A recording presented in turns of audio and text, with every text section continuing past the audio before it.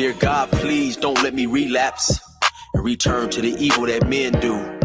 Father God, I pray and ask that you help me to have mercy on others the same way I would want you to have mercy on me.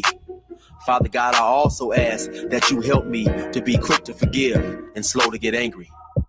Amen, amen, amen. These young dudes out here don't respect shit until you put the barrel in their ear and let the text spit. I just might catch a case on my next hit, remove their whole face on some special effect shit. So show respect, Drake, or I'ma have a flashback. Digging through the dresser like fuck it, where my mask at? The mash back with the banger and damage shit and say fuck everything I learned in anger management. Hop back on some east side managed shit and push a nigga's top back when I let the cannon spit. Start planning shit, premeditation. I'm in love with the streets again, rededication. Casket or cremation when I shoot you down. I was built for the smoke like a hookah lounge. I keep big shit that sound like a bazooka sound, and I shoot quicker than ain't gotta be a hoop around. Dear God, please don't let me relapse and return to the G-Ride, 3 straps, ski mask with the case, squeezing keys apps, spraying everything from a nigga's brain to his kneecaps. Dear God, please don't let me relapse and return to the G-Ride with the 3 straps, ski mask with the case, squeezing keys apps, spraying everything from a nigga's brain to his kneecaps. Gun on me, it ain't never for show, homie. I'm far from a bully, but I'm never a hoe. Get out of line, my Beretta will blow. Real talk, we can take the beef wherever we go. I bring it to your front door like I'm Uber Eats. I guarantee you listen up when this Ruger speaks. Plus I maneuver through these streets like a ghost, and I'm handy with the heat. I cook a nigga like a roast. On me, homie, this is not a boast. I will still come through, boy, and stop a nigga's post. Play him close, man, Eric will ease it. Quickly off the waistband, man, and Eric will squeeze it. Leave you niggas laid out dead or paraplegic. Niggas playing in these streets while I'm very strategic. I come to your house dressed like the gas man. Shoot you 9 times, leave you stretched by the trash can. Dear God, please don't let me relapse and return to the G-Ride with 3 straps, a ski mask with the case, squeezing keys apps, spraying everything from a nigga's brain to his kneecaps. Dear God, please don't let me relapse and return to the G-Ride with the 3 straps, a ski mask with the case, squeezing keys apps, spraying everything from a nigga's brain to his kneecaps. I don't put shit on Facebook, I just holler in person. Put the pistol in your mouth while you holler and cursing. All that shit you kept rehearsing and put on your live. Got your clap with the big 4-5. You bitch nigga, if you tell me to pull up, I'ma do that. That nigga who was whooping first nigga that I shoot at. Ski mask on my face, bystanders be like, who that? I ain't with the talking, bitch boy, I thought you knew that. Leave his brains where my shoe at and bounce like I'm on a trampoline. Leave you laid out, nigga, like you camping on the scene. If you want something sweet, grab a peach or tangerine. Niggas won't smoke, well fuck it, I'ma let them handle steam. AR with the beam, you see the red dot? We tug on this trigger, nigga. It'll make your head pop. Blood pouring down to your shoes, call it Red Sox. Your brains hanging all over your shoulders like some dreadlocks. Expect the gang of dead off if they ever cross the line. The Lord said in the Bible, oh, revenge is mine. So I'm just trying to find a righteous path between the two. Before I lose control and do the shit I used to do. This being humble shit is new. I'm trying to turn the other cheek, but I ain't never been a bitch, so watch your mouth when you speak. Your mercy's what I seek, so I pray on bended knees. Don't let me get the K with the extended clip and squeeze. Lord, please. Dear God, please don't let me relapse and return to the G-Ride with 3 straps, a ski mask with the case, squeezing keys apps, spraying everything from a nigga's brain to his kneecaps. Dear God, please don't let me relapse and return to the G-Ride with 3 straps, a ski mask with the case, squeezing keys apps, spraying everything from a nigga's brain to his kneecaps.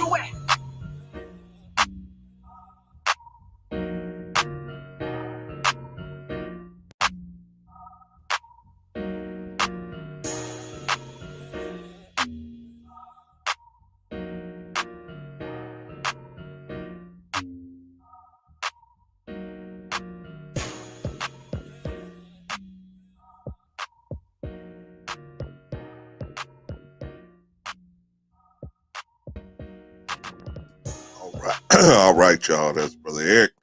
Brother Eric in the building. Shout out to Brother Eric. 16 to Life.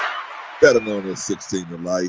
That was Brother Eric. You can go over to his webpage, 16 to Life, YouTube page, and check out a lot of his content, man. Very good content. Plus, he also got a lot of music over there, man. A lot of, I think he still got merch over there too, man. Go check him out, man. Shout out to Brother Eric. And he's letting us use his music royalty free. Shout out to Brother Eric, better known as 16 to Life. And his page is exploding, man. So if you really want to hear some funny stories about prison and street life, man.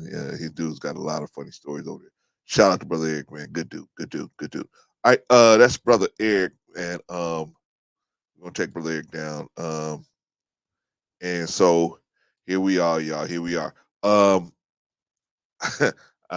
Sister Annie, who's in the building? Who's in the building? We got Sister Annie in the building. Shout out to Sister Annie in the building, man.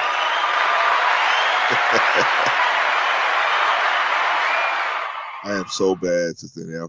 I was supposed to text you. I was supposed to call you and Vaughn today. I forgot, man. I forgot all about the backpacks. So I don't know what I'm about to do. We'll definitely have to do it tomorrow.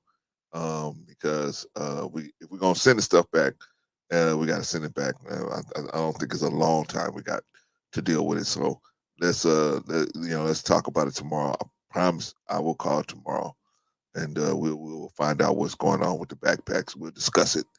But shout out to Sister Annie, man.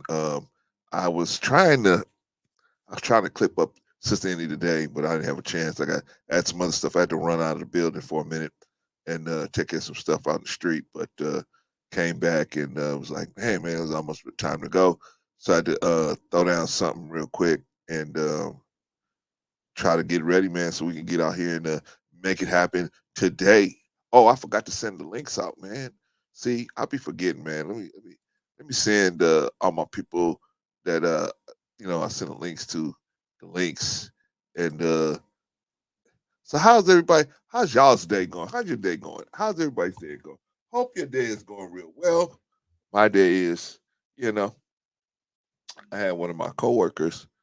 I haven't seen him in a while. I got sent out from the unit I was working in. I got sent to another unit. So one of my friends, shout out to Mo, he called me up, say, hey, bro, what's happening with you, man? I was just thinking about you, and just wanted to check in on you. And so we chopped it up for a few minutes, man. And come to find out, man, uh we had two people that we both obviously coworkers that we've known for a long time, man. They had passed away within the last 2 weeks, and we're like, what? He was trying to tell me about these people, man. Like, yeah, man, they just. And so I was like, well, one of them I knew. One of them I had known for a long time, right? Because he had always had some type of heart issues and stuff like that. He was pretty big. Well, both of them pretty big dudes, man. And so one of them I knew. I said, okay, I knew he had a condition, and but the other one I had no clue. I had no clue he had a condition that he was dealing with. Had no clue. Had no clue. Or I don't even know if he had a condition. I don't know. I said it was so sudden because he had. I think I knew. I had known he was a diabetic, but he wasn't. What's the word? He didn't seem out of control. He didn't seem out of control, right? So I thought, oh, okay, well, he's good then. You know what I mean? You know what I mean? Just how you just go to work and certain people you just expect to see, right? I just expect to see this person all the time, right?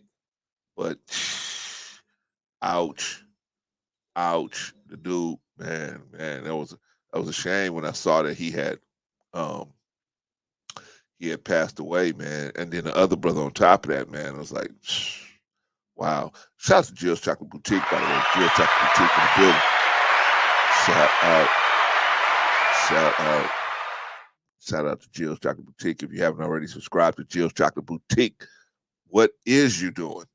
Not what are you doing? What is you doing? Get your butt over there and subscribe to Jill's Chocolate Boutique. It's gonna be a lot of good, feel good videos, man. When you when you get tired of all of the riffraff and all of the, submit, submit. You gotta submit, submit, submit, submit, submit, submit, submit, submit, submit.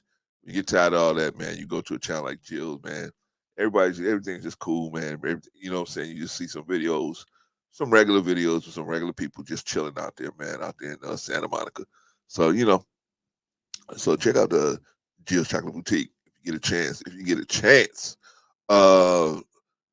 Thank you, Jill. Appreciate you. Condolences to you and your family and Christine and everybody out there, man. Everybody in the chat and everybody in the bushes, man. Shout out to all of y'all, man. Appreciate y'all. Appreciate y'all. Appreciate y'all. So today, y'all, we got. I mean, it's getting to the point, man, where men are really they kind of in a quandary, man, in a kind of a tough spot, right? It's like men are starting to delete themselves more and more. They're looking at self deletion as a way out from whatever, trying to crawl out from whatever situation they're in, right? Like I told y'all before, man, this world is wicked. You got to be living in a wicked world when a person say the best alternative for me is to go delete myself. No matter what kind of banana peel they slipped on or what they got going on, the better choice would be to just sit everybody down and come clean, right? That would be the better alternative, right? And let the chips fall where they may. Some people ain't gonna never forgive you for what you done. Some people not. That's just, we all have fallen. We all have broken somebody's heart. We've all you know, misstep, moved a certain way, right? That's how we learned how to be better people, right? Unfortunately, that's how we had to learn, right? But some people, man, especially men, they had this ego, man. They had this thing where it's better for me.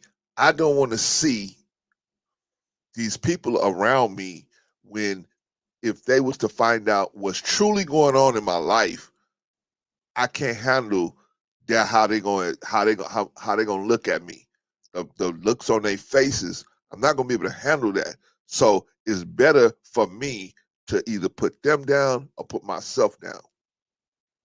And we gotta say, at least put yourself down, right? I remember I was watching this thing one time where this dude, he had this loan company, right? He had this loan, savings and loan, and what happened was, he had gotten into gambling, man. And so at the bank that he owned, or the savings and loan, or whatever, it was pawn shop, whatever, something like that, where they loan money out. Um, what ended up happening was he started taking the money. He started taking the money. I think it was a savings loan. He started taking the money and gambling with it. He was gambling all this money away. He ended up gambling all the money away from all the people that put their money into the savings loan. He gambled all that money away. I mean, I don't think it was over $1 million, man. He just gambled it all away. Wasn't even his money, right? So he had auditors people trying to get in to audit his books. He was like, yeah, he kept putting them off and putting them off and putting them off and putting them off and putting them off, right? Because that's what the gamblers do, right? They, just like this dude from FTX, right? They keep putting everybody off, right? Because they think, and they start doing more risky stuff, right? They do riskier stuff and riskier because they think, man, with the odds this high, if it hit, I'll be back. I'll be flush, right? I'll be back, and it won't be that bad, right? At least the money's back. But what ends up happening? It never happens. It never hits like that, right? They're digging a deeper hole and deeper hole, just like they did over there at the FTX, right? They just kept digging a deeper hole and a deeper hole and deeper hole, and then okay, you can hide the first billion, but 10 billion, 10 billion that's a lot of money to try to find a way to hide, right? That's a lot of money to try to find a way to hide. $1 million is a lot of money to find. So anyway, the guy, he so instead of murking himself, he murked his wife because he knew the people, they was closing in on him. They was closing in on him, right? And he ended up murking her and going on the run. Murking her and going on the run. Can you imagine that? Because he said, and you know what his reason was? He said, "Oh, she wouldn't have been able to. That we would have gave her a heart attack. Hell, let her get the heart attack. It's better than the bullet to the dome, right? By you." He said she would have had a heart attack. I wouldn't have wanted to see her like that. Wow. Very selfish, right? Just like suicide, very selfish. It's a very selfish act, right? Because who you thinking about the most? Yourself. And think about the effect it's gonna have on your family, your friends, your if you have children. Really? You have to. There's somebody that survived that has to explain why you thought killing yourself or murking yourself was better than sitting your family down and talking to them. How do you explain that to somebody? Right? Unfortunately, a lot of these people, man, especially a lot of these entertainers and actors and newscasters or whatever, right? There was a newscaster out here in L.A. What's this dude's name? I forgot the dude's name. He's been gone for about 5 or 6 years. He was out here on Channel 5 out here in L.A. You may know who I'm talking about, Jill. He was on with the Mexican lady. He was a white fella. He was on with the Mexican lady and Lynette Romero. He was on with Lynette Romero. Chris something. I forgot his last name. Family, wife, children, murked himself, and they still quote unquote say they don't know what happened. But see, they think, oh, and I know that they say, oh, we saving the family. But what happens is when we don't talk about this stuff, what happens is it keeps going because everybody's a secret and nobody wants to say nothing. And unfortunately, other guys get the idea that hey, maybe I'll just go out. Maybe it'd be better if I just go out. How's it gonna be better if you go out? You got children, you got a loving family. From all accounts, this dude, Stephen Twitch. Shout out to New Growth, by the way. Shout out to New Growth. This dude, Twitch, he had a loving family, right? Your favorite kind of family, New Growth. He had a Caucasian wife, you know what I'm saying? And but from all accounts, she really loved him, right? That's what it looked like to me. He had children, had 3 children. Looked like they really loved him too. They used to do these TikTok videos dancing together. See, this goes to show you, man, just because you got stardom, just because you got stardom, just because you got clout, just because you got everything, that don't mean you happy in your heart. Because sometimes you're a prisoner to that stuff. You're a slave. You're a dressed up slave. You're just a slave and you're working in a house. That's all. You're still a slave, right? The house nigga tell the field nigga, look at the clothes I'm wearing. I'm good. That's another one, Sister Annie. But now I wasn't talking about him. That's another one. There's another one. Family, everything, right? Long acting career, man. Been acting. I remember him in I remember Christophe St. John, man. I remember when he was in oh man, what's that show, man? Oh man, it was a kid's show. He was on, man. I remember seeing him all over the place when he was young. Then he got on Young and the Restless, right? A long career in the Young and the Restless. And what did he do? Mark himself. For what? For what? For what? You know what I found out? His father was in the original Shaft. I didn't realize that. His father was Ben Buford, the Shaft movie, right? I didn't know that. Just doing some research, found that out, right? But I'm like, what the heck? But no, not Christophe St. John. That's not exactly the actor I'm talking about. Um, that was working over here at Channel 5, sis. But you're right. He is definitely on that list of people that these guys be murking themselves and they got a whole career. Everything's moving good. Everything's doing good. But but in reality, that's what you seeing on the surface. In reality, that's not really what's going on. And what's really going on is they struggling. They're struggling a lot of times, right?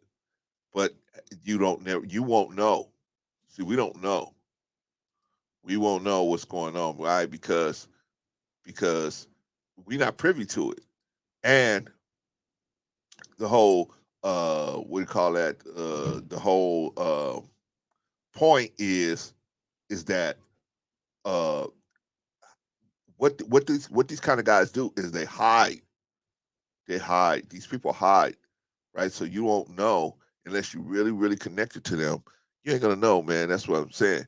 When you have a wife and a husband and everything, it takes time but there's an equilibrium of vibration in the household, and when that equilibrium is off, everybody has to know that so you can do something about it, right?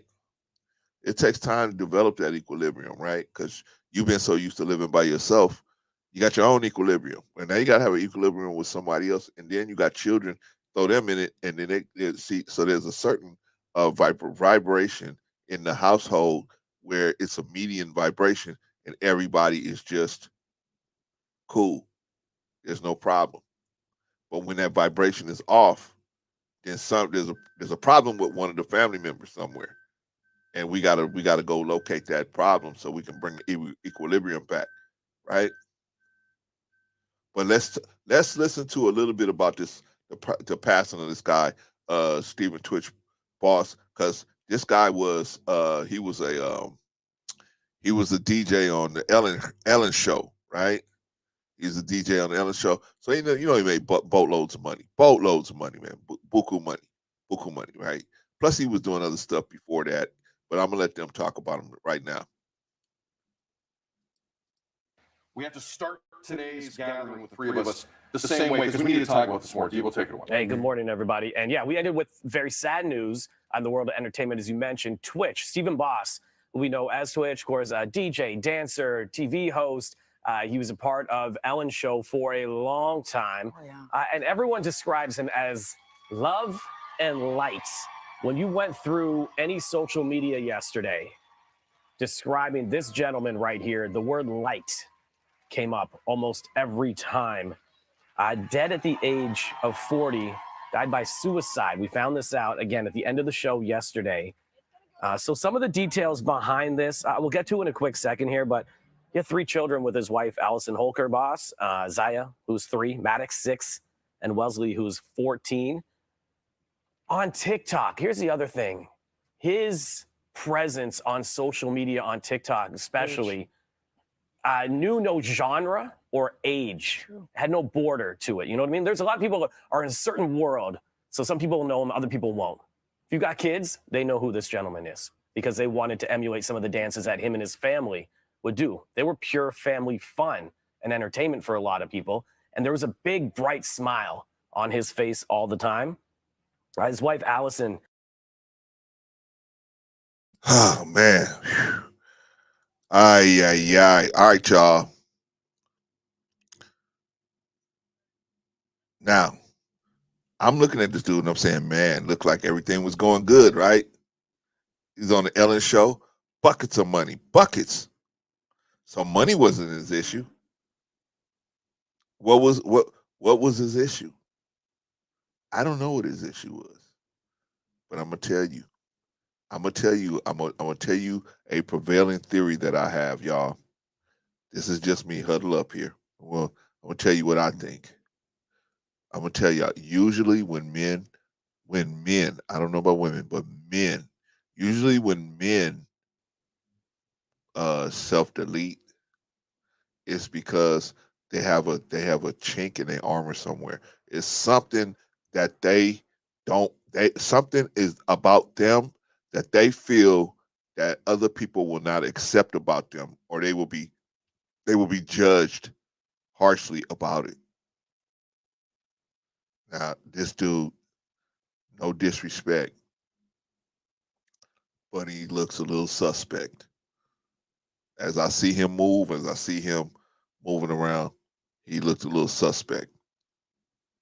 Now, could it be that he was living a life where he had liaisons with other suspect dudes? Possible, right? Or maybe he was not even that. Maybe he was seeing other women. Maybe he was caught up with some women, and some women was gonna come out, right? Who knows, right? Because obviously it was something that he wanted to take to the grave. Maybe somebody, a lot of times somebody's about to put them out there, right? You saw what happened to Jeffrey Epstein, right? Man, they look, bruh, they had about 15 or 16 people that was gonna say he had flew in underage girls, plus the girls themselves. They had that dude, man. They was, and so he had no choice. His life, he was gone.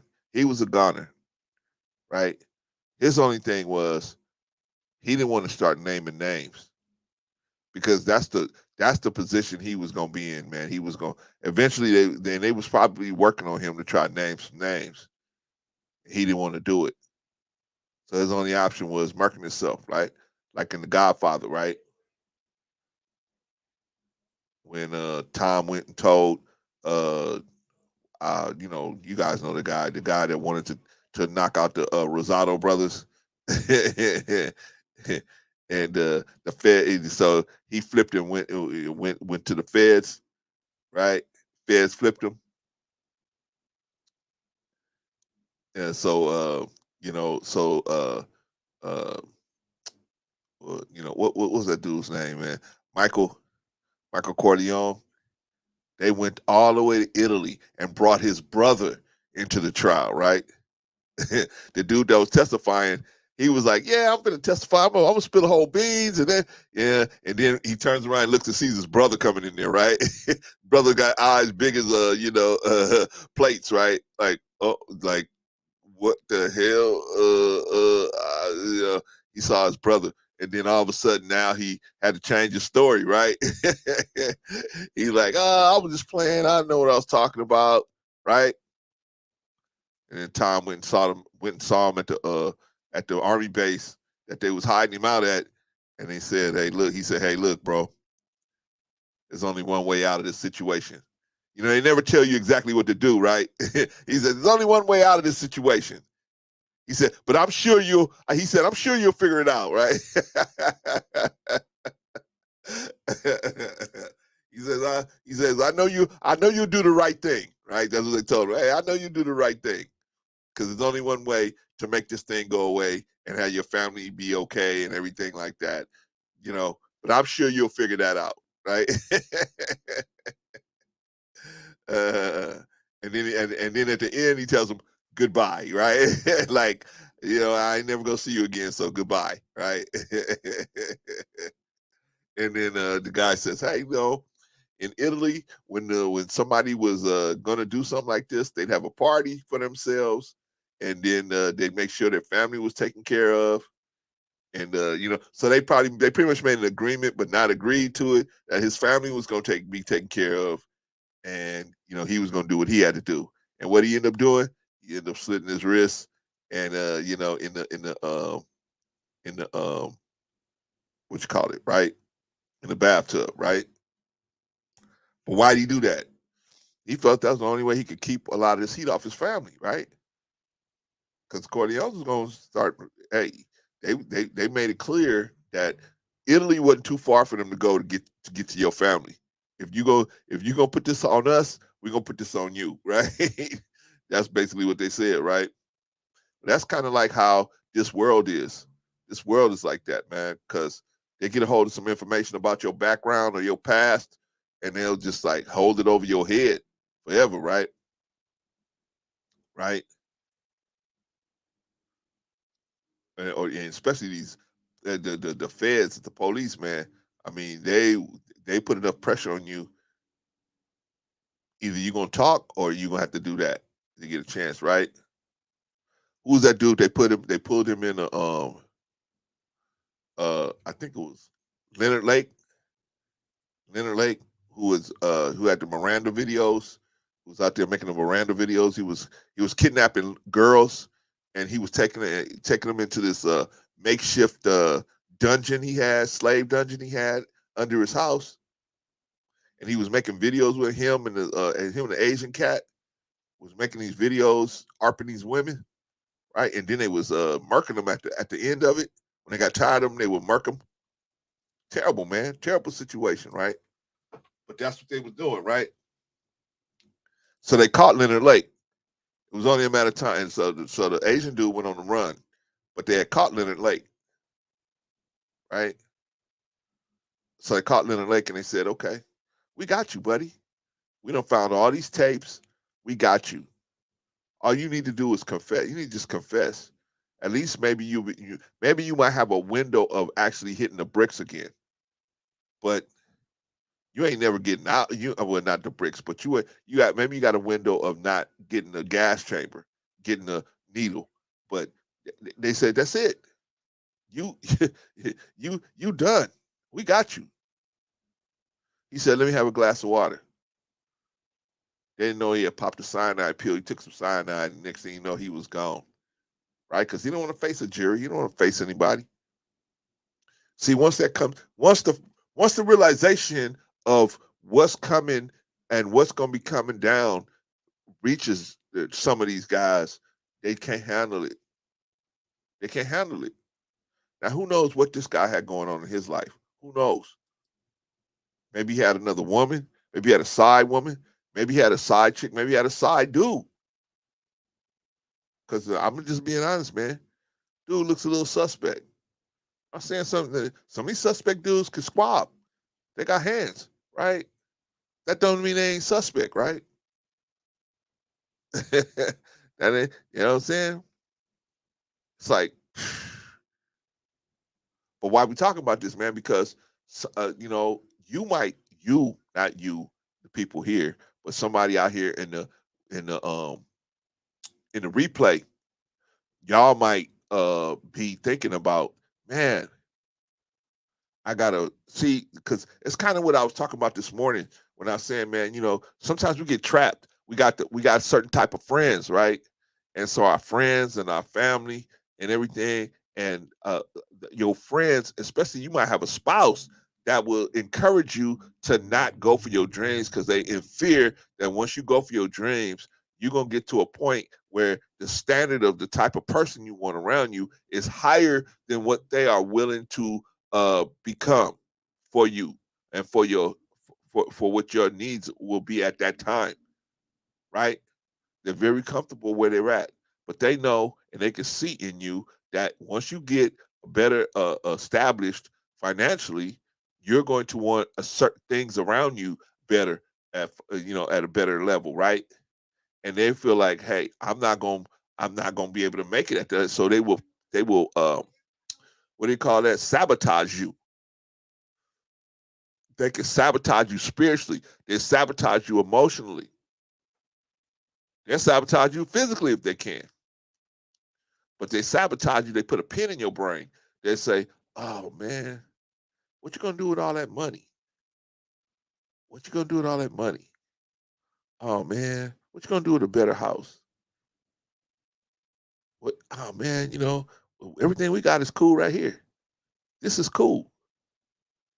And that's cool for now. But you should always be striving for better. Always be striving for better. Not that is who you are, but you just striving. The betterness is going to just come with your hard work. With your hard work, the better is going to come, right? But I was talking this morning, I was saying, hey, you know what? Ain't no excuses. Can't be putting out no excuses. And sometimes we have friends and family members, man, that will that want to make sure that we are not that successful or more successful than them. So they will encourage us to embrace mediocrity. Huh? Come on, y'all. They will encourage us to embrace being mediocre. And so you are, let's say you at work, you work with a bunch of people, right? And you got some coworkers like my man Mo that called me today, right? You got some coworkers, man, and my man Mo, cool dude, right? We cool. We you know, we cool, cool. Everybody's cool, right? I was lucky like that, man. I got to work with a bunch of people that was real down to earth people, right? But supposing I didn't have that, supposing I had some people that I was working with that was net, because we would talk about investments, we would talk about retirement planning, we would talk about a lot of different stuff, right? But suppose I was in a circle, man, all we was talking about was what was trending on Twitter, or what was trending on Twitch, or what was trending on TikTok, what was trending on YouTube, and we never talked about nothing that had any effect on our lives directly, right? I mean, it's cool every once in a while, but if you're not where you want to be, then you got to push the envelope, man. You got to push it. Can't be sitting out here and blaming nobody else, man. You got to push it, right? But sometimes we get ourselves caught up in situations, right? Sometimes you're not even looking for it, right? You might be like a Derek Jackson, in my opinion. You walk into a situation, you put yourself in a situation, or you don't even put yourself in a situation. Some guys, a lot of guys, don't even look to cheat, but the opportunity presents itself. The opportunity presents itself, and um the the the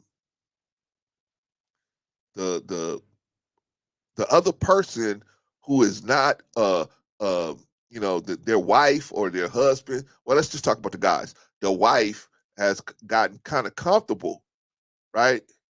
She got kind of comfortable, lackadaisical about her appearance.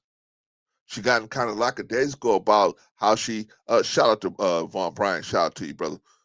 She got lackadaisical about her appearance, lackadaisical about how she conducts herself as a woman around you, right? As a man, right? So as a man, you going out into the world and you see women doing this for other guys, and you say it develops a longing, right? Man, say, man, I work hard as this dude work. His wife is, and she hopping too, and my wife don't even hop too like that, right? My wife, my wife just said, "F it, take me out to pasture," right? Just take me out to the pasture, right? And you like, but I don't want nobody in the pasture. She like, but I'm ready to go to the pasture. Oh, by the way, if you cheat on me, you're wrong, right? I told y'all. I told y'all. There's a difference between attraction and arousal. There's two different things. Those are two separate things. Arousal is one thing. Arousal must be maintained. Attraction is gonna, that's gonna dip sometimes because that's gonna flow with how you feel about the person. And you know what I'm saying? It's gonna dip every now and then. It's gonna flip and flop because sometimes you be mad at the person, and then you ain't attracted to them at that point. At that point on the graph, you're not attracted to them, right? They kind of pissed you off, right? You still care about them, but you're not attracted to them as far as sexual relations, right? Because you're upset with them. And then once you get back, then the attraction comes back. So attraction comes and goes, it flows, and gets stronger, breaks off, gets stronger, breaks off, gets stronger. That's gonna happen throughout a marriage, ups and downs, right? The arousal is that has to be maintained, right?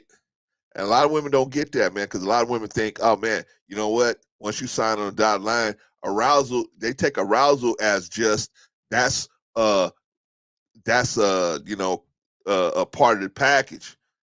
I don't have to worry about arousing this man. I'm already arousing this man. No, you still in competition with the rest of the world. That's what Derek Jackson's wife didn't realize. You're still in competition with the rest of the world, and you got to be your husband's counselor. You got to be his counselor, his his his therapist. You got to be all this stuff because if you ain't, somebody else is. Come on, talk to me. If you're not your husband's therapist, sex therapist, therapist, counselor, you know what I'm saying? Cheerleader, worshiper. Well, I wouldn't say worshiper, but definitely cheerleader, right? Enthusiast. Who you letting those are jobs you're gonna give somebody else, right? And you give those jobs away to somebody else, right? Some other chick, you gave those jobs away, not directly, right? You indirectly gave those jobs away because you ain't that person. You ain't being that person. And what a lot of women do, they say, you just got to accept the fact that I'm not going to do this anymore. I'm not in your corner. You just got to accept it. So the man accepted for a year, 2 years, 4 years, right? Might still be a young guy like this guy here. And then what happens?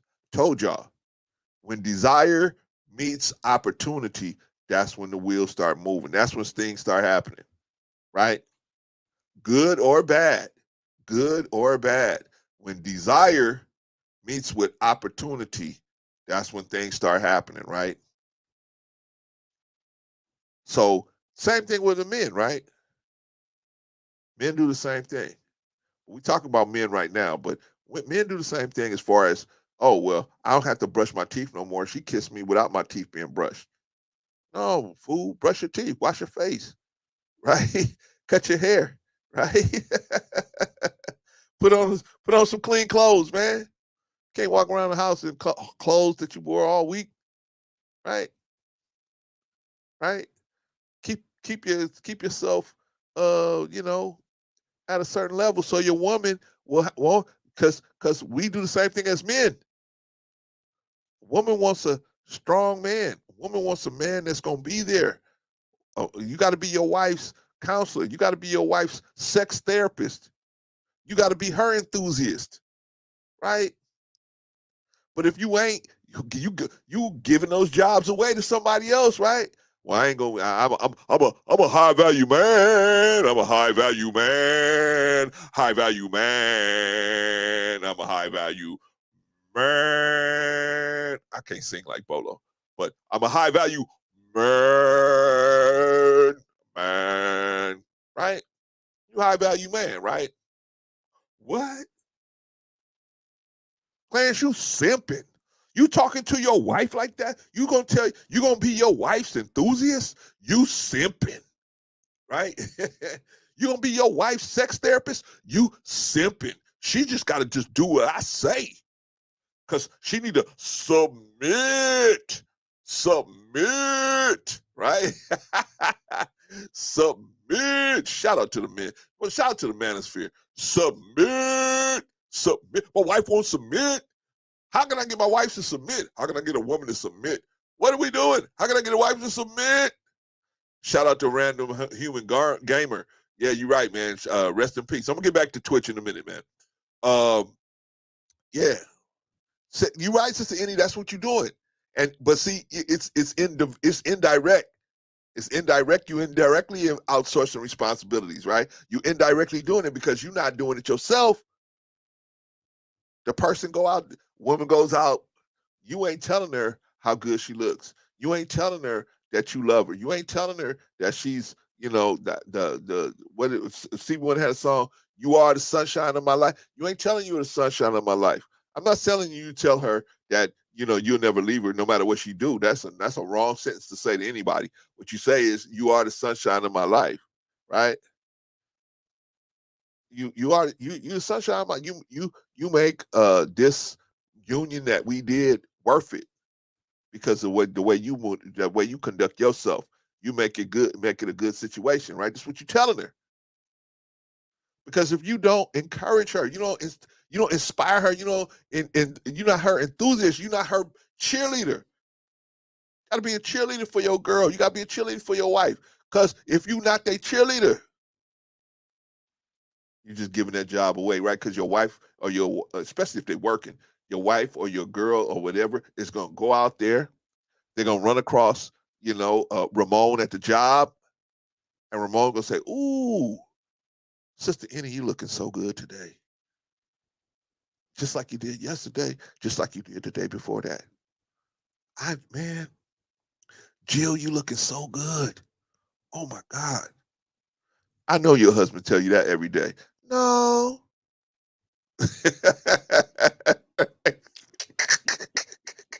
I've been sitting right there and heard this whole conversation before many times. So I know how I go. I know how I go. I wasn't the one, but I knew people that was doing stuff like that. And I used to tell them, I said, man, you're going to get yourself in trouble, bro. I mean, it's okay to have them, be friendly with people, man. And, we all grow to lunch as a group and all of that, man. But when you start coming at women like that, bro, it's only a matter of time before she gonna start replacing you she gonna start looking for your compliments, and then you're gonna be in trouble. You're gonna be in trouble. You know I'm telling her, right, Jill? Ramon will sneak up on you. Ramon looking good. Ramon got that cologne on. Ramon got his haircut. Ramon got his mustache trimmed just nice, right? He ain't an old fella like me with all the nose hairs and the ear hairs, right? He got all that trimmed down. Ramon is like, yeah, Sister Annie. I was thinking maybe we could go to lunch. All of us together? No, I was just thinking about, I just wanted to ask you something, and I didn't want to say it in front of everybody else. So I thought maybe we could just go, just you and I. Well, okay. Right. But what happened? What happened? Because the husband at home, how you get open to stuff like that? Same thing with the men. How you get open to stuff like that? It's even worse for men. I'm gonna tell you why it's worse for men. Because you as a woman, men are coming on to you, and so you guys are used to that, right? Men been coming on to you 16-0. Women ain't been coming on to us. So when they start coming on to us, we're like, what the hell is this, right? We're like, this that ain't never happened to me before. We don't even know how to handle it, right? Right? Told you guys, a woman came up to me one time and was like, hey, I just wanted to let you know that, I think you looking nice. And this, see y'all, that was back when I was looking good, man. Before I got sick, I was looking good, man. Your little brother was sharp, man. So anyway, but I was working, right? I was at work, and I had made a food run. I went to make a food run. So I'm coming out the place, and chick came up to me and said, hey, sister, man. Oh my God, your sister was gorgeous. Ooh, like y'all, man. Gorgeous sister, man. Gorgeous sister. Little dark skinned sister came up to me and said, hey, I'd like to go out with you. Let's go out. Let's have a good time. Let's go out. I said, oh wow, sis, man. That's so flattering. I appreciate it. She was the right height, right age, right color, right. Oh man, she was just beautiful, beautiful, beautiful little sister. And I said, nah, sis. I'm married. I can't do it. And she said, that's okay. You just got to make some time for me. That's all. Just make a little time for me, right? Now, luckily for her, my wife was on it, right? My wife was on it, and my wife was really, really, kind of like we were really tight. You know what I'm saying? We were like our relationship was really growing and stretching at that time, right? So we were really growing together. So I felt like, see, sometimes, man, you could get in a situation like that, right? And you could think to yourself, oh man, you know what? Shout out to Risa, by the way. Shout out to Risa. Glad to have you in the building, sis. Um, sometimes you could be in a situation like that, right? And because your wife or your husband's not uh connecting with you the way you want them to connect, you open, right? Like with it, electronic battleship. B4, bam, got him. You sank my battleship, right? They got you. They got you, right? Sister was fun, man. Sister was beautiful, y'all. I was young. She was young. Beautiful, right? Just like I like, just like I like them, right? had the right attitude, everything, right? But I had to tell her, no, I said, no, this is not going to work. I said, but if I was to do it, you would be the one I would pick, man. Oh my God. I told her, I said, you definitely would be number one on the list if I chose to do it. Every time my wife made me mad, I would always think about that chick, be like, damn, why did I do that?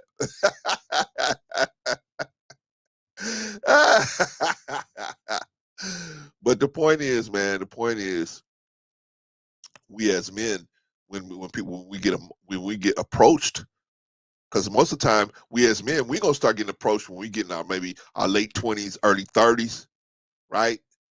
Body starting to fill out a little more, man. We're getting a little more mature. We're having a more grown-up look on us. You know what I'm saying? So when we start getting approached, the women and the women that are approaching us are still kind of close to our age. So they looking good too.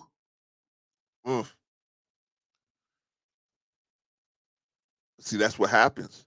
That's what happens. We not supporting each other on every level because we don't know how now, right? That people are telling you if you ain't happy in a relationship, just leave. Not try to fix it, not try to go get no counseling, not try to they just leave. You ain't never gonna be happy in a relationship all the time. Not all the time. You might be happy in a relationship a lot of the time, but you ain't gonna be happy all the time. Come on, y'all. Can't be happy all the time, man. Nobody's gonna be happy all the time. You do all that work for what? Like Bolo said, maybe 30 seconds of an orgasm when you're having sex. All that work. Some of us work for an hour, 2 hours, whatever, right? And you get that orgasm, right? I mean, I'm not saying it just doesn't last forever, right? It just doesn't last forever. Nothing lasts forever. Nothing. But in a marriage, you can have a lot of the marriage affords us a lot. We can have that person that's always on our team. We can have a team member that's always on our team most of the time, right? Unless they feeling some real, they feeling real bad or some sickness or something. They're always on our team, right? Always on our team. We don't have to worry about whether they with it or not. They with it, right? Your wife is on your team. She with it. That's what you want. And you want a woman that's on your team that's with it. I'm gonna clip up Sister Annie, man. Sister Annie, she the last time we were on, I mean, man, she completely defined how you want somebody to be like on your team. You want somebody to be on your team. But at the same time, they're strong enough to tell you, hey, this is not, I'm just giving you my opinion. You the one in charge, but let me give you my opinion. This is my opinion on this. Right? Hopefully the dude is smart enough. Hopefully the dude is smart enough to be able to say, this is my wife. If anybody's going to tell me the real, the person that's living with me is going to tell me the real, right? But we gotta encourage that out of each other. But the point is, whatever you lacking, that's the job you giving to the streets. Because you're sending your man out there. It's like every couple of days, you should make sure that your man has had a happy ending. At least every couple of days. Every couple of days, you should make sure that he's had a happy ending. Why? Because you send him out of the house you send him out of the house without happy endings for weeks at a time. I'm telling you, man, that is a horrible way to do business in a marriage. Horrible, horrible way to do business in a marriage. Right? It's horrible, man. Most women gonna let you know, hey, you know what? It's time to ring the bell here, right? But men a lot of times may not say nothing, right? Because they look at you and you are chasing these little kids around, and they see mommy. They don't see the girl that they was slapping on the behind, right? Hitting it from the back, right? They don't see that person anymore. You got to continuously show them that you're that person, right? I'm giving good game, Jill. I'm giving good game today. You got to continuously show this man that you are that person, right? Because see what happens with men is we're gonna start seeing you chasing these little kids around and giving them Sudafed and tucking them in the bed and making cream of wheat for them and doing all this mommy stuff and walking around picking up toys all the time. And we gonna see you as a mom. And that's cool. That's cool. But what you want them to see you as you want them to see as this is my girl playing this mommy role. That's what you want. Because he always know in his head, wait a minute, that's my girl. She playing that role. She playing that role, right? Shout out to my brother Bolo, man. My brother Bolo. You know what I'm saying? That was a nice little text you sent me this morning, brother. Appreciate you for that. I got him last night, right? I got him last night. He got me back this morning. That's okay, brother. That's okay, brother Bolo, because check this out. Check this out. Me and my team, we put something together for you, brother. Putting something together for you. We're going to have round two. Round two. You know what I'm saying? We didn't want you to be, have to go back to the village and the village say, what happened, Bolo? And you're like, well, But Clarence, he kind of got me, It was so we kind of let you walk out with that victory, okay? We kind of let you walk, but the next time, bro, it's not gonna be so easy. Ain't gonna be so ain't gonna be so much of a slam dunk, bro. We coming with it. We coming with some philosophy. We gonna come with some math problems, and I might even throw you a bone. I might throw you a scripture or two. I might throw you a scripture too. You gonna break down a scripture or two. You know what I'm saying? Righteous competition. We'll see. Bola said, "Don't sleep." That's my brother, y'all. He got me back this morning. I hit him last night, man. See, the key thing with Bolo is you got to wait till Bolo gets on that roll, right? Bolo be on that roll. Yeah, man. This is what. Wait a minute, y'all. Bro, Clarence, come on now. You see me rolling, right? Yeah, Reese, we're gonna hit him with might hit him with a little algebra. If he keep hitting me out early in the morning, might hit him with a little trigonometry. Might hit him with that trig. We don't know. Throw that sine, cosine, tangent at him. We don't know. We'll see. We'll see. We might hit him with a math problem, right? If Saturn is traveling around the sun at 33 and a third miles per second, 33 and a third miles per second, how many seconds will it take Saturn to make one completion around the sun? If the diameter of Saturn from the sun is whatever, 100, I think it's 100, I don't know. I got to look it up. I used to know it by heart, but I used to know all the planets' diameters by heart. I gotta go back on that. Oh yeah, Bolo. You can laugh now, bro, but it's okay. We got you, brother. We got some philosophy. We're gonna break down, man. We might do some more reading poetry. Oh yeah. It's on and cracking, bro. It's a spelling bee might you right, Vaughn? Vaughn, good idea. We might do a spelling bee, brother. That might be even better. Me and Bolo doing a spelling bee. There it is. There it is. There it is. There it is. There it is right there. There it is right there. Me and Bolo doing a spelling bee, right? And Vaughn, maybe you or Sister Annie or Patrice, maybe one of y'all or Jill, one of y'all could give us the words. Or I don't want to take everybody. You can bet Lady Navoa or maybe Lyric. Maybe Lyric. They can feed us the words. A little Pythagorean theorem. You feel what I'm saying, Sister Annie? You feel what I'm saying? Because the people want to see round two, right? They want to see round two. The people want to know, is Bolo a fluke? Bolo walk away with the belt. Is that a fluke? They want to see. They want to see, okay, all right, if he could do it twice, maybe he's for real. Maybe he's for real. Maybe Bolo's for real, right? Forget all that, all the good work he's doing over there in the village and all of those numbers for all that stuff. By the way, we talking about self-deletion, y'all. If you go on over to Bolo TV, man, they have so many different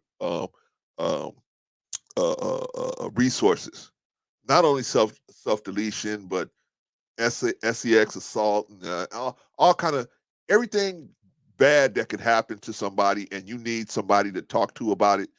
They got resources right there. You can go to Bolo's page, and they got all that stuff over there, man. A lot of resources, man. A lot of resources, man. Not only that, but you can actually get on the line and talk to the brother and his team over there. They will help you. But forget all that good work they're doing. Forget all that, right? That aside, the people just want to know. The people just want to know. That's all I'm saying. That's all I'm saying. G. That's all I'm saying. G. Shout out to Bolo TV. All right. By the way, if you haven't already subscribed to Bolo TV, what is you doing, man? Get your butt over there right now. Get your butt over there right now. I think Bolo's going back on tomorrow. Maybe, yeah, tomorrow evening. I know tomorrow evening for sure. Because it's I think that is the testimony day is Friday. But I don't know if he's going on in between there. He'll tell us if he is. All right, y'all. Let me get back. Shout out Negro. Let me get back to and Teresa said a 3-page essay. maybe. No. We are.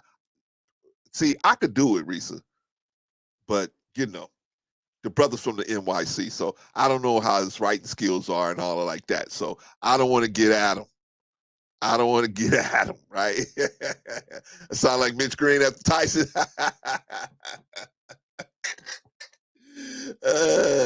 Well, hey, New Growth. If you don't push your own program, who's gonna push it? You gotta push your program, man. Especially, man, with these dudes, man, they think they come from New York City, man. They think they can, they think remember that what's that hot sauce they used to, and they say this stuff's made New York City, right? You got to be like, hey, man, just because you're from the NYC, don't mean we just gonna sit back and say, oh, you the best singer, no. We gonna make you get that trophy. We gonna make you work for it, make you grab it, make you do it.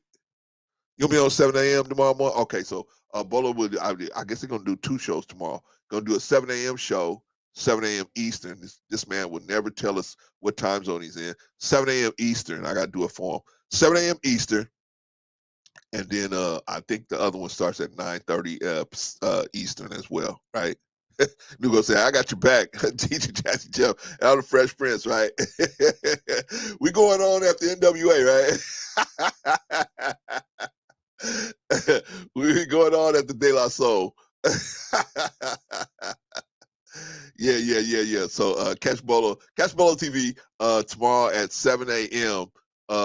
Eastern, and then I think 9:30 Eastern p.m. 9:30 p.m. Eastern. Right. All right, y'all. Man, I gotta finish this up, man, because we got a lot of other stuff to get to. We got a lot of stuff to get to, and I gotta let you guys come in, man, because I got a 4-hour limit, and so I gotta get moving. All right, let me finish up with this brother here, Twitch. And if anything Bolo, if any of that stuff change by the time I finish, man, let me know so I can put it out there. All right, so let's get this back up here, because I want to put this out and I want to have y'all come in, man. I don't want to wait too late to bring y'all up. Let's see. And Bolo, please. I want to get your thoughts on something on the last topic, which is the trans dating. Is it transphobic to not want to date a transgender person? Well, let's see. We'll answer that question. I would definitely like to have your opinion on that, but you might want to give me an hour, bro. You might want to go and pop you some popcorn and go do whatever you got to do, man. Go vacuum the den or whatever, and then come back, man, because that's gonna be a while. You gotta give me at least an hour, because I got another. I gotta get this guy Kent Stermon, Republican supporter down there in Florida, man. He murked himself too. Very, very, very odd circumstances, just like this. Very odd circumstances. So he said, "Man, Bolo TV don't see." Okay, yeah, I'm gonna work out, but see, I've been working out of here. New growth. I've been working out of here, man. See, I won't get it wrong, but the spelling bee was a great idea. I think that's what we're gonna do. I think that's what we're gonna do. We're gonna do a spelling bee. We do some maybe a math problem or two. I might throw him a bone and say, okay, what is your version of this verse? What does this verse mean to you? He might whoop me on that one, but I'm gonna throw him a bone on that one, and then I say, let's see, we did spelling bee, the math problems, maybe a little philosophy, maybe a little bit of philosophy. But I think we might will it down to the spelling bee. I think we might do the spelling bee, y'all. Uh, uh, yeah. Yeah. I don't know because do they even have spelling bees in the NYC? Do they even do spelling bees in the NYC? I don't even know, man. I don't even. Well, they maybe not be. Maybe they ain't like the rest of us, man. In the rest of the world, where we actually do spelling bees, right? Do they do that in the NYC? I don't know, man. Maybe one of y'all. Maybe, hey, tomorrow morning, one of y'all get on the. Go on Bolo's live stream, right? The prayer, morning prayer, and after everything gets done, ask them, hey man, do y'all do spelling bees out here? Or do y'all even do that? Now let me leave my brother alone. Let me leave him alone because I need him to come back here I need him to come back here because I want to ask him about this trans dating thing.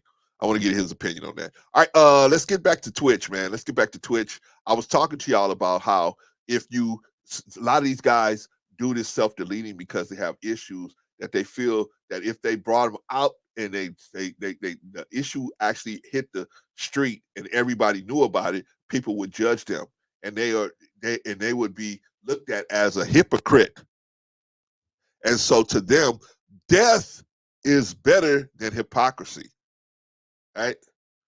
And death is better than slandering their family, dragging their family through everything that's going to be, their family's going to be dragged through. They're not going to be able to remember what I told y'all when I told y'all first about the guy that stole all the money from his business and he murked the wife, right? He murked his wife because he felt that he wasn't going to be able to look at his wife and see her suffer like that. So he just put her out of her mercy, right? Put her out of her misery. Holy smokes. Well, some of these guys feel the same way about murking themselves. They feel like, hey, I ain't gonna be able to, if my wife find out that I've been secretly having these man-on-man affairs and this stuff gonna come to the light, my children gonna have to deal with it. I'm not gonna be able to look at that. I'm not gonna be able to withstand that. So I murked myself, right? Told you the same thing with the Jeffrey Epstein situation, right? Where he said to himself, I can't look, I can't, I don't want to be the I ain't gonna be able to look at myself knowing that I brought all these people down and my family is going to suffer because I start naming names. These people gonna go after my family, right? That man was dealing with some high empowered people, right? Good and bad, right? You can't say these people was here because you are implicating all of these people, man. There's only one way for you to go, right? As far as he felt, right? There's only one way to go. Well, some of us ain't on that magnitude of evil, but some of us are just caught up in a lifestyle that, maybe you caught up with a bunch of different women, right? Derek Jackson style. You caught up with you just got a bunch of women. You want to live this pious life, right? You want to live this life where I want to be with just one woman. I want that, but I don't really want that in my heart. Man, there's something that I'm missing at home that these other people are bringing into the equation. This is why I always tell women, man, there's a difference between attraction and arousal. Arousal must be maintained. Attraction will go up and down, up and down, up and down, up and down, right? Depending on the mood you're in, right? You may be in a good mood and you feeling your wife, right? And then sometimes, man, you got so much on your mind, not really attracted to her at this moment. You love her, but you're not like attracted to wanting to be sitting with her, right? But the arousal, the wife has to try to maintain that arousal. You got to try to maintain that arousal. Arousal is a separate thing. A lot of women think, oh man, I ain't got the golden vagina. What? Yeah, I got the golden vagina. I got the golden vagina, man. Once this man say he gonna marry me, once he get a piece of this vagina, that's it. He hooked forever. Bad way to think, man. It's a bad way to think. Just because you marry somebody doesn't mean, you're not competing for his attention anymore. You got an even bigger job now. Now that you signed on the dotted line, now you got a bigger job, right? Before, when you were just dating, you went home, he went home. You had to maintain arousal. You only got to produce sexual tension at certain times. Now in a marriage, sometimes you got to produce sexual tension. You got to look at your man and say, I see why he's so grumpy. I see why this man is so grumpy. It's been a couple of days since we cleaned out the pipes, so to speak, right? Something Bell says, so it's your wife's fault. I'm not saying it's her fault, but I'm saying it's definitely a contributing factor. If you Southern Bell, your wife is supposed to be your best friend. I would say your best friend. Let me say it another way. Your best female friend. Your wife is supposed to be your best female friend. She's supposed to be your cheerleader. She's supposed to be your sex therapist. She's supposed to be your therapist. She's supposed to be your cheerleader. She's supposed to be your cook. She's supposed to be your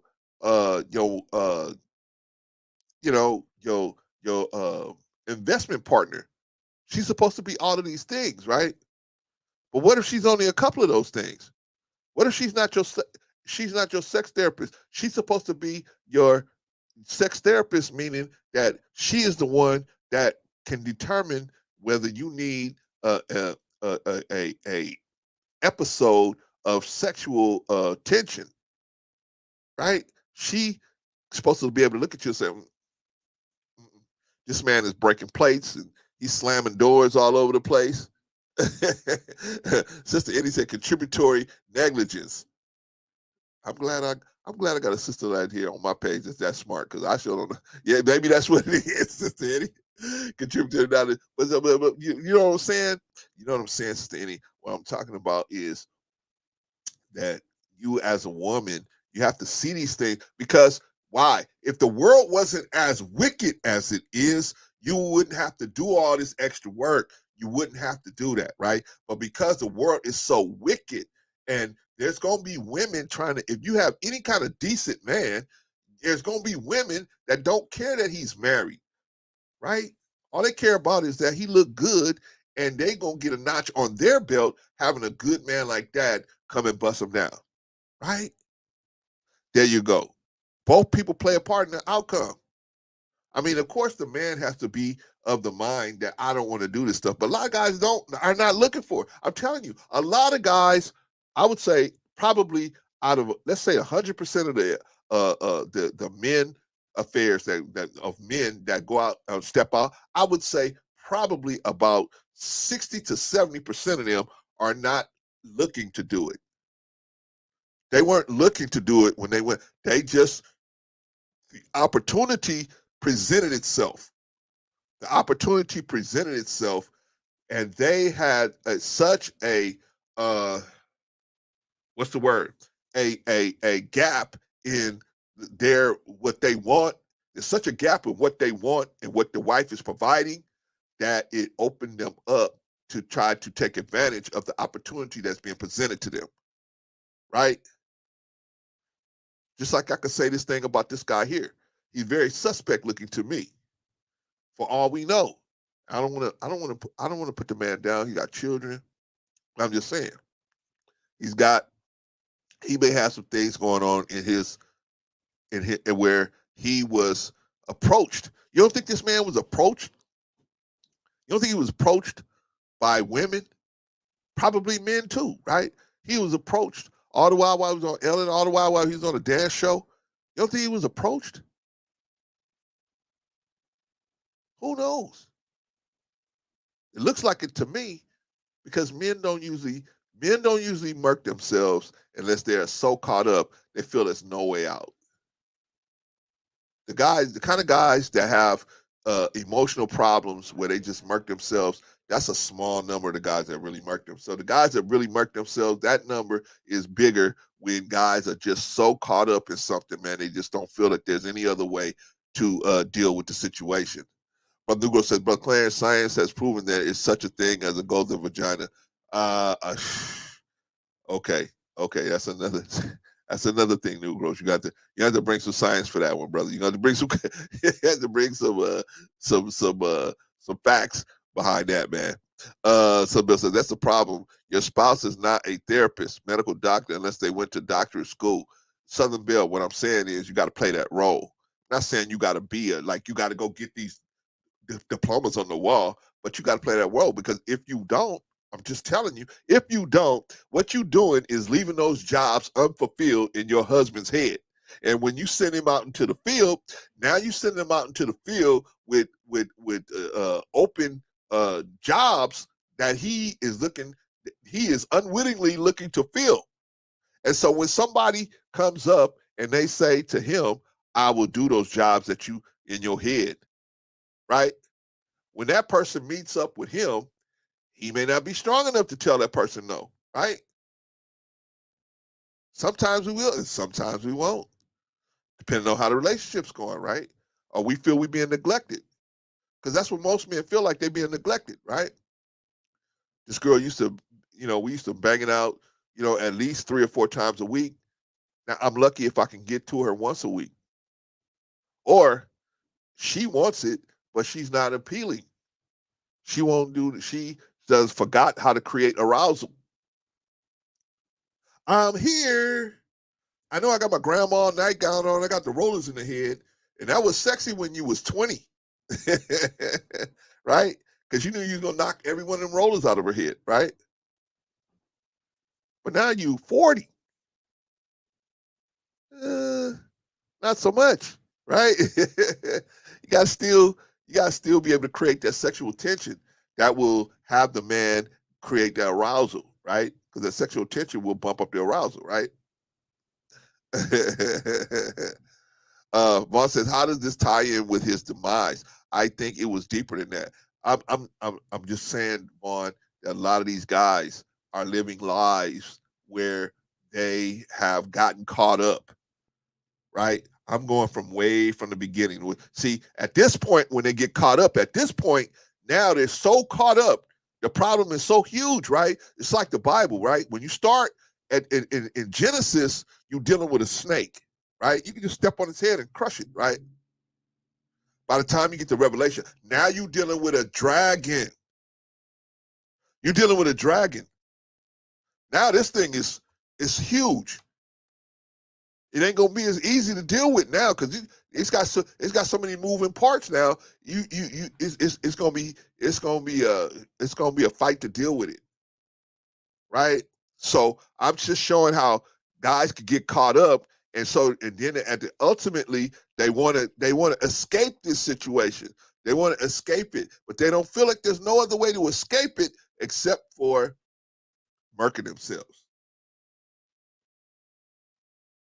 And I don't want anyone else to think that. I want them to think that, hey, man, you know what? It doesn't matter what you do out here. It doesn't matter. Only one thing that I feel like, if you can't stop it, you mark yourself, and that is violating other people. If you physically violating other people, right?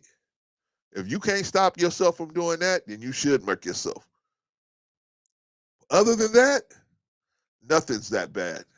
Nothing's that bad. Money can be replaced. I stole a bunch of money, right? Sam Freed, I stole all this money, $10 billion. So what?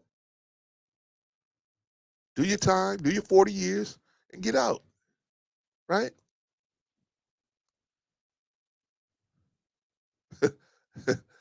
Somebody said, that's not true, Clarence. Let's not speak on that. Speak on what? What am I saying that's not true? Somebody said, people are going to things deeper than what they say. It's not always getting exposed. People are struggling mentally. I know Southern Belle, but why are they struggling mentally? Why? It's because something's going on that they feel if it was to come to light, it's going to be an issue. That's why they're struggling. Got a side chick, you got all this stuff going on, or side dude, right? You got all this stuff going on, and something is, and you want it, and at some point the pressure is so great because you got all these worlds, you got all these balls, you got to keep in the air, right? You got the side dude, you got your kids, you got the side chick's kids, you got the side chick's family, you got everybody, you got all this, you got your family, you got your extended family, you got all these balls in the air, right? And that's if it's a side chick. What if you're a man and you got a side dude? Now you got even more reasons why you got to keep all the balls in the air, right? You got all these balls you got to keep in the air. You got his family, you got his friends, you got all, right? Because the side chick always says, "I want to introduce you to my friends." Right? The side chick always wants to, I want to introduce you to my friend, because the side chick is like, "I'm winning," right? Right? And the dude's like, right? Because if you start getting you get too much visibility in the side chicks world, then eventually, is you gonna get to have so much visibility that you're gonna have the worlds are gonna collide, right? Then it's gonna be, you don't want to see the heartbreak that's gonna be in your wife's eyes when she see that you got a whole nother family. There you go, Jill. Whole entanglement. There you go. I'm saying, Southern Belle, I'm saying all of these men are depressed and mental. See, they look like they was winning. They looked like they was winning, but they wasn't winning. Okay, y'all. Vaughn said I got to drop the link. Vaughn said I got to drop the link, so I got to drop the link. Hey, man, let me tell y'all something. There's two people y'all don't want mad. Well, three people y'all don't want mad at y'all. Patrice, Sister Annie, and Vaughn. Well, another one, Risa and Jill. Two more, Risa and Jill. Well, New Growth too. You don't want New Growth mad at you, man. New Growth will get at you, man. New Growth will get at you. You're like, man, what? Hey, Clarence. Clarence, I told you, right? Y'all feel different? Do y'all really feel different? Do y'all really feel like these guys are murking themselves just because they mentally have a problem because they have an issue that they don't feel that they can deal with properly? In my opinion, this is my opinion. Clarence, you ain't no doctor. How would you know? I'm not. You're right. I'm not. But I've seen this happen so many times, and it's usually the case. It was usually where they just have they got so many issues going on that how can they get around it? What can they do, right?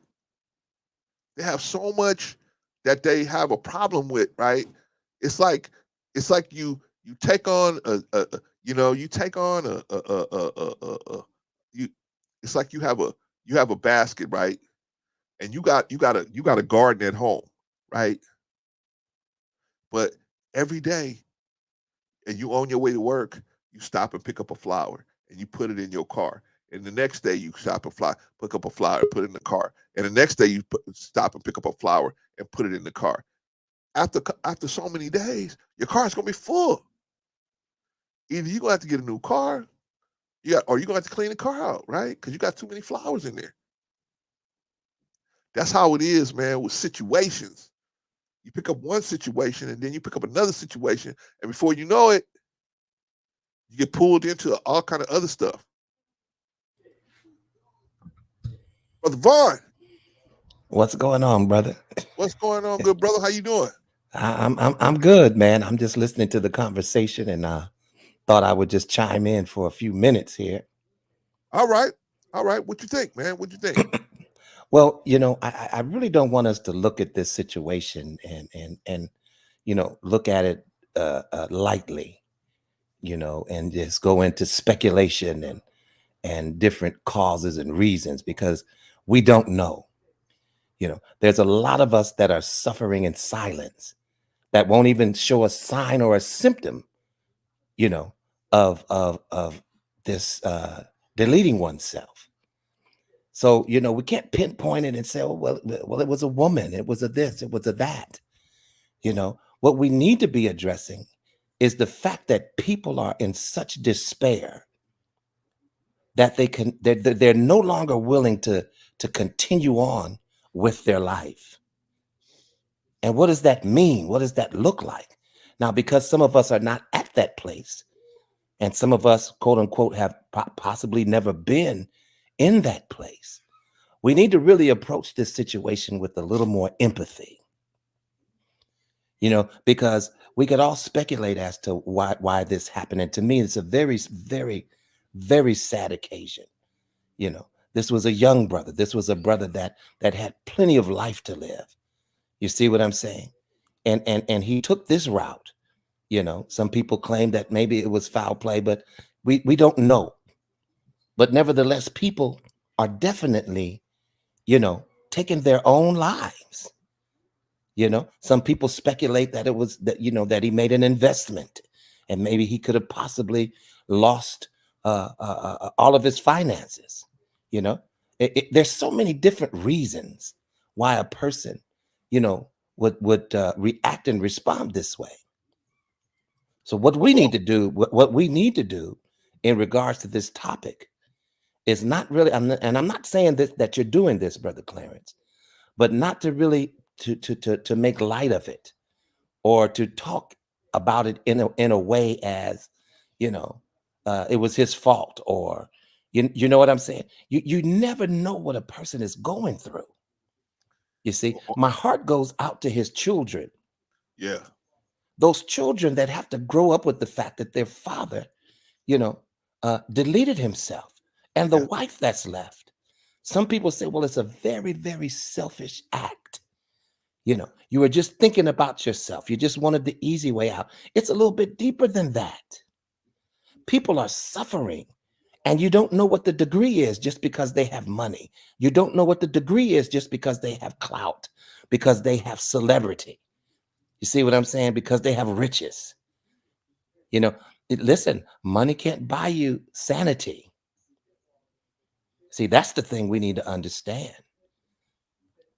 And it saddens me to know that this brother, with all of the accolades and all of his accomplishments and everything that he has accomplished, where he was able to take his family to, ended this way. So the question is why? But we can't limit it to just saying, oh, it was a female issue. No, I think we need to be a little more empathetic than that. The message today needs to go out in the waves to those who are suffering, those who feel like they're in this place. You see what I'm saying? That's how we should have the conversation. We should be sitting up here trying to talk people out of it that could be listening to your very voice that's contemplating deleting themselves.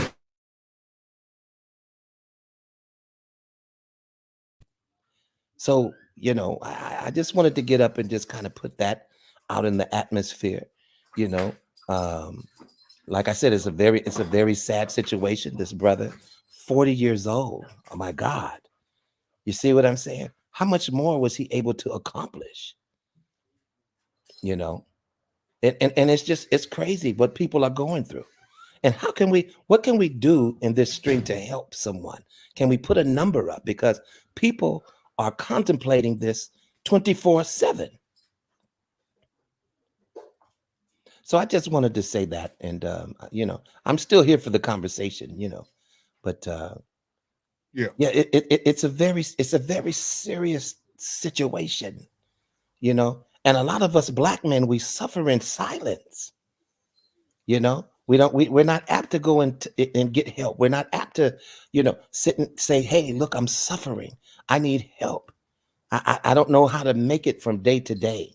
I'm suffering. We suffer in silence because it's a sign of weakness that we could possibly have, that we're ashamed to talk about it, that we're ashamed to talk about our shortcomings because it would put us in a bad light, you know. And that's sad. You know what I'm saying? It's just, listen, my heart is very heavy, with this topic, Brother Clarence. This See, brother should still be here. yeah, definitely. He should still be here. So I digress, and I'm still a part of the conversation. All right. All right. Okay. So anybody out there that's listening that and I'm getting a suicide number because that's good. Anybody's out there that's listening, I hope you guys didn't take it that I was trying to make light of the guy's situation. What I was actually trying to do is show that, because in this situation, people say the same thing. I didn't see it. I didn't see it. There was no signs, right? Exactly. Of the Exactly. situation. But There were no signs. But what I'm saying is, the people that's actually in the situation, they know. They're feeling this pressure, right? They're feeling this pressure from the outside situation, whatever the situation may be, man, woman, whatever the situation may be. They're feeling that pressure. And they are the ones that's choosing to do it. So we saying that, hey, ain't nothing that worse. At least that's I thought that's what I said. Nothing is that bad for you to pull that trigger on yourself. Nothing is that bad. You know what I mean? Well, listen, Brother Clarence, we say that, you see, and I for one have been in that place before. You see what I'm saying? We all have. So when we just easily say that nothing is that bad, that's not where the person is. You know what I'm saying? Now, if I was to try to talk somebody off the ledge and I say, hey, there's nothing that bad for you to jump. See, I can't give that type of counsel, because apparently something is that bad to make you want to feel that you need to jump. So we have to take an approach. We have to walk gingerly when we talk about this particular topic. You see what I'm saying? Because listen, man, but for the grace of God, there go I. Right. So what do you think? Okay, if somebody was contemplating that, and we're not going And to I'm tell not them saying that you're making light of it, Brother Clarence. no, That's not what I'm saying. I hear you because But yeah, it's important to have both sides of the conversation. So I hear you, yeah. brother. But what I'm saying is, what should we do as a person? Like you said, you've been through that situation. As a person that's been through it, what do you think would be something that a person could say to help you to see that it's not that bad? Because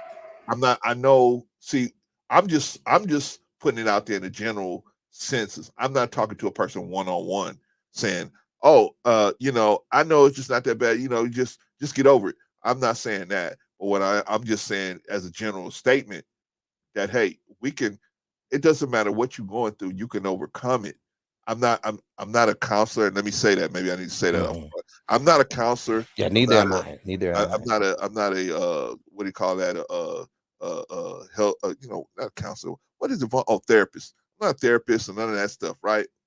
I'm just a guy trying to encourage us not to do this again, not to do something like this, by not judging you, but by telling you, I know, because I know what it's like to be caught up in a bunch of different stuff. I know, I believe me, I know.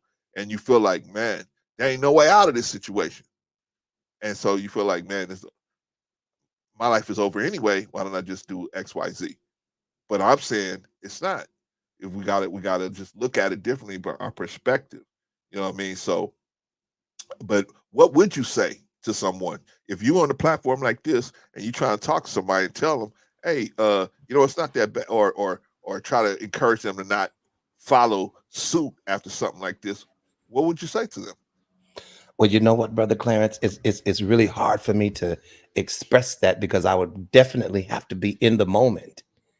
You see what I'm saying? Because I don't know what to say. Right. I would really have to trust God for those words. Right. But I definitely would try to be careful as to what words that I use, because see, we never know what could be a trigger, Are we helping, or are we sending them off, to walk into ongoing traffic? So we just have to be very careful with, and and it's very hard. Like I said, who knows what to say?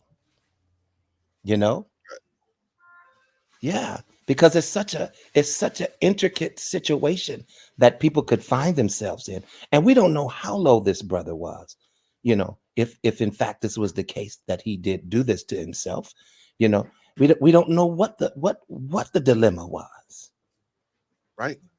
And the only thing you can do is really speak to the person through love and compassion and empathy. But but you got to do that one-on-one. What if you have what if you on a broadcast like this and you're trying to open it up so that people can see that there is a way out. There But is a way out. there is a way out. And so I would just speak on those things about the individual's life that they still have. How could I say that? That the blessings that are still to come to them. I would say, think of your children. I mean, whatever it takes for you to jargon, to shift the mind and the thought. You see what I'm saying? And it would definitely have to be on the verge of things that are encouraging, everything that you could think. But that's when you want to Letting the one-on-one. person know that people do love you. I know you think that they don't, but they do. You have children that love you. But that's on a one-on-one situation. For we talking about a situation where you're talking to lots of people, right? And you We're talking. generalize Okay, some I'm of this. sorry. Go ahead. I'm sorry. All right. So you have to generalize some of this stuff on you know what I mean? Like if I was talking to him personally, then obviously he would probably tell me some stuff that we would be confidential, and we would be able to talk about those things in particular, and I would be able to zero it in a little better, the conversation, right? But for now, I can't talk to him because he's already made the move that he was gonna make. So now I have to talk to the general public, and I have to generalize some of the things. And one of the generalizations is that a lot of times people are caught up in stuff and Well, they feel like this is something that they have to do. yeah, and so my advice would be, listen, before you make such a rash decision, let's see if we can talk about it. Let's see if we can get some type of help for you. You Agreed. see what I'm saying? Let's Agreed. let's let's before you make that decision to do that. Let's try to talk about Shout other out to other Wayne. other means and other ways, for you to be you know in a place where you don't feel as if you need to do this. You know what I'm saying? And so one thing, Brother Clarence, I think that if we're talking in general, Okay. which this is the conversation that you're saying, we're not talking to an individual, we're Right. talking in general. Well, let's educate people about what the signs of this behavior is, because a lot of us don't know what the signs are. Right. Do you see what I'm saying? There's Right. specific signs and listen, sometimes people don't even show a sign at all. Right. Just like people are saying about this brother, wow, I never seen that coming. Who would have thought? He never struck me as a person that would do such a thing. You see Right. what I'm saying? Right. And so there's the conversation is twofold. We can speak in general to those that may be listening to us that are suffering, and Mhm. try to give them a word of encouragement. And then Mhm. at the same time, we can educate those so that they can be able to understand what the signs are. You see what But I'm saying? but So that Vaughn, they may be able to give some type of help. Go ahead. I agree with you. But see, my position was, okay, there's probably not going to the average person's not going to see signs of this stuff, right? The people that's probably going to see these signs, but they may not recognize them, is probably the people that's closest to him, which is the wife, the children, family members, and so forth, right?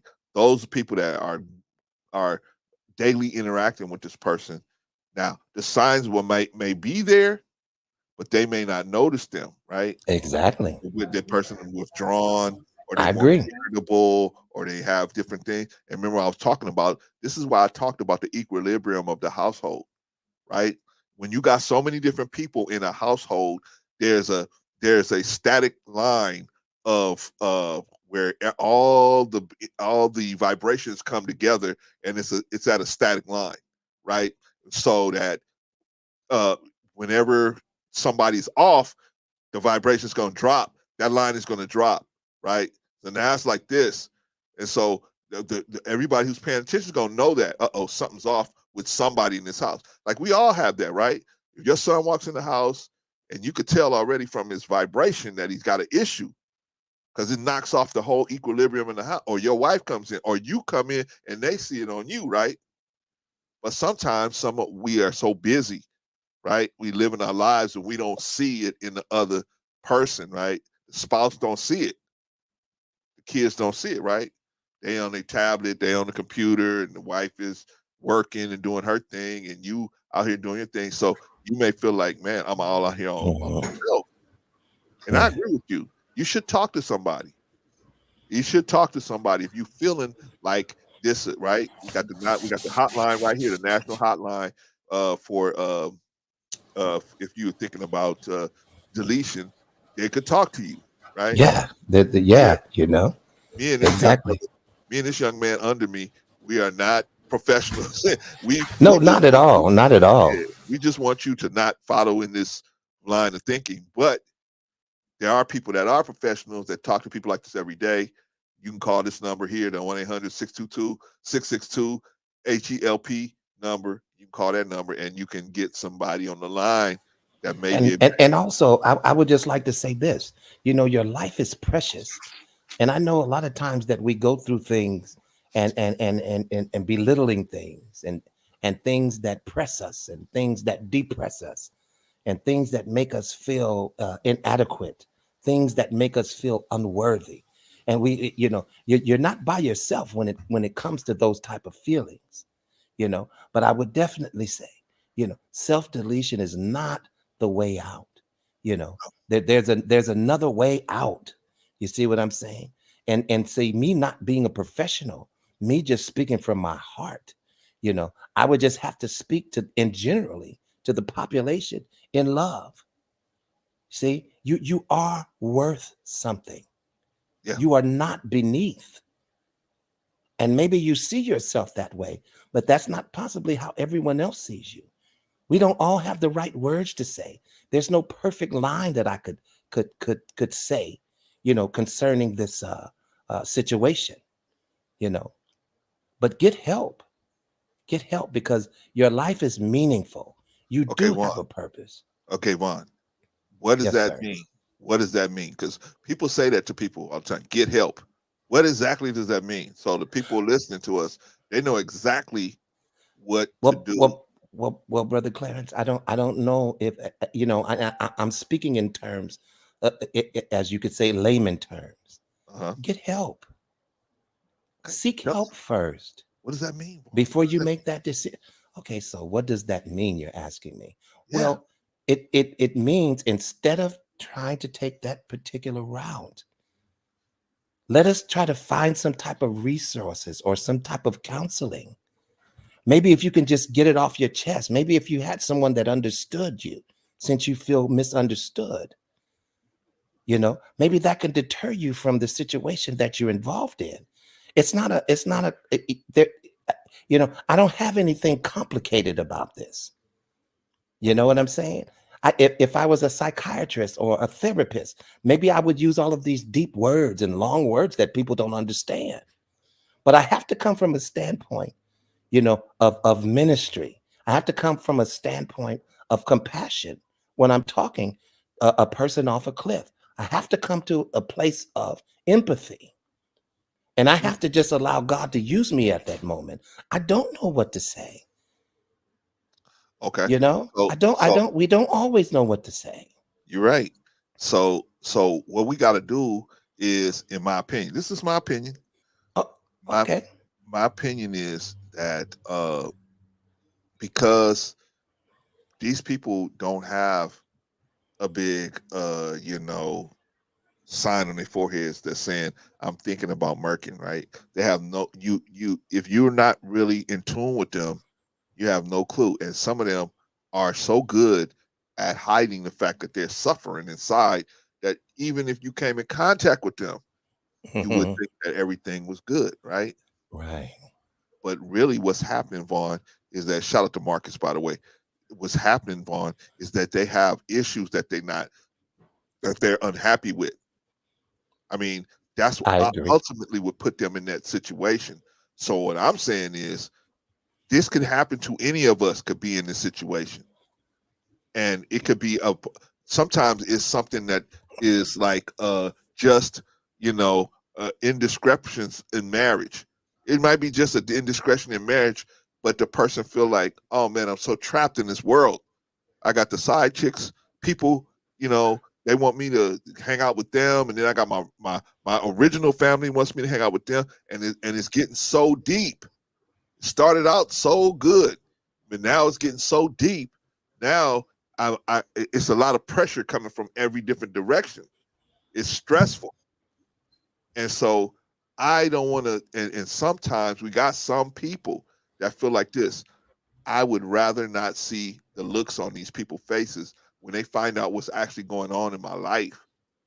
So, I think I might do it. So what I'm trying to do is say, if you in that position, don't do it. Don't think that way, because I can't. Obviously, there's not going to be a Okay, place so now, where, so Brother Clarence, I'm going to have to throw this back in your face and maybe push the conversation a little forward. okay. So, is that your answer to say don't think that way? My answer Is that the deterrent? Is that what's that's going to my change the mind of an individual? no. That's my general, as opening up this topic. Right. As in general, because I got to speak in general. I Okay. can't talk to him because he's already made his move. But I'm trying to talk to Yeah. people in general that might be out, and they all have different things, right? They all have different things that might push them to that edge. One Right. person might just be marital indiscretion. One person it might come out that they have feelings for the same sex. Might be one person might be they embezzle money. Might be So many another different things. So many right. different things. So my thing is, if you are having that kind of pressure, that shouldn't be your first thought.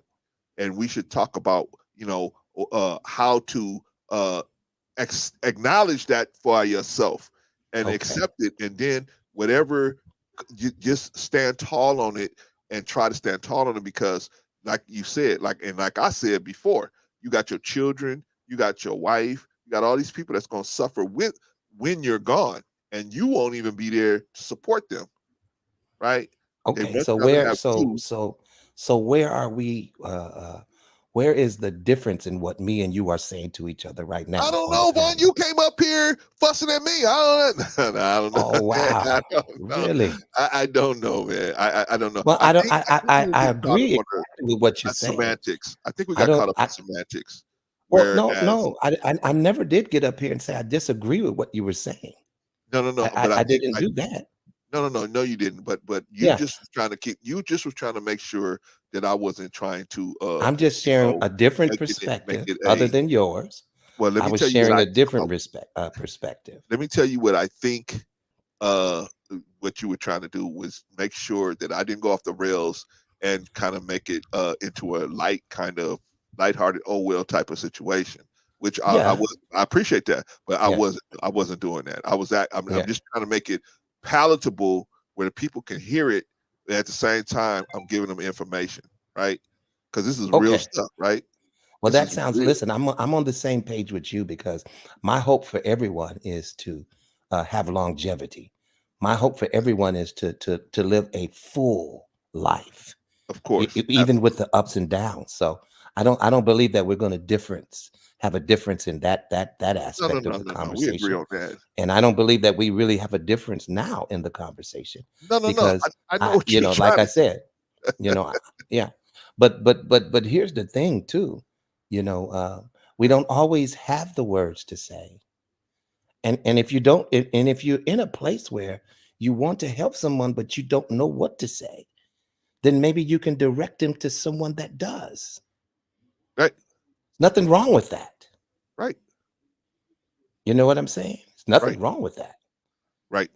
you know. But I think something that would be very beneficial in regard to this conversation is let's educate people. You know, you may have a loved one.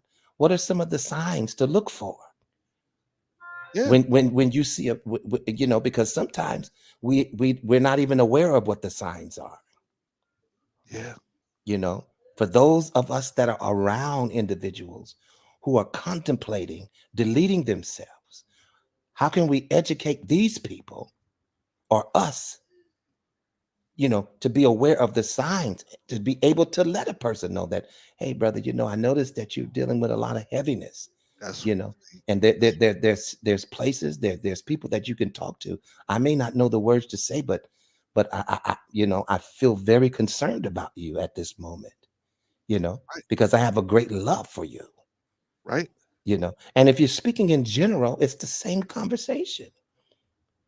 Well, I I mean, love people. I don't want to see anybody delete themselves. me either, You brother. see what I'm saying? Yeah. But I'm talking from I'm talking to two people. I'm talking to the people that's actually thinking about it, and then I'm Uh-huh. also talking to the people that's around those people, because sometimes the Right. people that's around those people, they will not recognize the signs of irritability and all these other Yeah. situations. They don't recognize certain things, and or they will not recognize that the equilibrium of the vibratory equilibrium is off in the house. They won't recognize that, right? Because everybody's so busy. And so what I'm saying is we all have to look for that in all of us. I'm saying the husband's got to be Mm. on it. The wife's got to be on it. Because if you're not, what you're gonna do is you opening up them. See, if I'm not on it for my wife, I'm not her cheerleader, I'm not her enthusiast, and she's not my best female friend. She's not my best female. She ain't my best friend because she ain't a man. And you know, my best male friend, I got other best male friends, but best female friend, she could be my best female friend, right? I could bounce. I need to hear a female point of view. She's right there. I can go right to her and see how a female would look at it. I'm gonna look at it like a male. She's gonna look at it like a female, and then I can take the best answer, right? Okay, but I have to be all of these things for her, because if I send her out, especially if she's working, I send her out and I'm not that guy. This is how people get caught up, Vaughn. I'm way at the beginning. This is how people get caught up. People go out, especially married people and people in long-term relationships. They go out into the world, and they go out there, and they have all, they feel neglected. They feel because so many different things are not being taken care of at home by the other person, and they feel neglected, and so they deal with that neglect silently. And so I'm saying, hey, I'm bringing a new thought process to the game here, where we don't just say I signed on the dotted line, that's it, I'm gone. Shout out to Brother Anderson the Great, by the way. Shout out to him. And so I'm bringing a new paradigm thinking. Okay, instead of us thinking to ourselves, okay, I married this person. Okay, my job is done. All I got to do is pay the bills and I'm done, right? Which is a lot of times what the manosphere will tell us. But I'm saying, no, no, no, no, no. It's much more work than that. I know you thought it was going to be less work, but it's more work. It's actually more work. You got to constantly be, but it's more work for the other person too. But you're working together. You in this boat and you rowing together, right? And so that's what I'm saying. You got to keep your eye open and look for stuff in your spot. Always be looking. Remember, I, I've always given this advice. I'm always telling the people, okay, if you in a marriage, every so often you got to keep flipping this person over. Why? Because you never know, man. Things happen, and they could be caught up in something, and you wouldn't even know, because you guys are living your lives, right? And you get into this complacency where you don't even you start, you may not even. Today I made the mistake of leaving the house, didn't even kiss my wife on the cheek, just running out of the house, right? Because I had so much stuff to do. My routine is granddaughter kiss, wife kiss, out, right? But I was running out of the house, right? And I had her looking for something, right? I had her looking for something, and she was looking for it, and she said, "You know what? I'll call you if I find it. Go ahead and go, because I know you got to go." And so I just left, right? But see, sometimes you get complacent like that, and then before you know it, you sending people out into the field, and they feel neglected. And then what happens, Vaughn? They feel neglected, and they push that neglect down for so long, and then the opportunity to extinguish that neglect presents itself. Right? Hi, Vaughn. I've been seeing you over here at the lunch counter every day, and I just want to I just want to talk to you. Is it okay if we talk? Right? And they just push up on you, right? You're like, what? Girl, you could, you could be my daughter. Don't say that, Vaughn. Don't say that. Don't say that. Cause, you know, I just want to be friends with somebody who's real. You seem like a real dude, right? I mean, they just push up hard on you, right? And so this is how stuff happens, man. People get caught up. Now here, you didn't go out to try to do nothing. I'm not checking with you personally, Vaughn, but I'm just saying the man didn't go out to looking for to do anything, but because of the feelings of neglect, they run when the opportunity to extinguish that neglect presents itself. They're so weak, and they feel so the feeling of anger that they got for being neglected overtake them, and the anger pushes them to get involved in something. And before they know it, now they got a wife and a side chick. Okay. Well, Brother Clarence, I would have to agree with you in that scenario that you presented. But in all reality, we would have to understand that that's only one plight. There are so many other reasons as to why a person would get in this rut. That's one. Now, I'm not going to disagree with you on that at all. Yes, I That's agree. definitely an aspect. That's definitely a situation that could have a person get in that type of quandary. Agree. You know what I'm saying? But it transcends a little bit deeper than just relationship things. Some things are things that could have happened in your past. Some Correct. things are things that there's so many different things, Brother Clarence, that people are dealing with, other than some woman tried to push up on me, Well, I'm or not saying I that's the cheated only on my reason. wife. Wait Okay, a well, minute. I'll let you finish. Let me before you finish. Yeah, I'm gonna let you yeah. finish. No, I'm done. You go ahead. Before I don't want to. Oh, my phone's over there. All right. So before I don't want people to think that this is the only reason why people are doing this. No, No, and I, I'm I and I know that that's not what you're saying, I'm Brother just giving Clarence. an I example know that that's of not how what you're people can saying. get caught up. I'm just simply putting it out there that Right. there are so many other serious Right. other reasons, and Gambling, and it's a drugs, everything. plethora of them. Right. Past trauma, something. Right. It could be something. Right. And so it's easy in a wicked world, man. So easy to get caught up. I'm just using the example of because the guy I'm talking about now is married. I'm just using this as an example of some of the things that married guys get caught up in, right? This is Well, something the married guys get caught up in yeah. a lot of times. Not saying that he was caught up in any of this. Obviously something was bothering him enough where he even contemplated this behavior, right? So obviously something was going on, right? And so we I'm just speculating, and I'm just using a general reference of how people can get to the point where they have so much stress where and a lot of times it comes from just being caught up with whatever situation they caught up in, and it took money. And it also could just be self-loathing.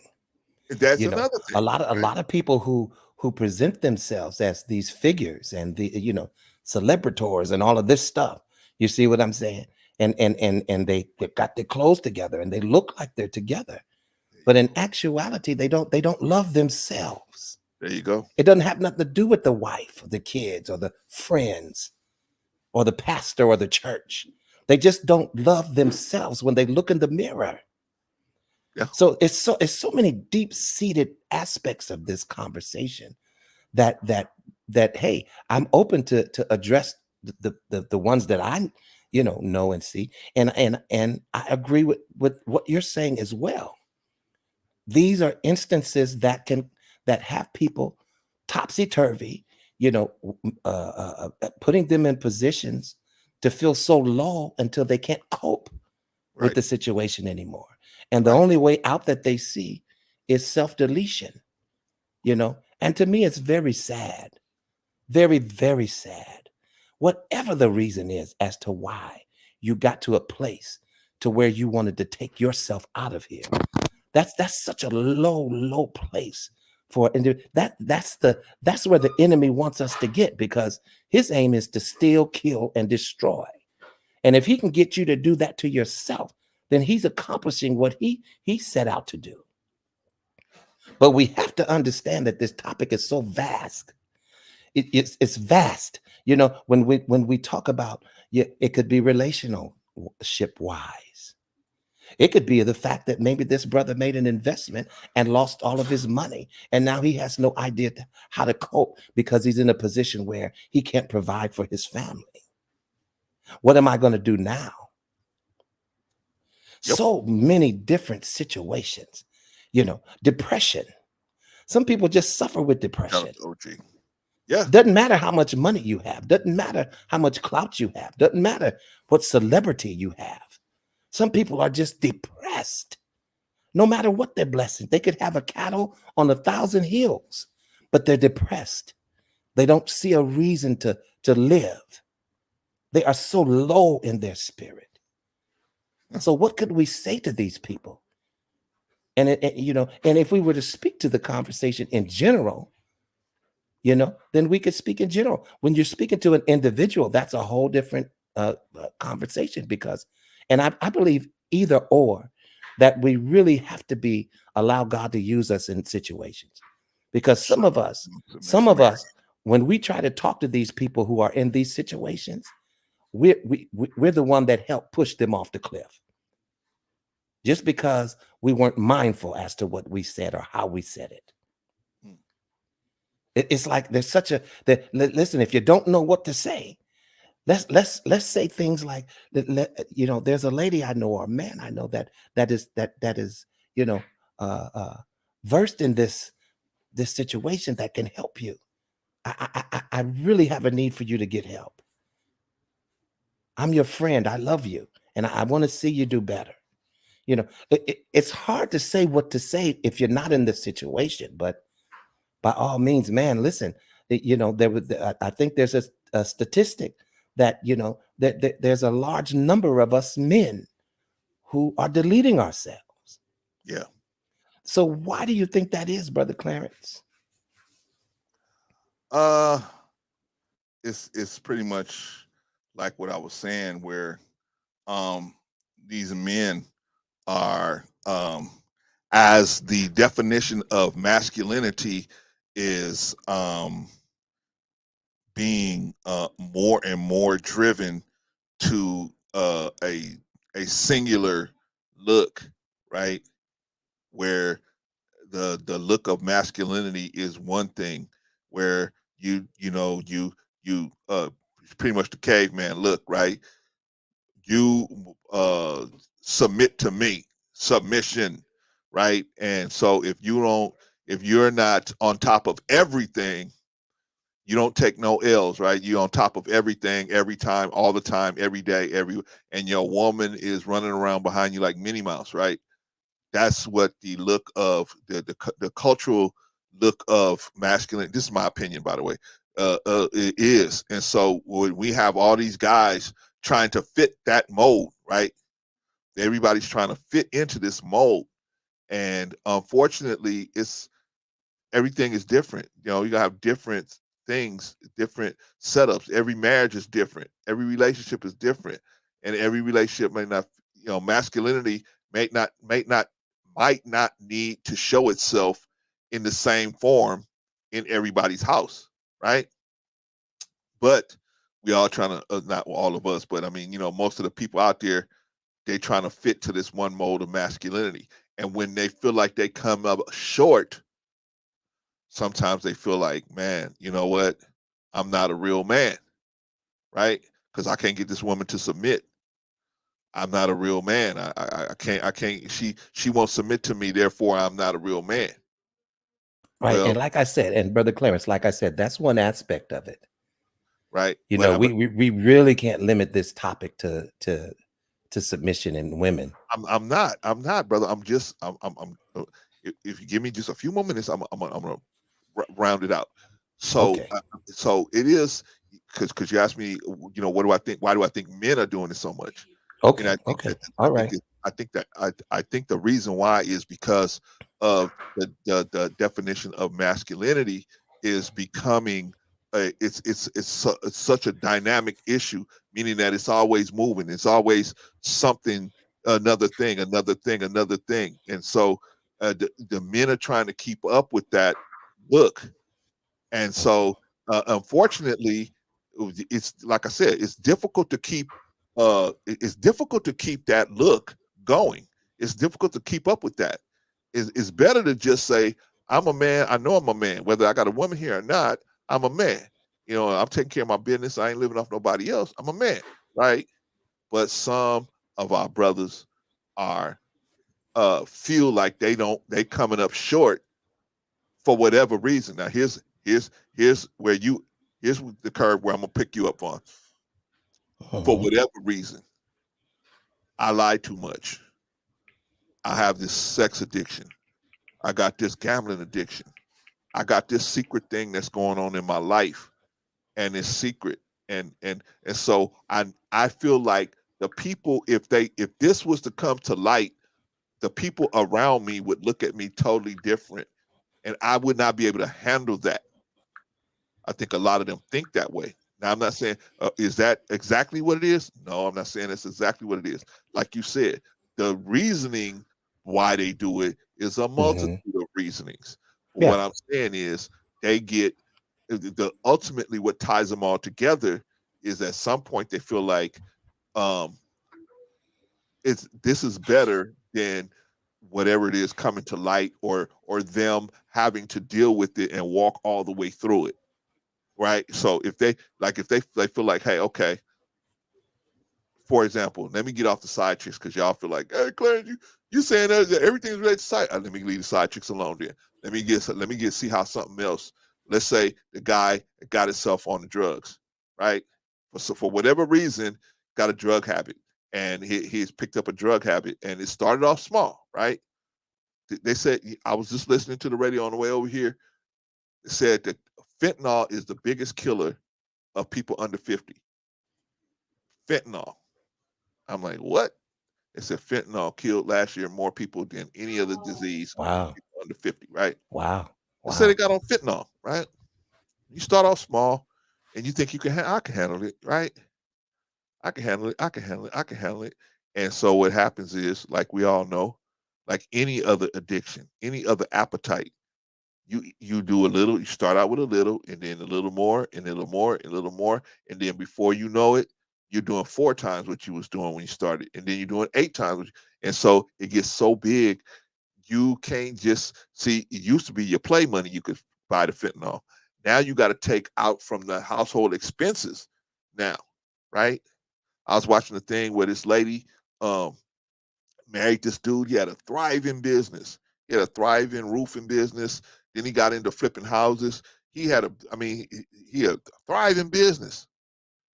And she got into buying these clothes. She got into buying all these Gucci bags and all this stuff.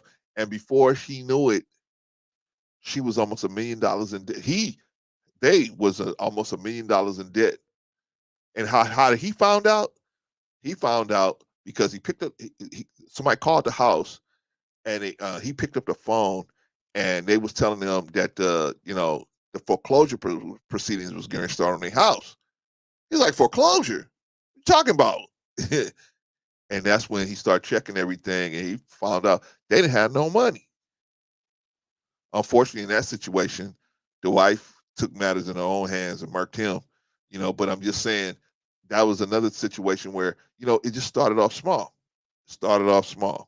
and so anything can happen. And I'm not saying that everything is based on uh you know um you know male female relationships or physical relationships. What I'm saying is getting caught up is getting caught up, whether it's with a woman or whether it's with gambling, whether it's with drinking, whether it's with drugs, whether it's with your friends, whether it's with whatever it is, anything can get caught. You can get caught up, anything, right? Because sometimes we have traumas, right? We have childhood traumas, or we have traumas from younger ages, right? And so, whenever we contemplate on these traumas, we might have a crutch. We might use something for a crutch: alcohol, drugs, women, men, whatever, right? Whatever, money, whatever. And so the crutching is what we use. But see, in the real world, people don't see the crutching, right? They just see you as a person getting money or getting, going, who likes to go to the casino or whatever. They don't see what's really going on behind the scenes. And what I'm saying is, the person that's right there, this is your brother, right? Or this is your sister, or this is your wife, or this is your husband. Gotta always flip them over. You gotta always check them. Hey, baby, you okay?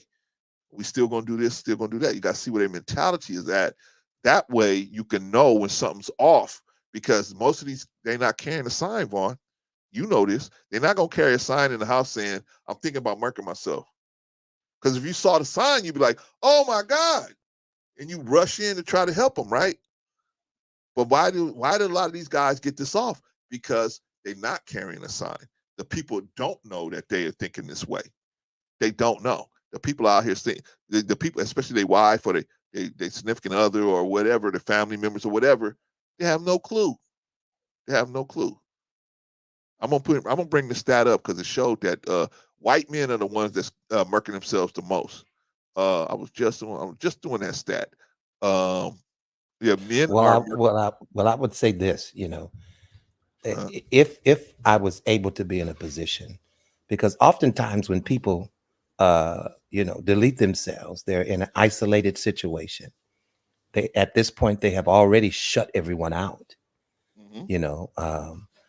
But if I could have possibly been the person that could have been on the phone with him, uh, uh, you know, and he shared this is where he's at, I would have given it my all to try to talk him out of that. Now, I may not have been successful at it, but I would have been doing a whole bunch of praying at the same time while I was talking, you know, because listen, that's the enemy that comes to us to make us feel that there is no hope. There is no way out. There is no deterrent. Right. You're stuck. Your life is miserable. You're miserable. There's not going to be a change. And these are the things that we try to that he whispers in our ear on a continual basis. And unfortunately, some of us succumb to the enemy's devices, and we do take this route. Right. Not just the men, but the women are doing it as well. Right. You see what I'm saying? And it doesn't matter of your status. It doesn't matter, what caliber of a person you are. It doesn't matter of your financial status. You see what I'm saying? Because Mhm. people with billions of dollars find themselves in these dilemmas. You know, Mhm. my answer is seek God. Look to God. Look toward the hills. Let him help you out of that situation. Talk to someone. Don't give up so easily. Talk to someone. It's okay. You're human. We all fall. We all fall short. Mhm. You're not the only one that's in this situation.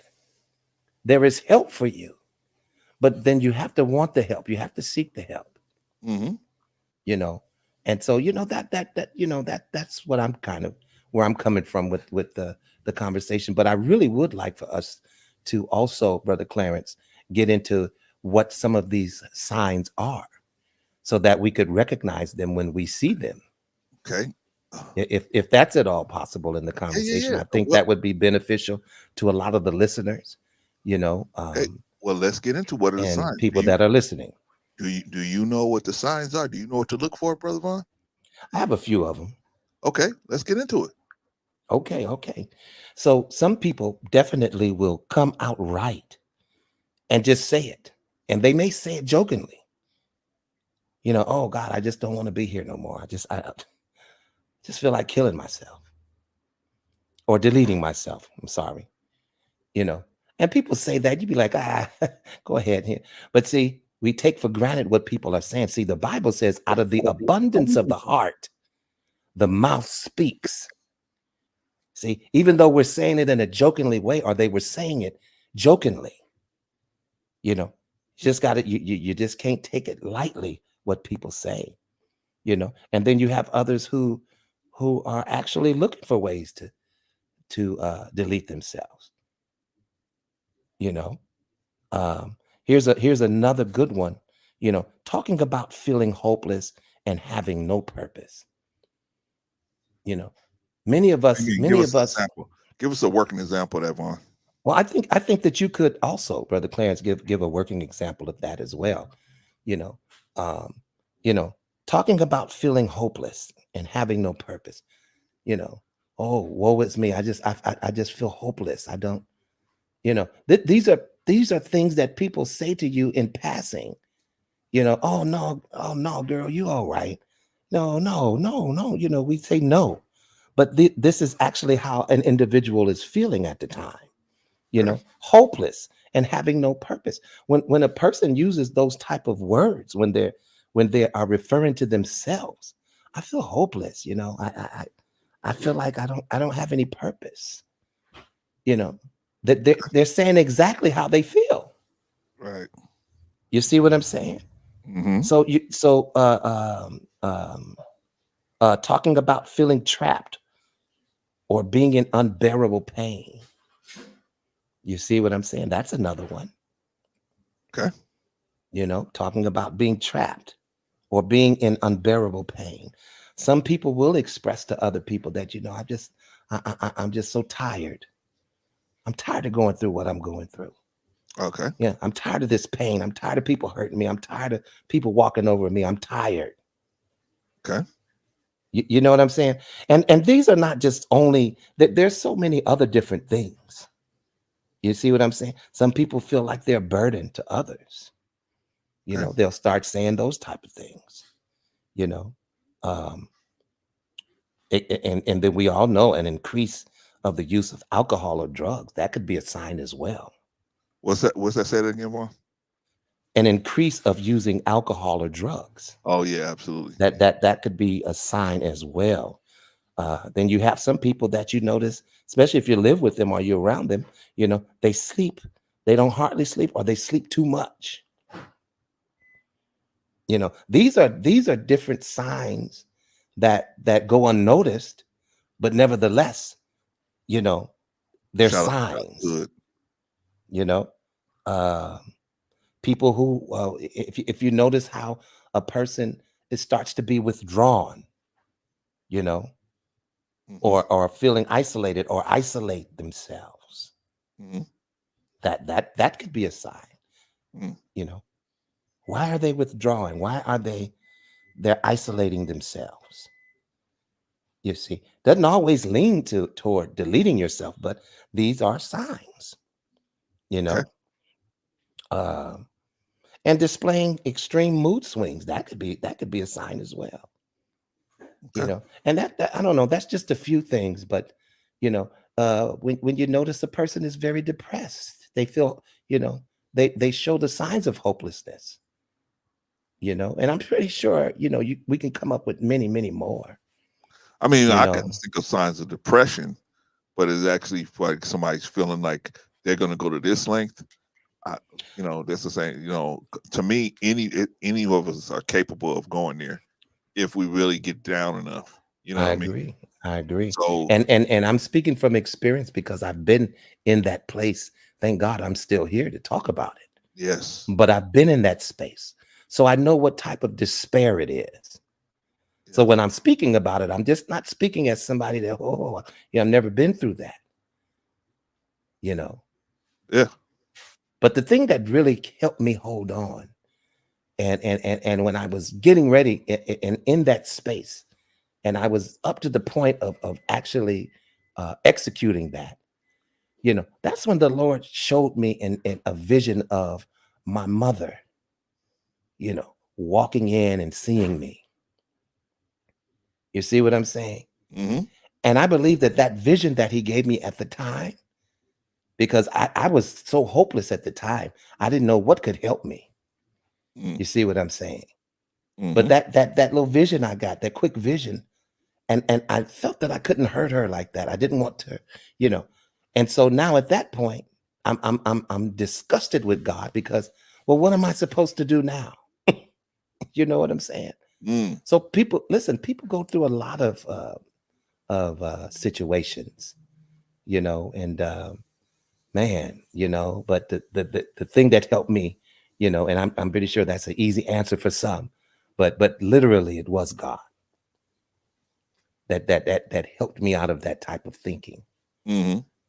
Yeah. Naturally, of course. And sometimes you feel inadequate, sometimes you feel less than, sometimes you feel unworthy, sometimes you have self-loathing. You see what I'm saying? That sends you in a spiral of depression. See Yeah. what I'm saying? And rejection. Oh my God, that's a whole nother thing that could spark it. Mhm. When you constantly experience rejection. Mhm. So anyway, I'm not a therapist, but I'm just, you know, I'm just trying to add to the conversation. Yeah, man. I'm see, because I'm just trying to open it up to the fact that, generally speaking, we need to kind of watch and look out for uh, people getting caught up or having different, being in different situations, man, and just watching out for, like you said, signs and signals that they're off, their vibration Mhm. is off, because really nobody's gonna. Most of these people have been dealing with whatever issue they're dealing with for so long, and they've been so successful at covering it up Yeah, that you're a right. lot of times the people not going to see. They're not going to come out with a T-shirt that says, I'm thinking about self-delete. They're not going to come out with something like that. So we, as the family member or the person that's closest to them, we got to constantly be running a check on them. Hey, how you doing? What you got going on today? I do it with my sons. Hey, what you got going on today? What you doing today? Yeah, You know, I do. what, I do it what with you plan mine. on being next year? Where you plan on being in the summer? Yeah. And just run a check on them, make sure keeping their mind moving forward. And also, if they got any bumps in the road, you can try to at least try to be on top of it and try at least talk to them. You might not be successful, but at least you tried, you attempted. You won't feel like, man, how did I miss that? How did I miss this situation? Because I know this lady is thinking to herself, how did I miss this? I live with this man and I didn't even know this was going on, right? Why? Because most of us as men, we put up a good front, right? That's what we good at. We put up a good front. I'm tough. I'm tough. I'm tough. I'm tough. I'm tough. Meanwhile, we crying like a baby on the inside, right? I don't know if you ever saw this movie called The Cell. You ever seen this movie called The Cell? And you guys out there seen this movie called The Cell with Jennifer Lopez, right? Where it was crazy. They sent Jennifer Lopez into the brain of this serial killer, right? To try to figure out why he was killing all these people. They wanted to figure out why, right? What's the problem? Why does he keep doing this? And so they sent her into his brain, and she went into his brain, and what she saw when she got there was a little boy. She saw this little boy, innocent little boy, right? And she was talking to the little boy. Everything was cool. Everything was cool. And then all of a sudden, everything just started getting snow and everything started dying, everything. And then the little boy said, he's coming, right? And then the persona of the person that's actually doing all this murking showed up. Little boy's gone, and now you got this person here, right? And so why am I saying that? Well, I'm saying on the inside, yeah, most of these guys are crying on the inside, right? But they're giving out to this tough persona, right? Like that's what most of us as men do, right? Why? Because we don't feel like people gonna respect us if they see us crying like women all the time. They see us crying, ain't nobody gonna respect us, right? Dr. Hood said white women don't understand. I don't know about that, man. Well, put it like this. I think black women will probably see these signs quicker. I will give you that, Doc, because I don't want to say they all don't understand. I would say that when it comes to black men, a black woman probably would see these signs quicker because they come from our culture and they're more used to seeing when things are dysfunctional quicker. Then white women will not probably know that something is dysfunctional unless it gets like super obvious. Whereas a black woman, her ears gonna pop up generally. When she see a half step off. Wait a minute, you supposed to be at 5 o'clock. It's 5:02. What you doing? What you out there doing? You know what I'm saying? What I'm saying? This is how black people are, right? When I used to shave my mustache, my father used to say, "Hey, who you running from?" Right? I say, "I ain't running from nobody. I shave my mustache off." Right? But they're gonna notice things more, right? So my point is this, man. It's hard.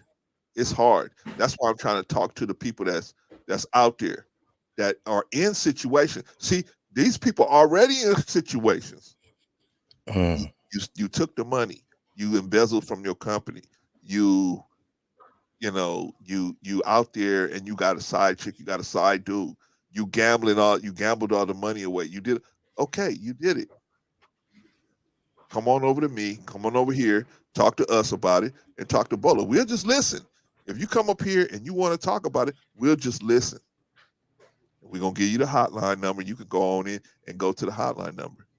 But don't the biggest takeaway I want people to get from this discussion is there is no reason why you should pull the trigger on yourself. There is no reason. There is no reason. There's only one reason, and is that if you are compelled to violate people physically. You're not going. Let me say it this way. You're not going to get an argument from me about doing it. Other than that, we can get the money back. Your wife will forgive you. Your husband will forgive you. The job will forgive you. The job will go on. You took the money from the job, right? You lost all the money. Your wife will forgive you. The house get foreclosed on. You get an apartment. You move in with your mama. Move in with her mama, right? You might have to eat a little humble pie. And that's another thing, Vaughn. Let me ask you, Vaughn. You think like it's another reason why is a lot of these people like a Negro said rumors of surfing that he lost all his money. Let's say that's I said that prior. Let's say that is the issue. Do you think that he just didn't have the personal integrity or personal strength to eat the humble pie and say, well, now, man, I lost all this money. I don't want to look like an idiot and go live with her mama or go move in with her. I was a star. I had all this money and I lost it all. And, kind of like, what's the dude name? Flex Alexander, right? Him and Shanice Wilson, man, they had millions and millions of dollars and they lost it all, right? They lost it all. And so, but they stayed together, right? They stayed together. And they had to move into an apartment and all that. And Shanice was talking about she's this big star, and she was getting evicted from her house, right? Right. But the point is, it wasn't that bad. It wasn't as bad as they thought it was, right? Because you can replace the money, you can replace and your status in the world, you can replace that, right? That's no big deal. Look at Donald Trump, lost billions, gained billion, lost billion, gained billion, right? But see, the thing, Brother Clarence, is this. We could say, hey, there's absolutely no reason for you to do that. And I agree with what you're saying. There's other ways out. But we do have to understand that the individual doesn't see it that way. And they feel that they have every reason to delete themselves. So while I'm saying, well, no, there's no reason for you to do that. There's not, and they could give me a plethora of a list as to why they feel that they should, go ahead with that process, And so, there's really no easy answers. There's really no easy answers. No, there's not. But if you would allow me a few more moments here, let's talk about if you were to come across someone who has opened up to you and has expressed to you that they're having these feelings and this is what they're contemplating doing. What is it that you should say to them? Okay. Okay. Well, I have a few things that I'd like to share. Please. Okay. So number one is, let them know that you're listening, first of all. Okay. You got to put them in a position to where they're listening. Reassure them that you hear what they're saying, Okay. and that you take them seriously. Okay. See, and let them know that you're so glad that they're telling you about this situation, about how they're feeling, and that they're sharing this with you. Another thing is to show them support, in your own way. Make sure you're there with them, and let them know that you care. You could say things that, hey, I'm here with you. Nothing that you are going through changes how I feel about you. I'm here for you. And then there's another way you can approach a person who feels comfortable enough to come to you with that very private feeling. You see what I'm saying? Because apparently they trust you enough to share that with you, which is a good sign, basically, because what they're doing is they're still crying out for some type of hope, by even opening up to share this with you. So encourage them to keep talking and keep listening. Another thing is, ask them about changes in their life and how they're coping with those changes. Continue to have a conversation. Now, there's so many different things that we could say. I'm just giving a few examples of some things that we could say to them, as well as trying to direct them throughout the conversation to possibly seek some type of help. So those are just a few things. There's many more, Brother Clarence, but I just wanted to share those because there's definite things that we can say, to individuals who choose to open up to us, concerning where they're at as far as their mental health and where they're at, especially when it comes to self-deletion. So, I just wanted to share a little bit of that. All right. Well, I'll tell you what, y'all. Let's watch a little bit more of them talking about this guy Twitch, and then let me get into the DeSantos this other guy real quick. I'm gonna stay on that briefly because we got to get to the trans dating. Gotta get to the trans dating because I got questions for that. All right, let's Is that the next topic? Share the state. Yeah, it's gonna be the next topic. So we're gonna get rid of this real quick. I know you got a lot to say about that, Vaughn. Because they just celebrated their. Why are you not investing in tax liens? No, seriously. Why are you not investing into one of their 9th wedding anniversary 4 days ago? She said it's with the heaviest of hearts that I have to share. My husband, Stephen, has left us. Stephen lit up every room he stepped into. He valued family, friends, and community above all else, and leading with love and light was everything to him. He was the backbone of our family, the best husband and father, and inspiration to his fans. To say he left a legacy would be an understatement, and his positive impact will continue to be felt. I'm certain there won't be a day that goes by that we won't honor his memory. Stephen, we love you, we miss you, and I will always save the last dance for you. Breaking. So the circumstances around this, Allison went into a police station Tuesday morning,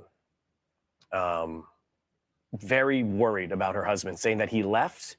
There was no argument. There was no issues. He left in a way that was not normal for him. And then she was trying to communicate with him.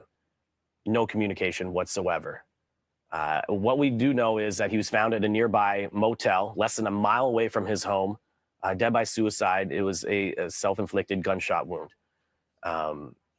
Now, people at the motel said he checked in Monday morning with a small bag, and there didn't seem visibly upset.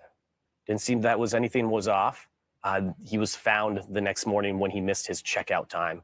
And that's when Allison had gone to the LAPD. That was Tuesday morning. And they'd actually gone back to her home as well. And they were looking to list him as a critical missing persons, but they had gotten that phone call, 911 call from the motel saying that they had found him. So those are the details surrounding that. But the outpouring Yes. of support and love your favorite celebrity love this guy so much, and you just can't go anywhere on social media without some of that coming through. Because he was pure joy. We experienced it on the show just over a year ago, and that's what he was known for Ellen. As up as she is, she needed that hype man, and he was that, and everybody loved him. To your point, whether you're 8 or 98, he was just that good, caring, loving light. His dance was how he expressed himself, and nobody ever knows what anyone's going through. We were all shocked, and we kept saying, no, it can't be. No, it can't be. This has to be. Yeah, that's a sad situation, man. Yeah, very sad, man. Very, you know, my man. You know, I just keep picturing his little kids. I believe he has 2 sons and, you know, a daughter. Yeah. You know, and the grief that the wife is going through. Yeah. You know, man, just terrible situation. Man. Yeah, absolutely terrible, man. Okay. Let's see. I got another one here. Here we go. All right. There's another one. And this guy is another one that he unfortunately murked himself too. So we're gonna watch a little bit of this, and then we'll move on to the next topic. Let me see. Here we go. They'll be I feel like they're excellent listeners. I think in today's environment, that's a lost skill. They make an extra effort to learn our business and learn the nuances of our business and learn the gray areas of our business. We want to work with them to give our end users, our financial statements, the most accurate picture of our company. And with them being so good at listening and so good at understanding our business, that makes that goal much easier to achieve. There was Kent Stermon. He was a very close ally to Ron DeSantis and also a pretty big donor to many Republicans in this area down in Florida, down in Jacksonville area. I say was because Kent committed suicide. It was just late last week. There's an investigation from the Jacksonville Sheriff's Office ongoing when he did commit that suicide alone in a car in a parking lot, I believe. But this whole story has led to some startling details, being now known more about his businesses, his interactions, his donations, and the people that he helped prop up, and just how important he was. This is a bit of a glimpse into the donor system and also our political faces of many of our parties. So let's watch this. Let's look at this. Jacksonville Sheriff T.K. Waters did not specify what the investigation was about, but law enforcement sources told the Times Union and news partner First Coast News that investigators were scrutinizing alleged sexual misconduct. So I ain't gonna get too deep into this one, but basically he pretty much did the same thing, except for he was in a car and he was getting they were closing in on him for alleged SEX misconduct. And this is what I'm gonna say is that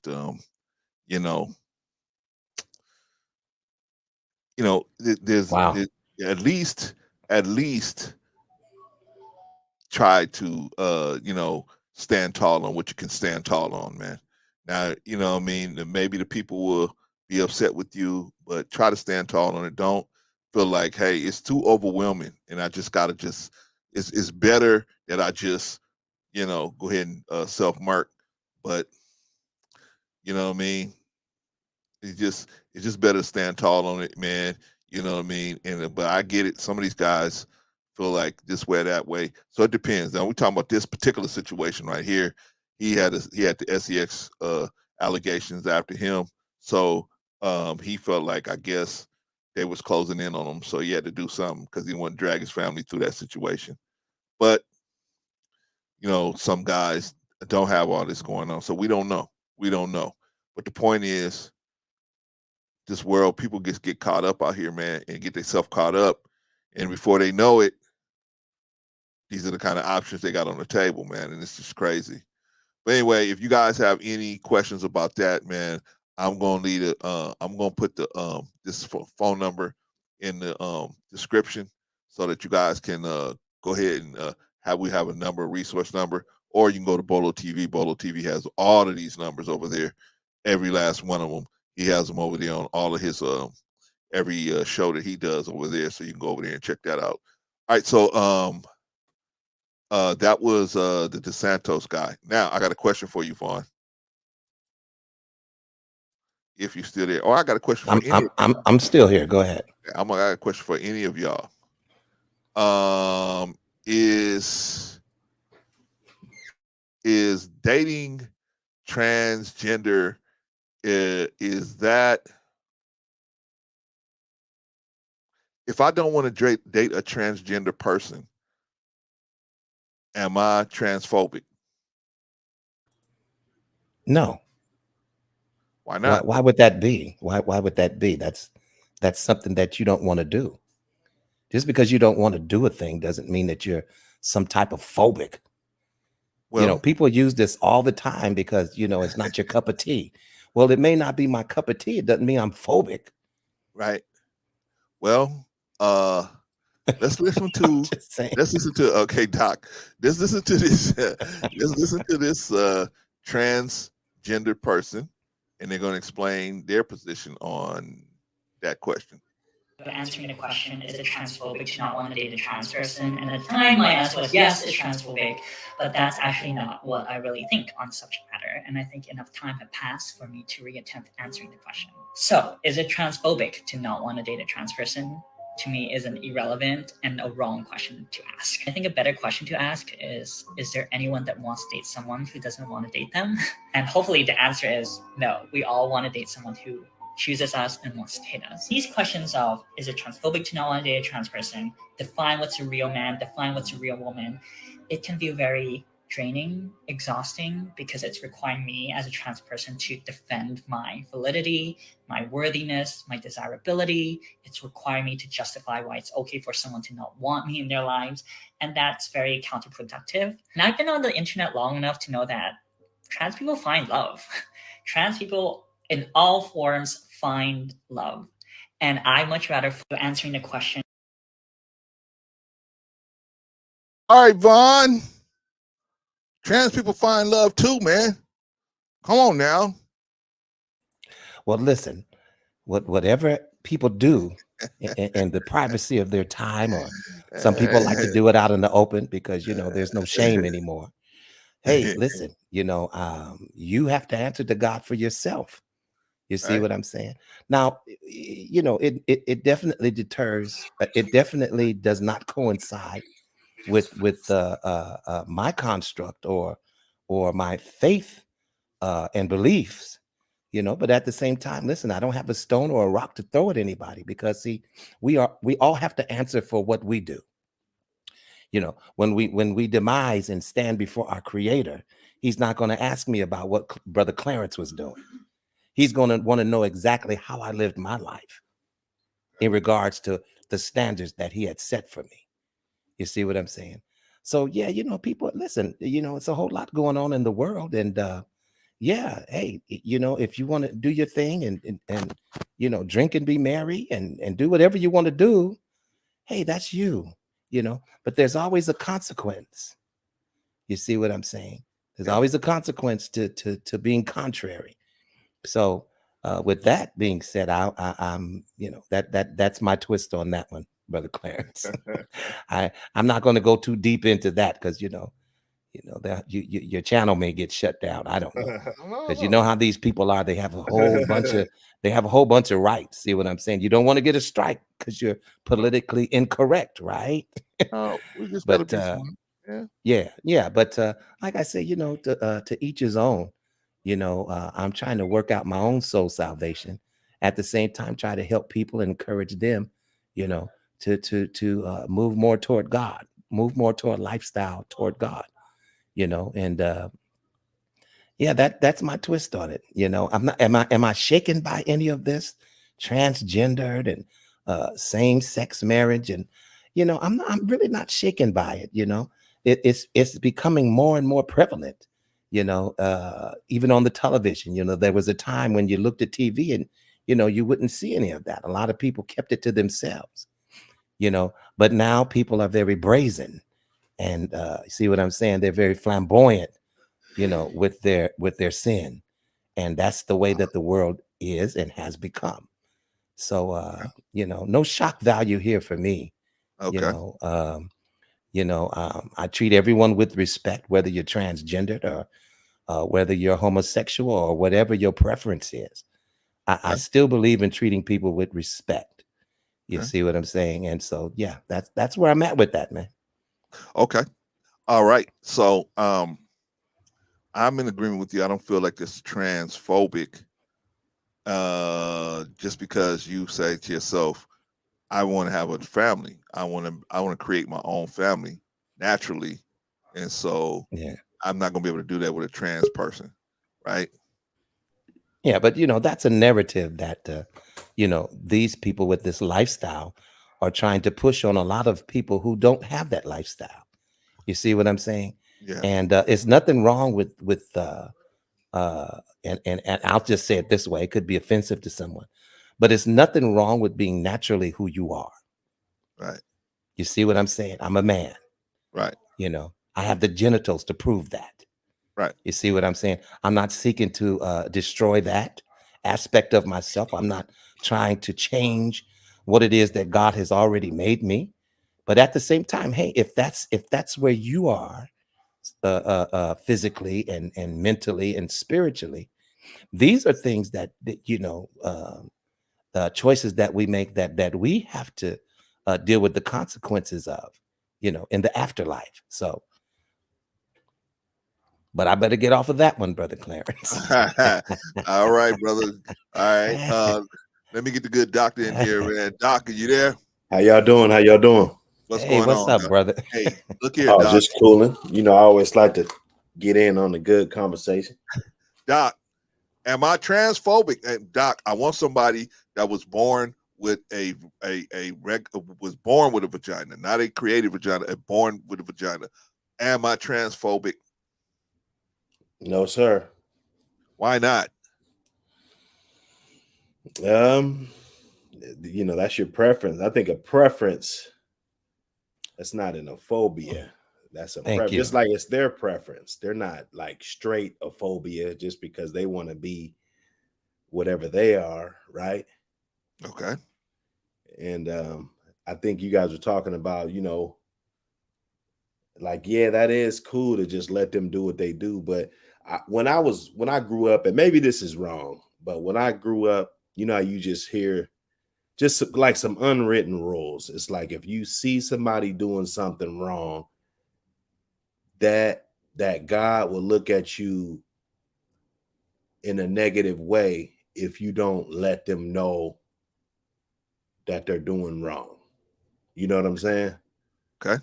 So by me just letting them do, let's say I had a couple friends that decided to do that or whatever, like if I don't say anything, doesn't God look at me in a negative way? Right?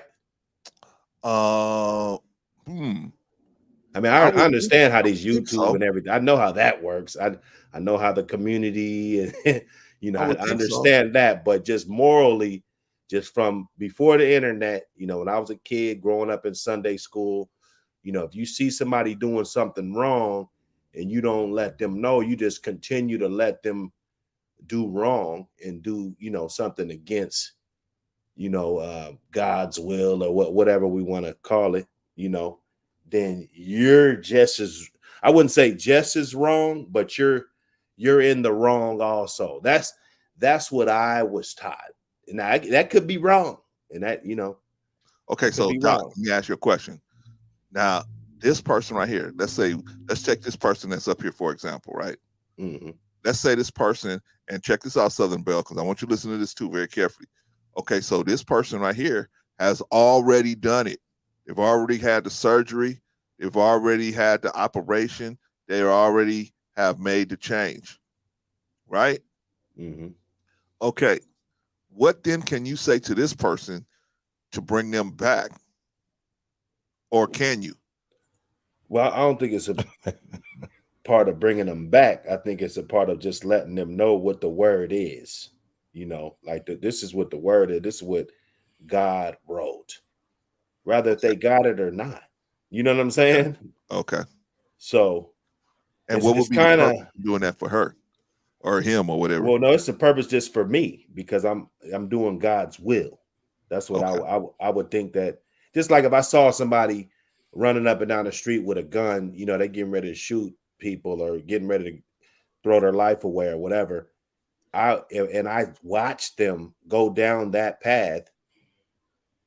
me personally, I would think that I would be in the wrong also, because I watched it. I watched it happen. It happened under, I didn't say anything. Okay. That's what we got a mouth for. That's what we,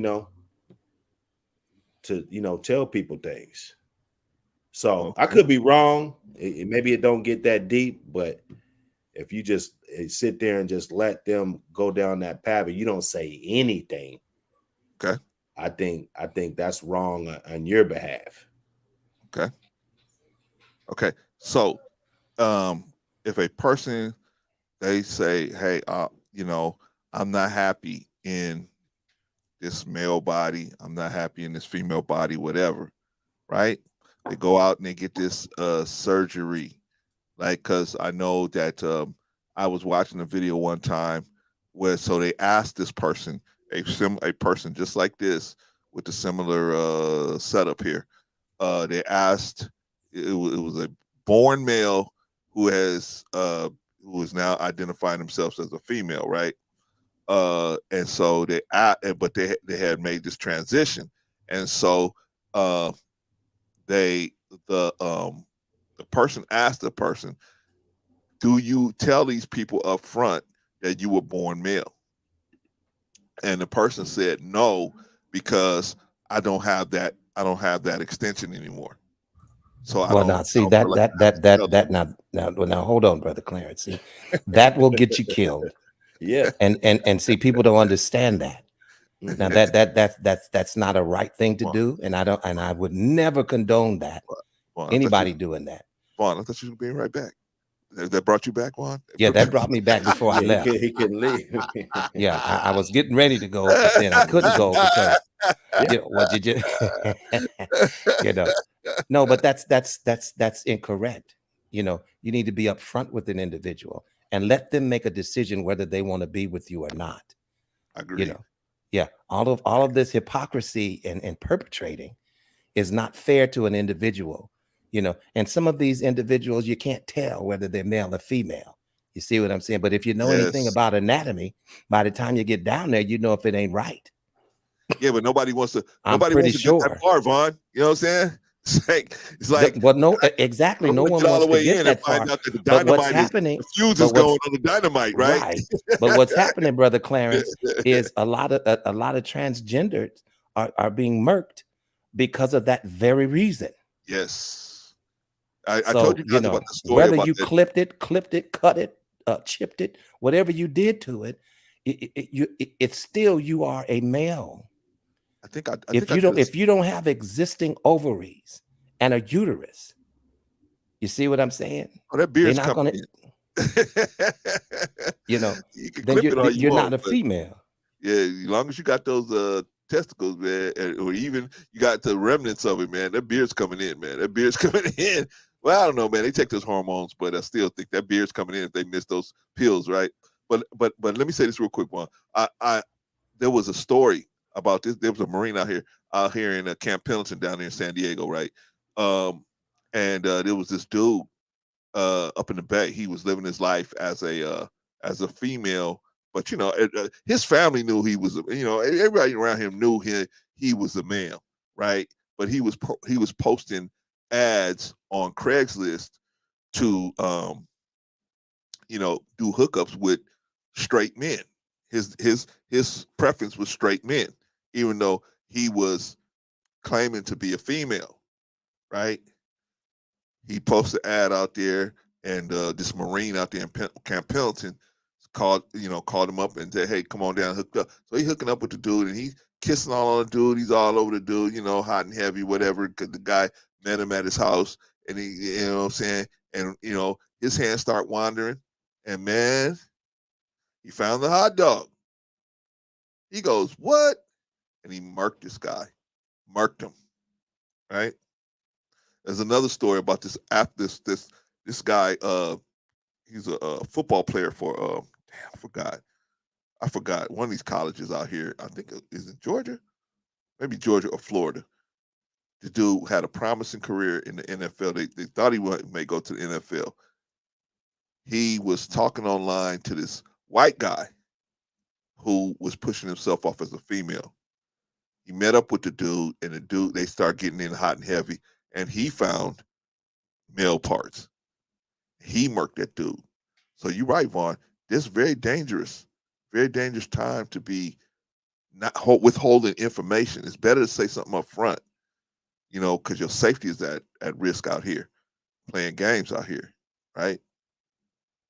But yeah, the question, but see, here's the thing that when I say they, I'm talking about some in the trans community. I'm sure that most of them get it. Most of them understand, and they probably wouldn't want to date somebody that doesn't want to date a trans person that doesn't understand they're trans. I don't think most of them feel this way.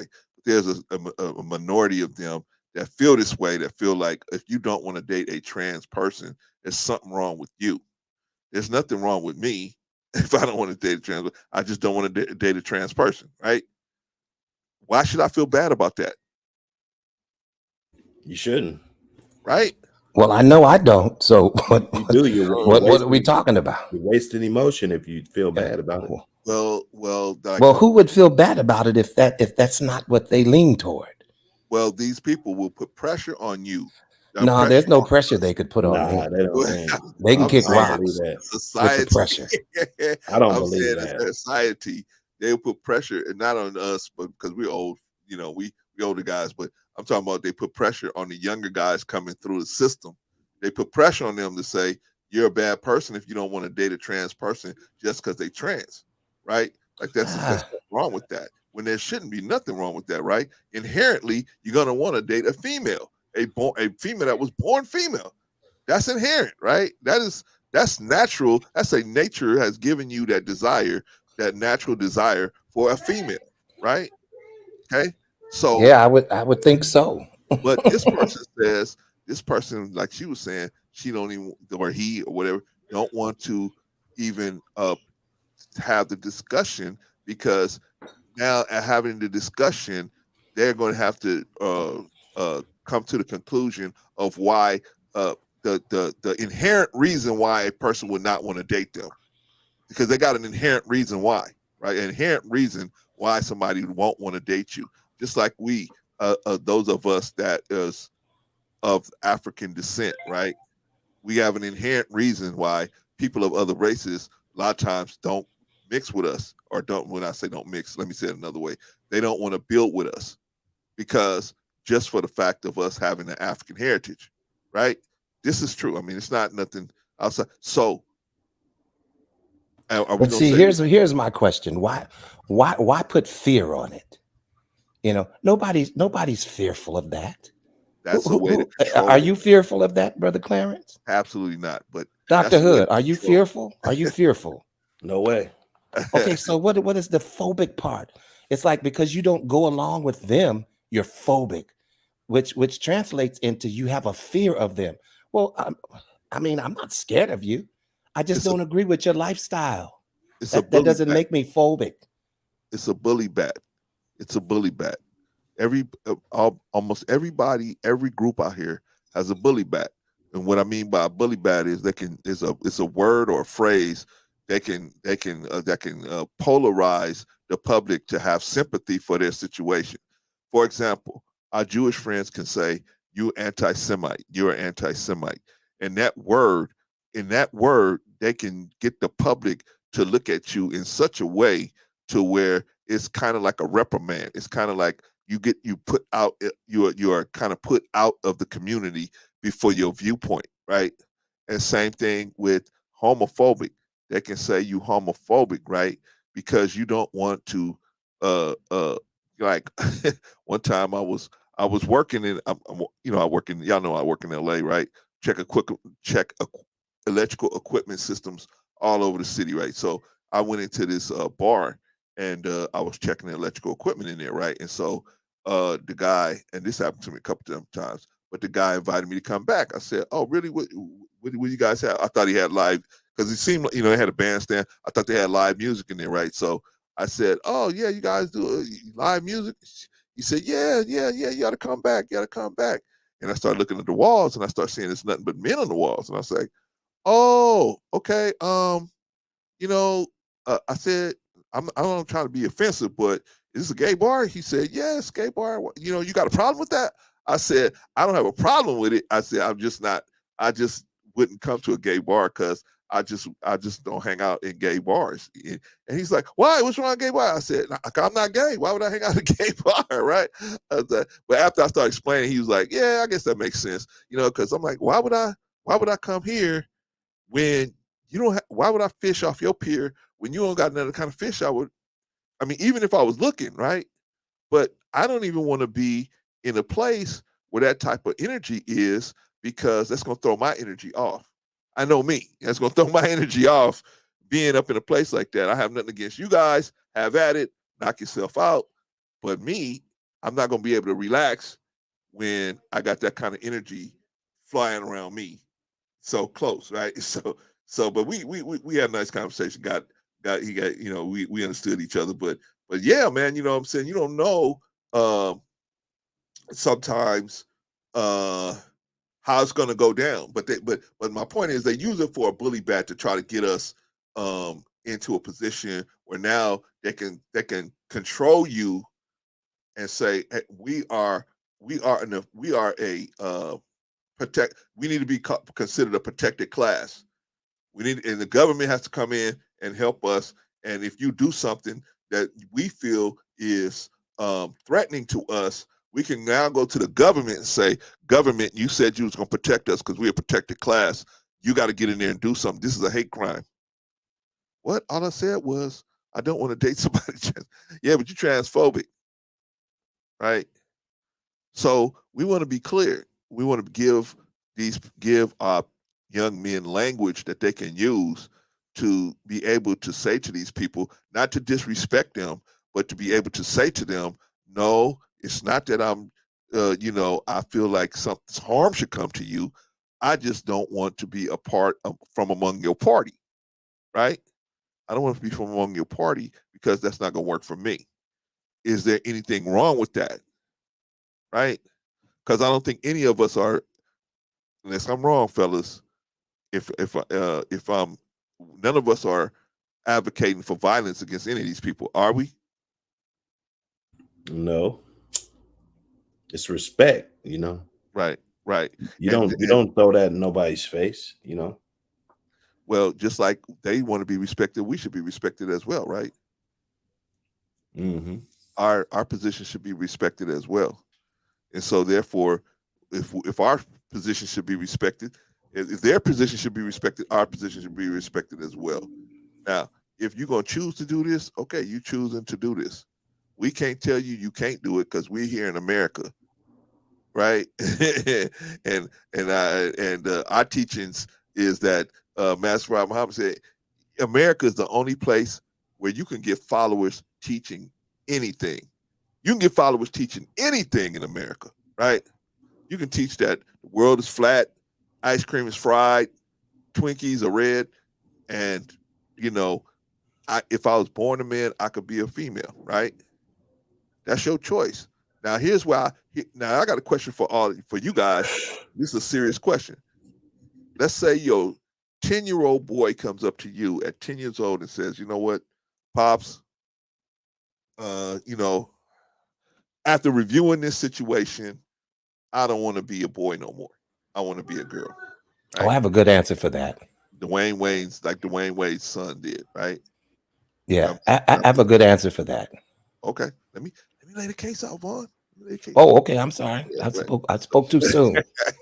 So your son comes up to say, "Hey, look, I want to get this operation. Okay, I've been reading and studying about this operation that I can get. That I will be able to make my transition to female because I believe I'm a female on the inside, emotionally. Right? I'm a female on the inside emotionally. I want to be a female on the outside. When I look in the mirror, I want to see a female. Right? Now, what's your answer to that? Go ahead. Are you sure you're ready for it? I think so. Oh, okay. Because I want to hear Von's first. You were really stretching it there.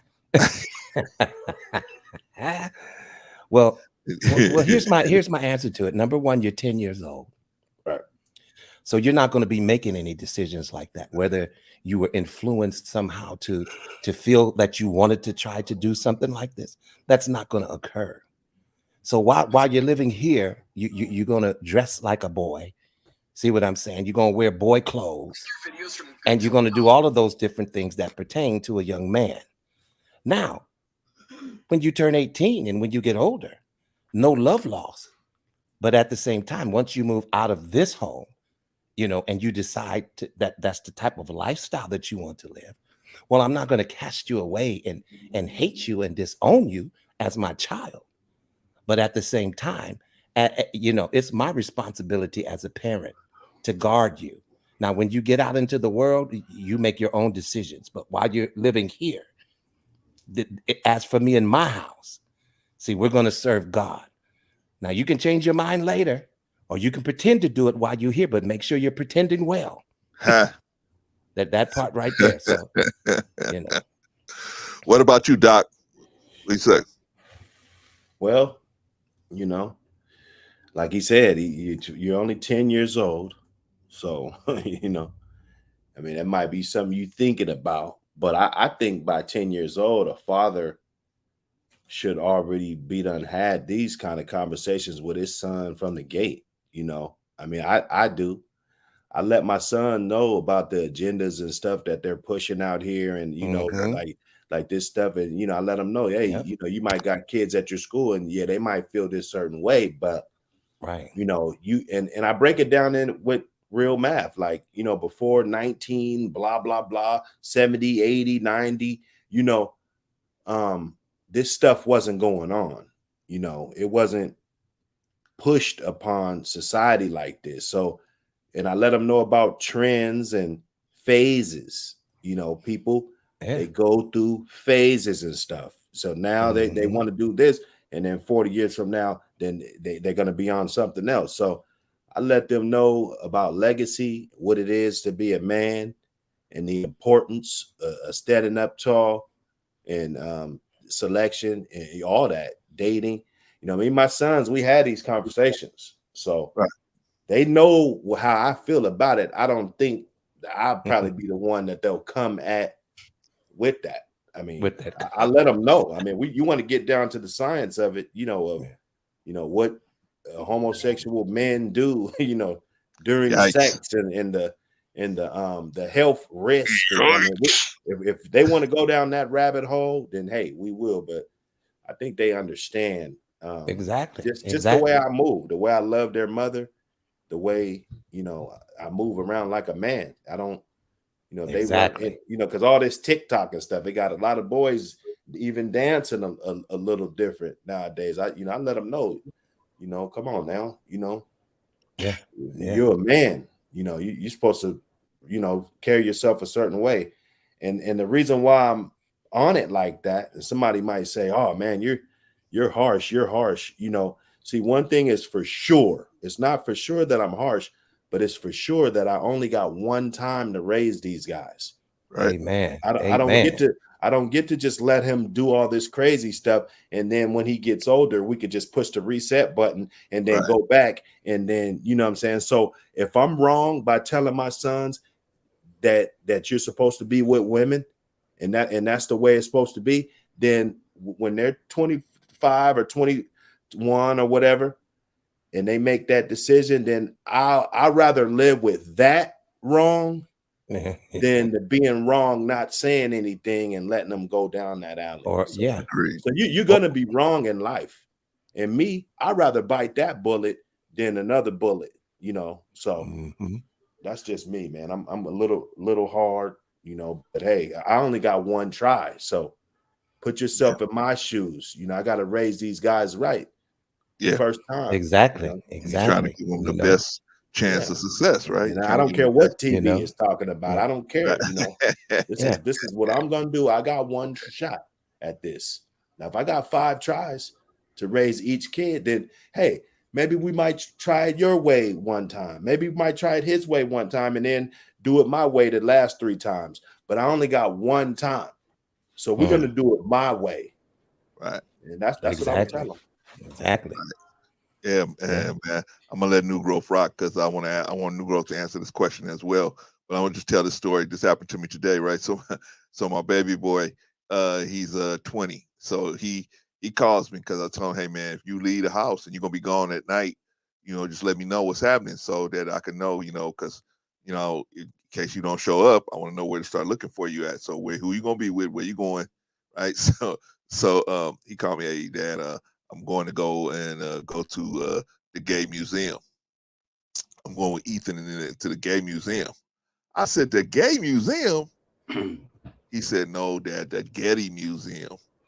I said, oh man, I'm about to say, because I met all your boys. Everybody looked like they was solid, man. I was like, what? Wait a minute, what? I didn't even know they had such a museum. But I'm sure they do. I'm sure they do. They have something like that in Frisco. They probably even have it down here in LA. But he was talking about the Getty Museum out here in West LA.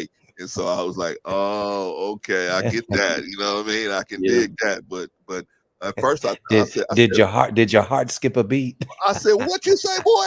He said, I said the Getty Museum, Dad, not the Gay Museum, the Getty Museum.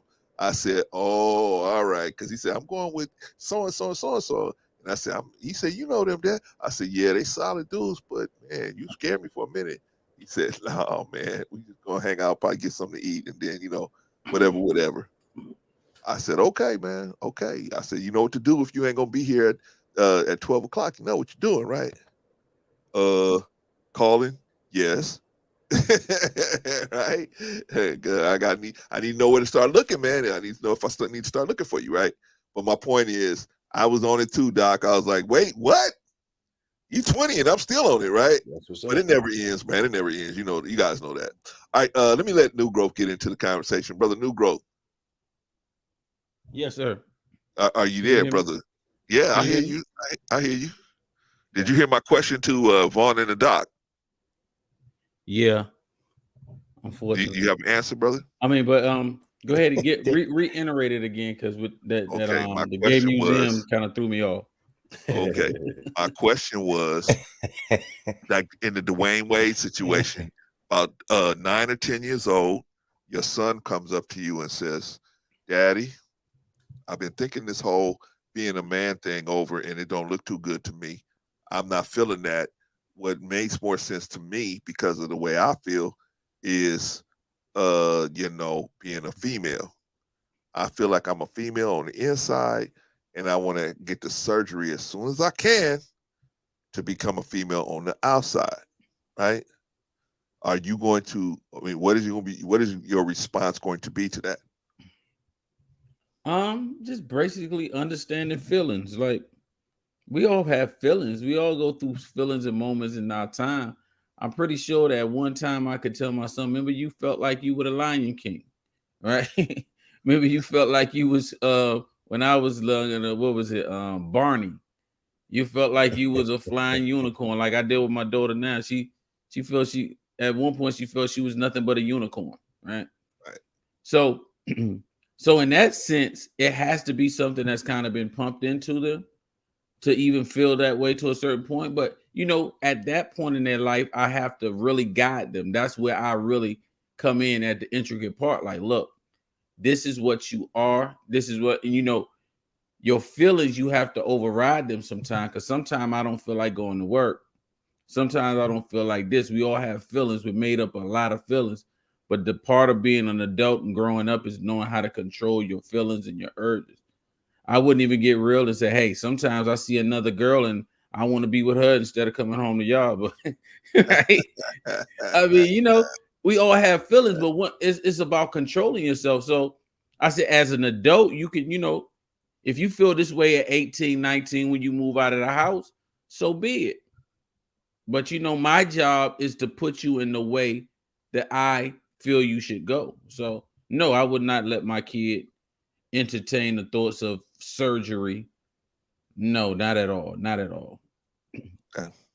And I think we all agree on that point, on that, but obviously Dwayne Wade is being praised for promoting surgical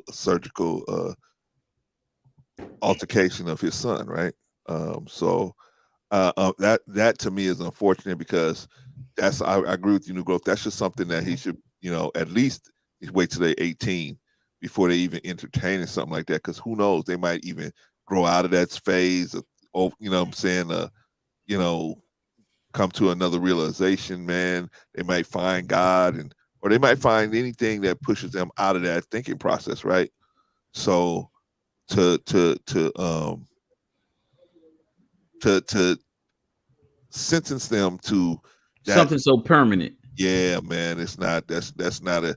To me, that's not a good thing because I remember, man. See, y'all are young. All of y'all are young dudes, man. Y'all don't know, man. I used to. Yes, I am very young. Very. That's right. And I used to. There used to be a toy out called the Micronauts.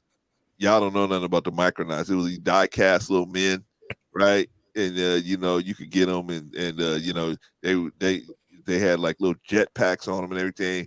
Real cool, right? Man, I was still playing with that in high school, right? I was still doing that in high school. No. Yeah. And then one day, bro, I just said, what am I doing? What is this? This is nothing. What am I doing? I'm past this, right?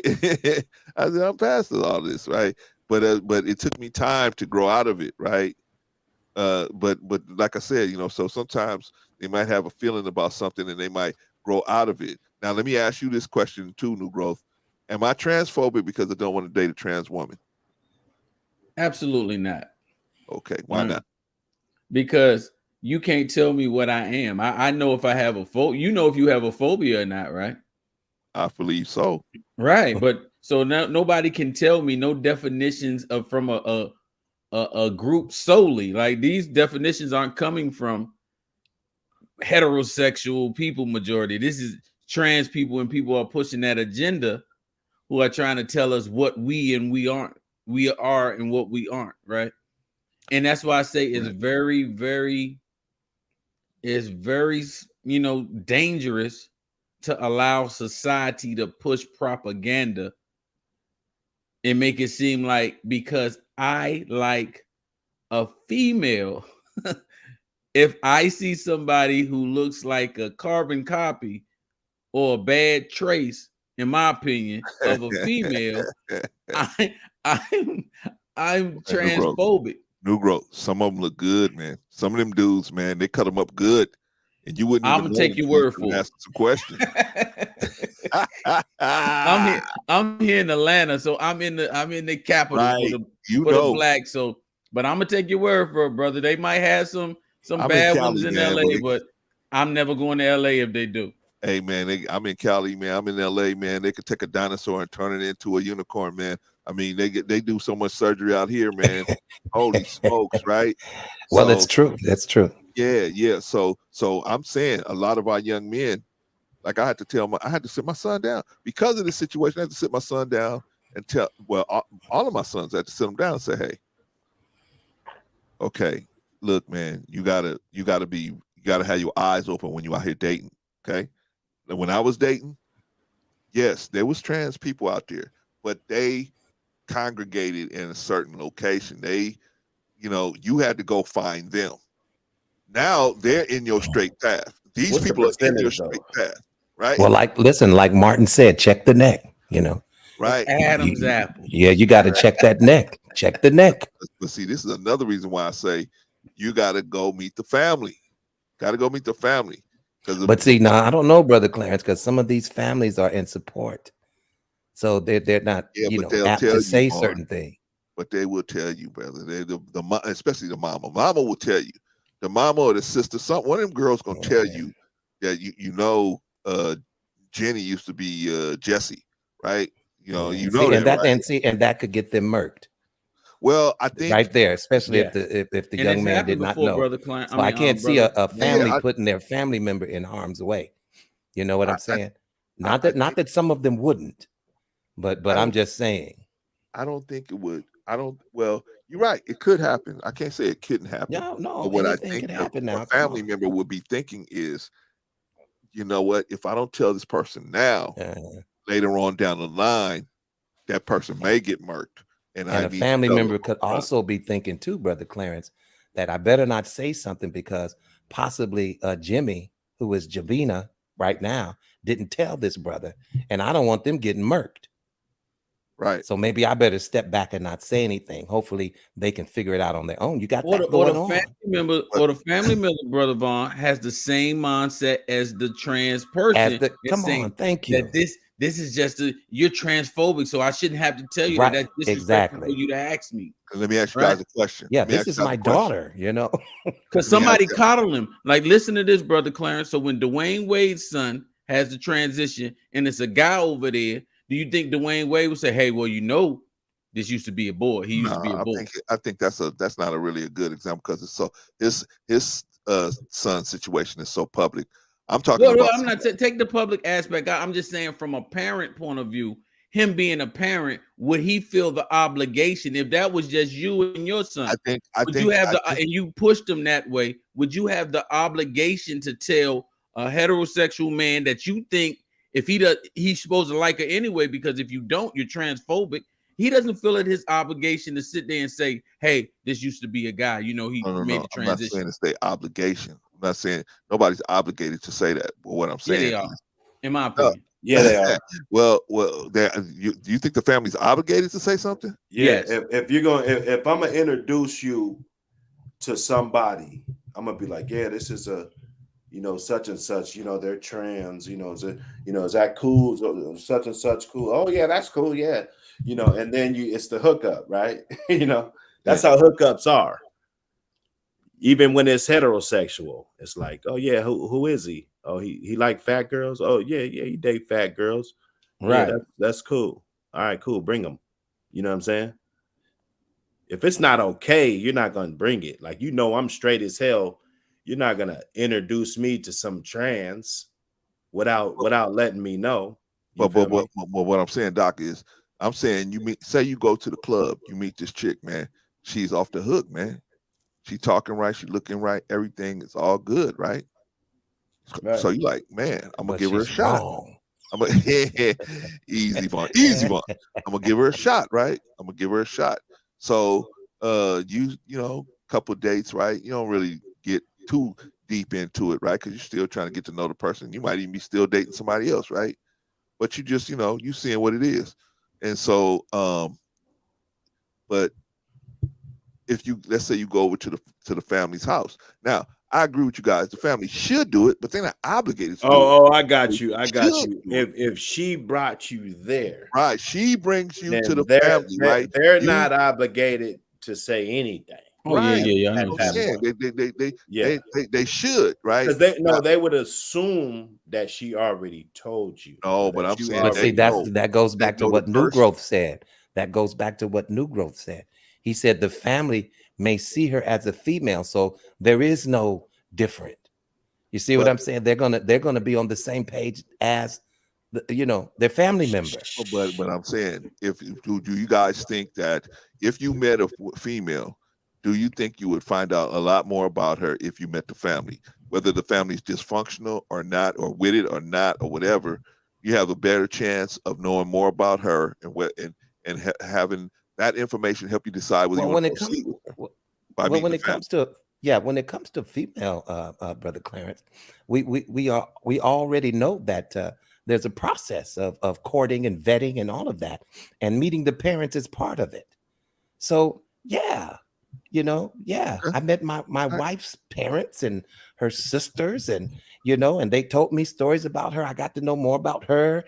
That's part of the whole vetting process when it comes to male and female. Let me give you a scenario though. Like Atlanta is like it's like a black college town. A lot of converts, majority of Atlanta haven't been born here. Like most of them are imports, right? So when you have a college setting, right? Like say I'm going to Morehouse and she's going to Spelman now, right? I don't have the ability to meet her family off the bat. You know what I'm saying? So maybe I can meet her family because she's from Connecticut, right?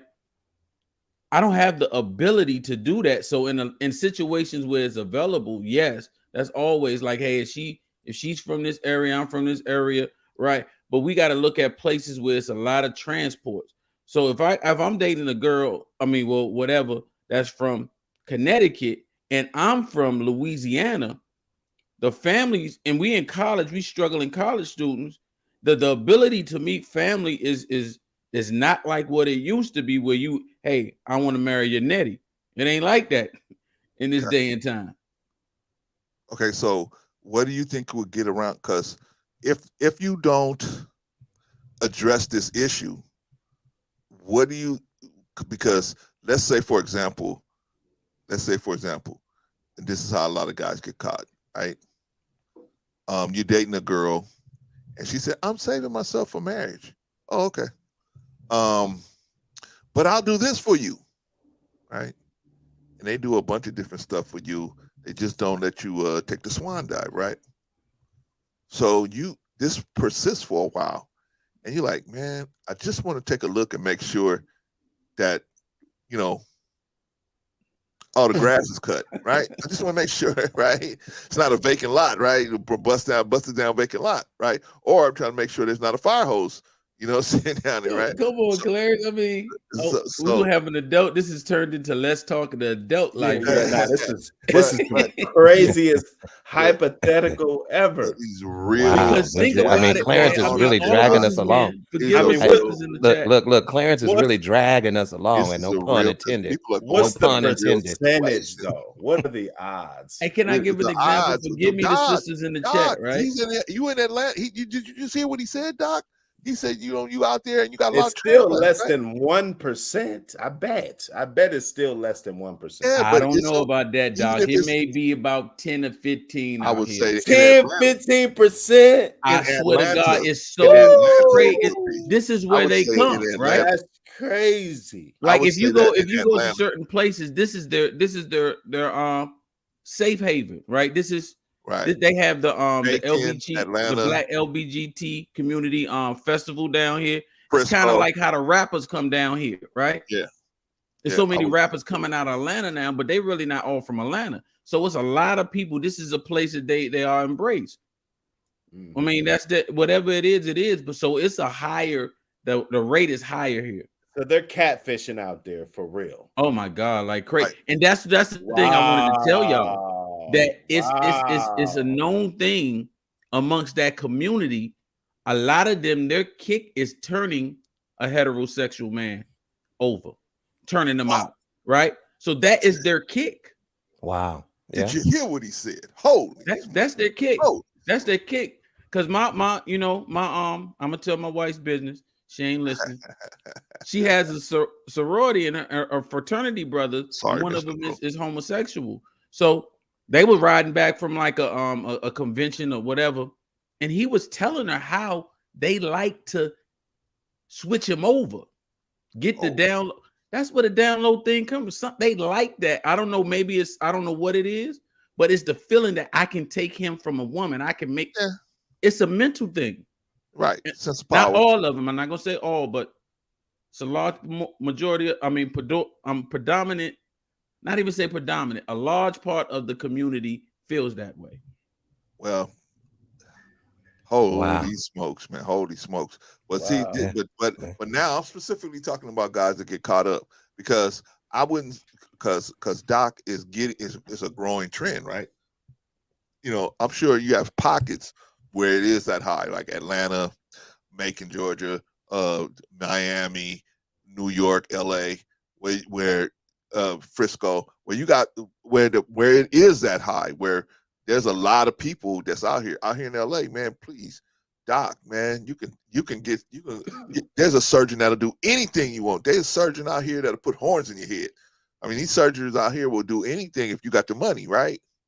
So I mean, they'll make literally and he's right. Literally put horns in your head. You know what I mean? They do you like what's the Spider-Man Dr. Octopus, man? They put arms in your back, right? I mean, you know what I'm saying?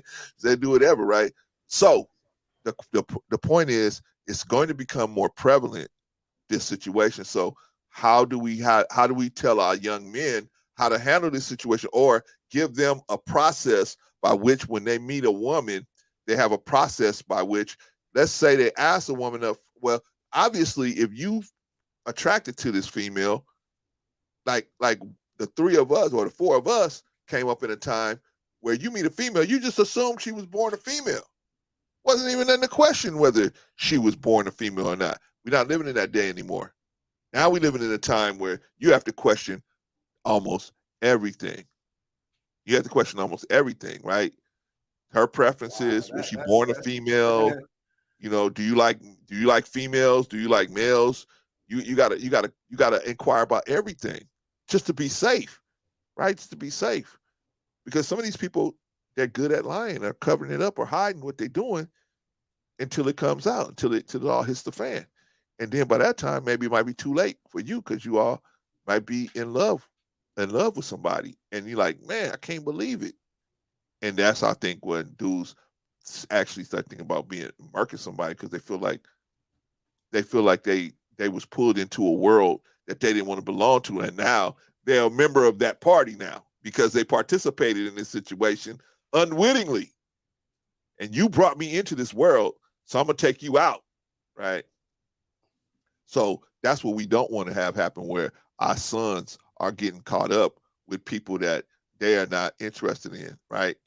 Because I think almost all of us as men, we interested in females that were born a woman, right? They got to get one and mold one, you know. A female? Yep. Yeah, but I'm saying, Doc, they think they molding a female, right? But they actually they mold the man, right? Right? Nah, not the one you grew up with. She ain't no man. You know what I'm saying? You know her. That's right.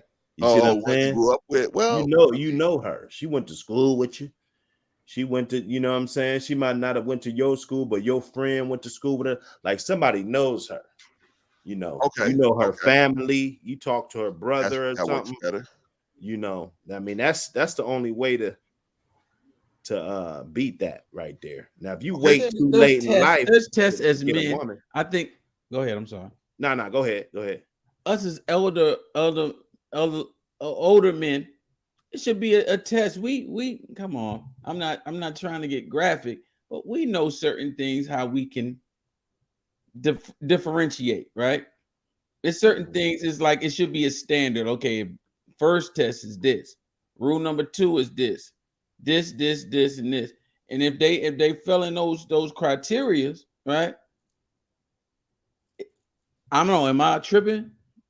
You don't get what I'm saying? No. I'm saying the same thing. I'm saying, okay, but what are those criteria? What are the criteria? I mean, well, like you said, well, listen, if they got big old hands, come on, we know what a woman's hands look like. See what I'm saying? And if they got real extra large feet, come on, we know what women's feet look like. Come on, have you ever milked cows? Not gonna try to do no long-term stuff. You know what I'm saying? And there may be some that can get away with the petite hands and the petite feet. Come on, but for the most part, come on. Have any of you guys milked cows before? Man, them women's hands get big, man. Your hands get big from milking cows, man. Yeah, but we don't date women that milk cows over here in LA. How do you know? This is not the country. I didn't, well, you know, like I said, I didn't grow up in the country like that. I grew up in the city. Man. You know, 2 to 1, she's not milking no cow. Milking cows. She may have done it once or twice. Man, they got strong hands, man. Yeah. But and then also the voice too. You know, come on, you got to really be in tune with, you know, a female's voice and a male's voice. You know, I think 9 times out of 10. Well, listen, even if you try to camouflage, you know, the male voice, and you're just saying, well, you know, I just thought I would. See, it's still gonna come out. Like, wait a minute, there's something weird about this voice. That's why I'm very adamant with our women to fall back from all this makeup, right? Fall back from all these head wigs, fall back from these BBLs. That's the part right there. Because you are even in the playing field for somebody to sneak in and take and compete with. Like, stop that, right? Well, you know, it's like, and I hate to almost say this. Well, I'm gonna say it, but I hate to say it. Really, it's like the you know, the women are taking on the characteristics of these drag queens. And I'm trying to figure out what's going on with that, you know, because you want your makeup to look like them. You're putting it on real heavy We can't tell if you're a drag queen or a regular woman because of the way you cape this stuff on your face. You know, and the wigs and the nails and the ridiculous eyelashes at times. You know, you can put on listen, you know, back in the day, you know, my mom wore eyelashes, but they didn't look like fur coats. You see what I'm saying? You know what I'm saying? So, you know, hey, listen, you know, it's crazy, man. It's crazy. But we are responsible to teach those of us who are parents. And I'm going to be doing a program this Tuesday on intellectual soapbox.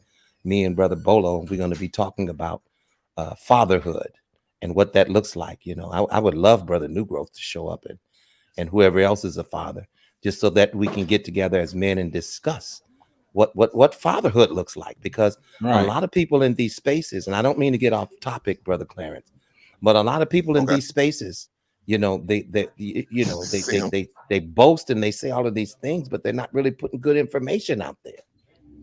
You know, and so it's my responsibility to raise my son. You know what I'm saying?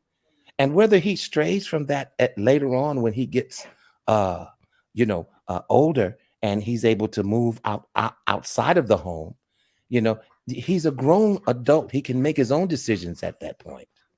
You know, but while you're here and while you're encased in this home, I'm still responsible to set an example for you. You know, and so we're going to be talking about some of those things. But hey, you know, I don't know if this topic will come up, but yeah, it's like how you got to train them up in the way they should go. Got to train these children up. Ask them questions, you know.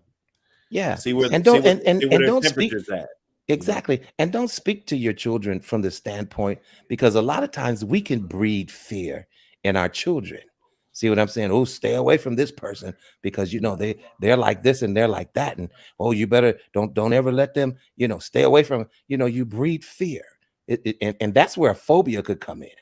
See what I'm saying? But you teach them about it, just like Brother New Growth said.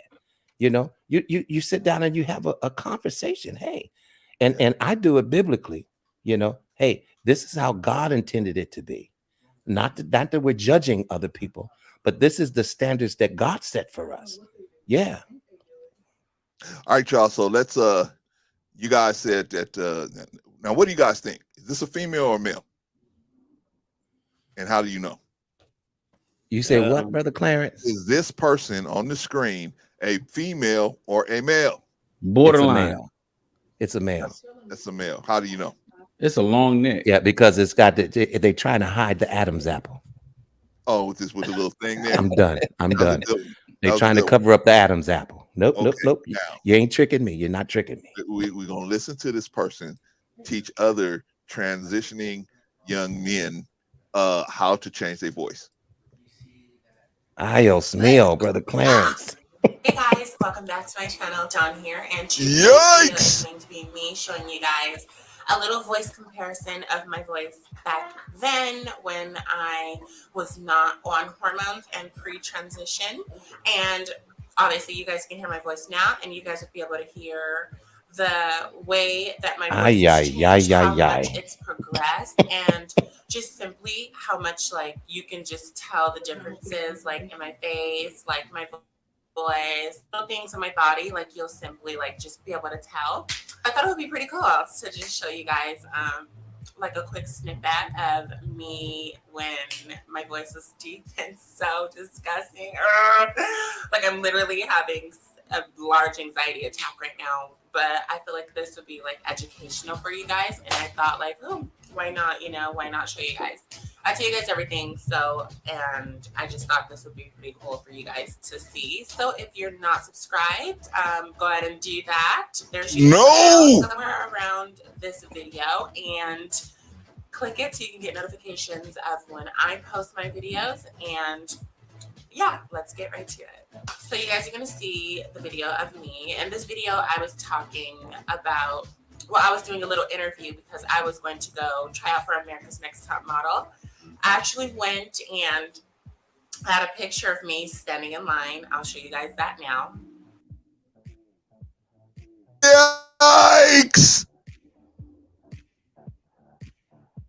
And so I was in line and I was just making friends with all the girls and stuff that were around me. And I actually tried out and I had to drive all the way to San Diego. My sister drove me. Thank you so much. I love you, sis. Mwah.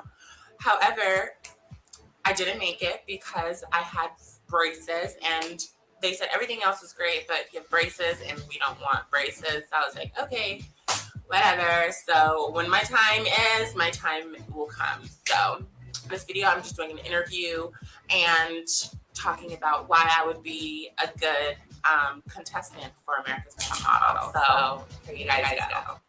Hi, my name's Sidon Smith. I'm 19 years old and I live in Duarte, California. Holy smokes! But moved here when I was the age 11. Modeling has always been a passion of mine. You know, growing up, I've always wanted to do that. I feel my most superior and in front of the camera. Okay, guys, I think we got the. I think we got the gist of it, right? But my point is, in today's world, bro, you know, they got a lot of different ways where they can fool these young guys, man. They can fool them, and so we need to have a structured way of dealing with women so that it's not to be offensive, but it's to just, you know, clear the deck from throw the apples back that we don't want, right? Not to say it's a bad part, this guy's a bad person or anything like that. Just way off the radar, right? Way off the radar. So how do we do that, gentlemen? How do we come up with a consistent plan? Now I'm with Dr. Hood on this. Okay. I think asking questions, because if you just keep asking questions, eventually the truth is gonna come out. Right? Right? It's like when I laugh sometimes when some of these people will say, you know, they such hard, like I see on other channels where there'll be a certain type of woman that's very difficult to deal with, right? But then they call themselves, they'll say, hey, I got all these marriage proposals, right?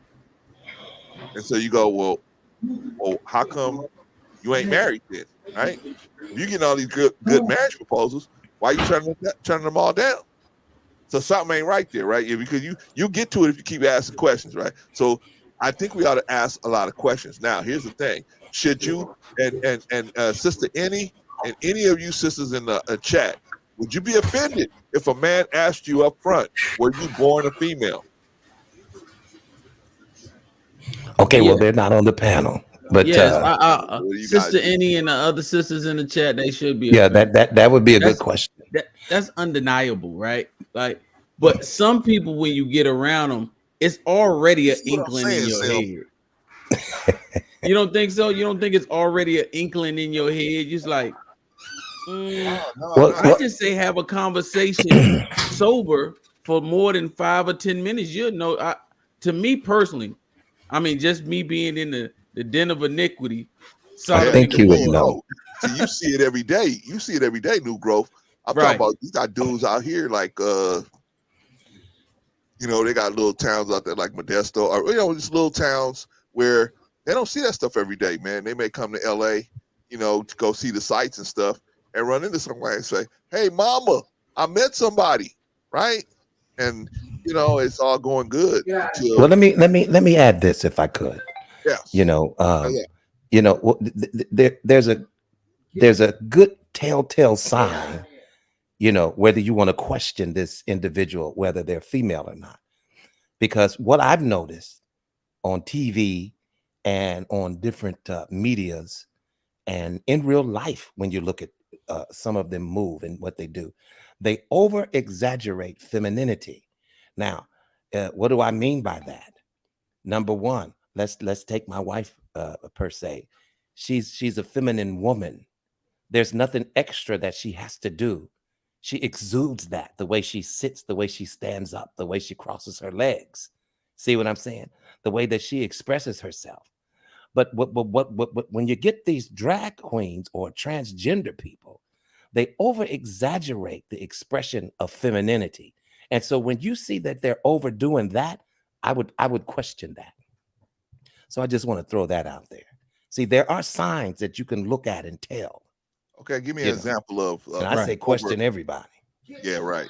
I You say agree with what that. now, Brother Clarence? I said, what like when you saying of this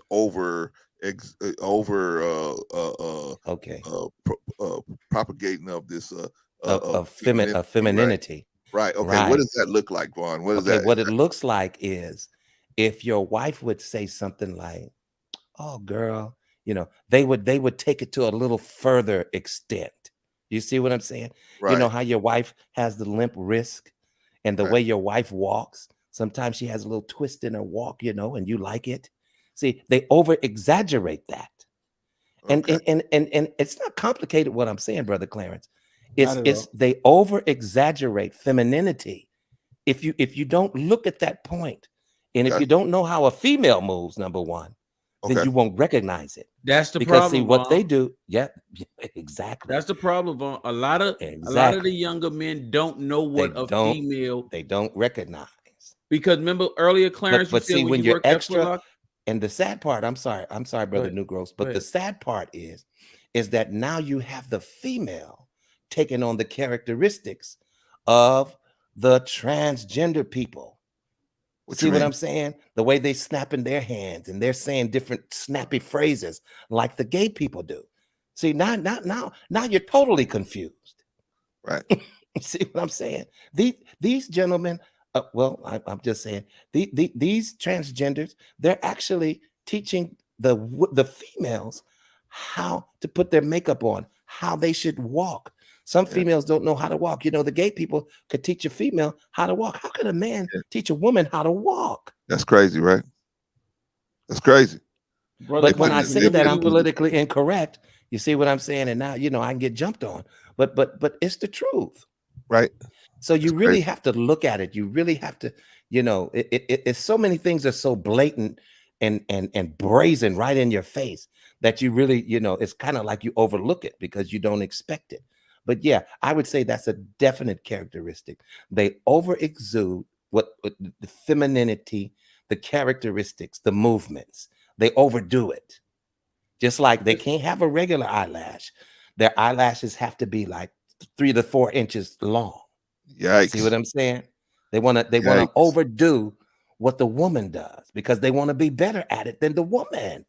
Yeah. Come on, am I right? Am I right? right. I You're agree. right. I agree with you. They I agree with see what I'm saying, and a lot of them think that they're better than that they do it better than a actual female. Come Right. on. Well, Like, I Brother mean, Clarence, remember you said that when you worked at Foot Locker, it was a certain type of thing that women exuded. It was like a smell. It was oh yeah, right. definitely. If our young men don't know that smell and then this and that, like for us, I think it wouldn't be that complex, right? We might get caught up in our visual sometime and say, "Oh," but after, I don't think it'll take that long. But like you're saying, No, is right it won't because take our that young long. ones haven't been raised in a There certain you way. go. So I don't know. And but Brother Vaughn was right. It's kind of like how you can tell. I know you in LA, you could tell a fake gangster. Right? Yeah, definitely. Same way, but you grew up on that. So the younger ones who didn't grow up on that, or me out here in Atlanta or in DC, we didn't know what it was really like. So anybody can come and perpetrate a fraud, and we can be like, "Oh, he really about that life. He really." You be like, "Man, come on, he ain't running that." So yeah. Maybe we just have to give them more examples of. Maybe the women need to. This ain't our battle. The women need to step up and start dunking on them. Well, and see, here's the problem too we're having with our women. A lot of these gay and transgender people are their best friends. Yeah. You see what I'm saying? That's who they go to lunch with. That's who they have coffee with. That's who they, you see what I'm saying? And they don't even know and they so eat with yeah, the and they enemy. all do the little snappy phrases and snap their fingers and girl and and so you see the woman is doing it and she's doing the same characteristic as the gay person. But they don't even see that they sleeping with the enemy, right? You going with these gay dudes and the gay dudes are soaking up the game from you, right? And they're even getting undressed, in front of these gay men because they feel like, well, you're a girl anyway. But you're not really interested in me. So I see you like a girl. Come on, ladies and gentlemen, what are we doing? But the gay dudes is with them and they getting the game plans from them, and they talking to them, and they seeing where they going wrong, and then they double timing on where they going wrong at, right? Like the girl will be like, "Oh, girl, I don't do nothing until the 9th date or whatever," right? So the trans dude is like, I'm gonna make sure I work with him on at least the 2nd date, at least if not the 1st date, right? They taking all their mistakes and they soak up the game from them. They don't even know they walking with their competition, right? You walking with your competition, giving your competition. It's like the Lakers going to lunch with Boston Celtics, right? They sitting down telling them, yeah, in the 4th quarter, Magic gonna be tired, man. So he's gonna just be going to his left all the time. You know what I'm saying? You just telling everybody what you're gonna do, and then you giving your competition the game plan, and then they go out and they crush you. But the question is, Clarence, if they giving it up on the 1st or 2nd date, do y'all think that a man, once he takes off the Christmas wrappings, right, and he sees he got a baseball bat? Oh no! You think they gonna do their shoulders and go? No. Oh well, we here now. They get them how to get them is they string them along. They tell them this. Oh, I'm waiting for I get married before I've been through that already. I've done all that already. I'm not doing that no more. I'm only going this far, right? I will do X, Y, Z, right? I'll those are the ones that end up getting murked. Right, I'll do this and that. I mean, I'm just being honest. But let me let the whole thing out. They say I'll do this and that, right? So the guy think he got to come up because I ain't got to put in no work. I can actually put in my work with my real girl, right? This chick is just gonna, clean the icing off the hot dog, and that's it. I don't have to really, put no work in, right? But eventually, I will want to, and eventually, and so the trans person or the gay person or whatever, they put it off as long as they can. So you mean to tell me that they just offer oral in the beginning? Correct. Is that against the law, though? No. What's that? That's not against the law. That's not. It's definitely against the law. It's against the law. Gotta be against the law. As far as I'm concerned, it's against the law. Oral sex against the law. No, I'm talking about Massachusetts. I'm talking about when you deceive someone like that. You're acting like and you're have a them to woman, partake. and you're really a man. Yeah, No, that's not against the law. There should be a law against that. Should it be against the law, Clarence? Huh? Should it be against the law? It should. I think it should. You should have to tell somebody. I feel like you should. Well, I like definitely if you're identifying as that, we're supposed to respect you for being that. Why aren't you identifying that? Oh, that's a great point. You identifying it when it's convenient, but you're hiding it when it's not. Right. Great point. That's a false pretense. Let me answer the question. It's actually fraud, right? But it's not against the law, right? Because you're not taking any goods from it. Yeah, we know it's not against the law. I'm saying it should be. But that's what I'm saying. I mean, I'm thinking it definitely should be. You should tell somebody up front. But I'm trying to think in my mind. I don't know how many dudes will admit that they slept with a trans woman and turned. You know how many have? You know how many have, Doc? How a lot of dudes have done it, and they probably scared to report. I'm gonna take this one to the grave, right? Right? They whoops, did this right. But what I'm saying is, I'm thinking in my head. Okay, let's say it should be illegal, right? How would you enforce it? But see, you should know what a vagina looks like. Are you looking at it? I mean, what are we doing? No. Are we looking at what we're doing? A lot of these guys, well, how they get them is they tell them up front. They tell them, turn the light on. Myself for marriage. See, I'm saving myself for marriage. Yeah, so that means to the guy, okay. They say that means to the guy, and of course the trans person or the guy, homosexual guy, whatever. He don't care that you having sex with the women still because those women are doing the heavy lifting. All that person got to do is, get the ice cream. So you're saying he's deliberately practicing to deceive? Correct. So that should be. I mean, so you still didn't answer the question. Should that be against the law? You should be able to sue an individual for that. I think there should be some law. It should. It should be. If there was a way to enforce it, But if What you it's mean? there's no way to enforce that. In other Why words, not? because you're not, because fraud, yes, you got to take something from somebody, right? And so, or you know, you got to deceive with the purposes of taking some type of asset from them, right? But in this case, you're not, right? You're not endangering their life. Now, if you have HIV, you definitely have to disclose that. I think it should be a sexual offense. It's impersonating. It's like impersonating a police officer, right? I feel like it is. Right. I feel like it is. But see, when you impersonate a police officer, that gives you certain the person that's gonna give you certain open up certain doors for you to do things above what the normal citizen will be able to do. Brother Von Erich said that there is a law for that. I think you could probably sue civilly. That's having sex against somebody's will. Yeah, but until you put it up here, then if you can put it up here, then maybe that's good. I don't know of any laws. I'm in California, man, where everything goes out here, and so they don't. Well, you know, Brother Clarence, listen, there may be a law that you're not familiar with. Right, there might be. Would you be able to agree to that? Oh yeah, definitely. Oh, okay, okay. I think you should tell. I think you should do it. I just don't see how it will be able to be enforced logically. I don't see how you can enforce it, because most of the guys that get caught up in something like that, they're not going to come just for the embarrassment of it. They're not going to come forward. So how would you who would even press the charge? That's what you know what I'm saying? Like, I think only a very. But it's not that you have to. It's not that you have to sleep with I know the person, I would. right? I would drag you through the mud. Well, yeah, I know I would. I would definitely do it. I'll take it on the chin because like I they know do what now. my intent was, and you hoodwinked me. See what I'm saying? And I'm gonna tell y'all how the trick women me. do out here in Atlanta.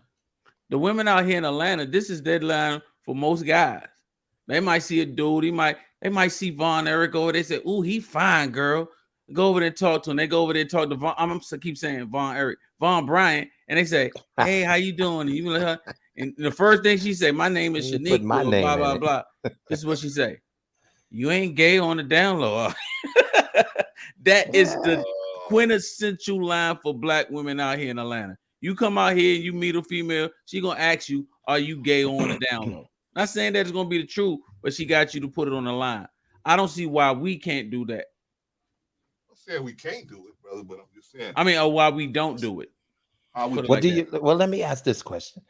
You know, and tell me if I'm wrong, but I have a strange feeling that you know, this group of individuals, you know, are on the rise, and they have, and it seems like they have a little bit more rights than some of us regular folks do. And I'm trying to figure out what is that about, and how can we address that, and what can we do about that? Because, wow, you know, from what I'm seeing, you know, hey, you can't say this about that community. You can't do this without that. You know, when it comes to that community, this community is protected.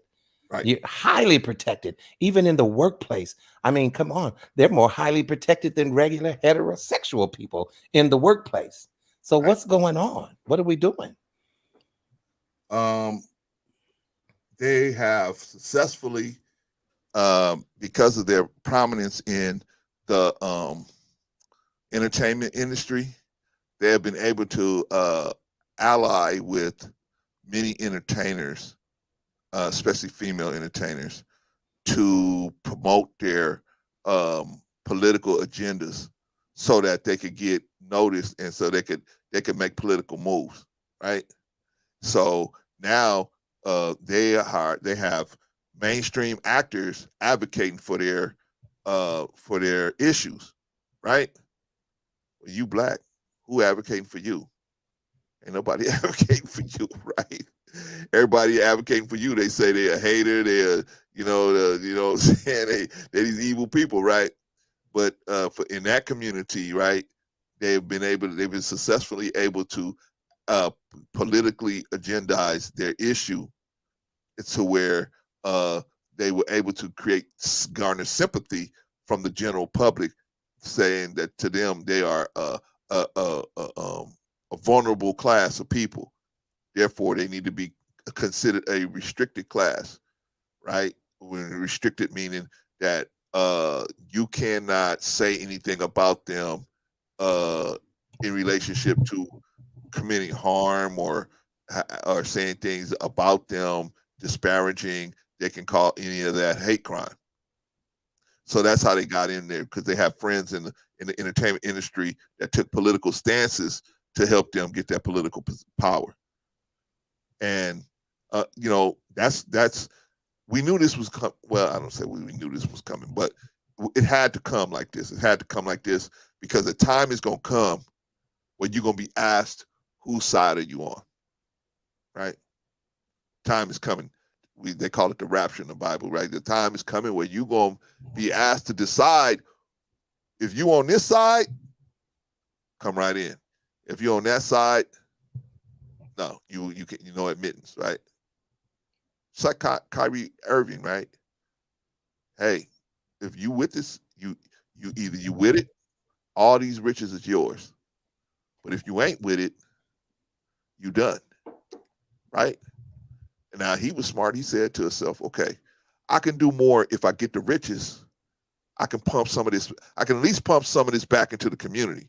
If I just walk away, all this, they're going to keep all this money.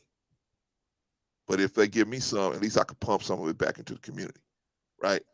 So we all be asked, you know, all this stuff is happening for a reason, in my opinion, because at some point, we're going to all be asked to see if, you know, if we with it. Are you with it? Well, you know, like they tried to do Lot. Hey, no, man, we don't want your daughters. You got some dudes around here? Right? You know what I'm saying? So, you know, they was, you know, it's unfortunately, that's where we're going, in my opinion, gentlemen, is we going to a place where if you're not with the program, man, you know, you ain't going to be able to, you know, like in China, they had a thing where certain stores won't let you in unless you got a certain amount of likes on your Facebook or whatever, right? It's just crazy stuff like that, but it's coming. All this kind of crazy stuff is coming down the pipe. So we gotta be out here teaching these young dudes, man. Hey, you know, it's all kind of stuff out here you can get caught up in. It's all kind of, and it goes back to what we were talking about in the beginning. It's all kind of stuff you can get caught up in out here, but don't think it's too much. There's always somebody you could talk to. There's always somebody you could talk to. I'll put the number down there again, and you could call that number if you have any issues with your health. But you know, it's always somebody. But the marking, self-marking, was like I said, sometimes the pressure of a wicked world can get to us if we don't know how to reach out and grab God's hand. The pressure of a wicked world can get to us, man, and then we can feel like we all alone. When we got a God is standing right here saying, all you got to do is take a step to me. I'll take 2 to you, right? But anyway, yeah, that's a whole nother thing. Okay, gentlemen, I'm at 4 hours.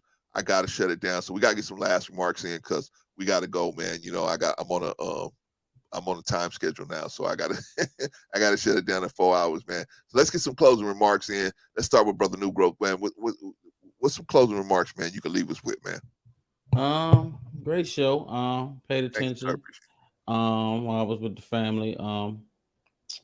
And like I was telling Sister Annie in the chat, you know, I was going through a little spot before I was blessed with my children, and me and my wife didn't even know, but it was just a slight type of emptiness that'll creep into your life, and it's rudimental, and you feel like everything is mundane, but you don't know it's depression. It wasn't like I was feeling like, I don't want to be here no more. It was just like I think Brian was describing an area, just kind of like in-house, not doing too much, just really reserved.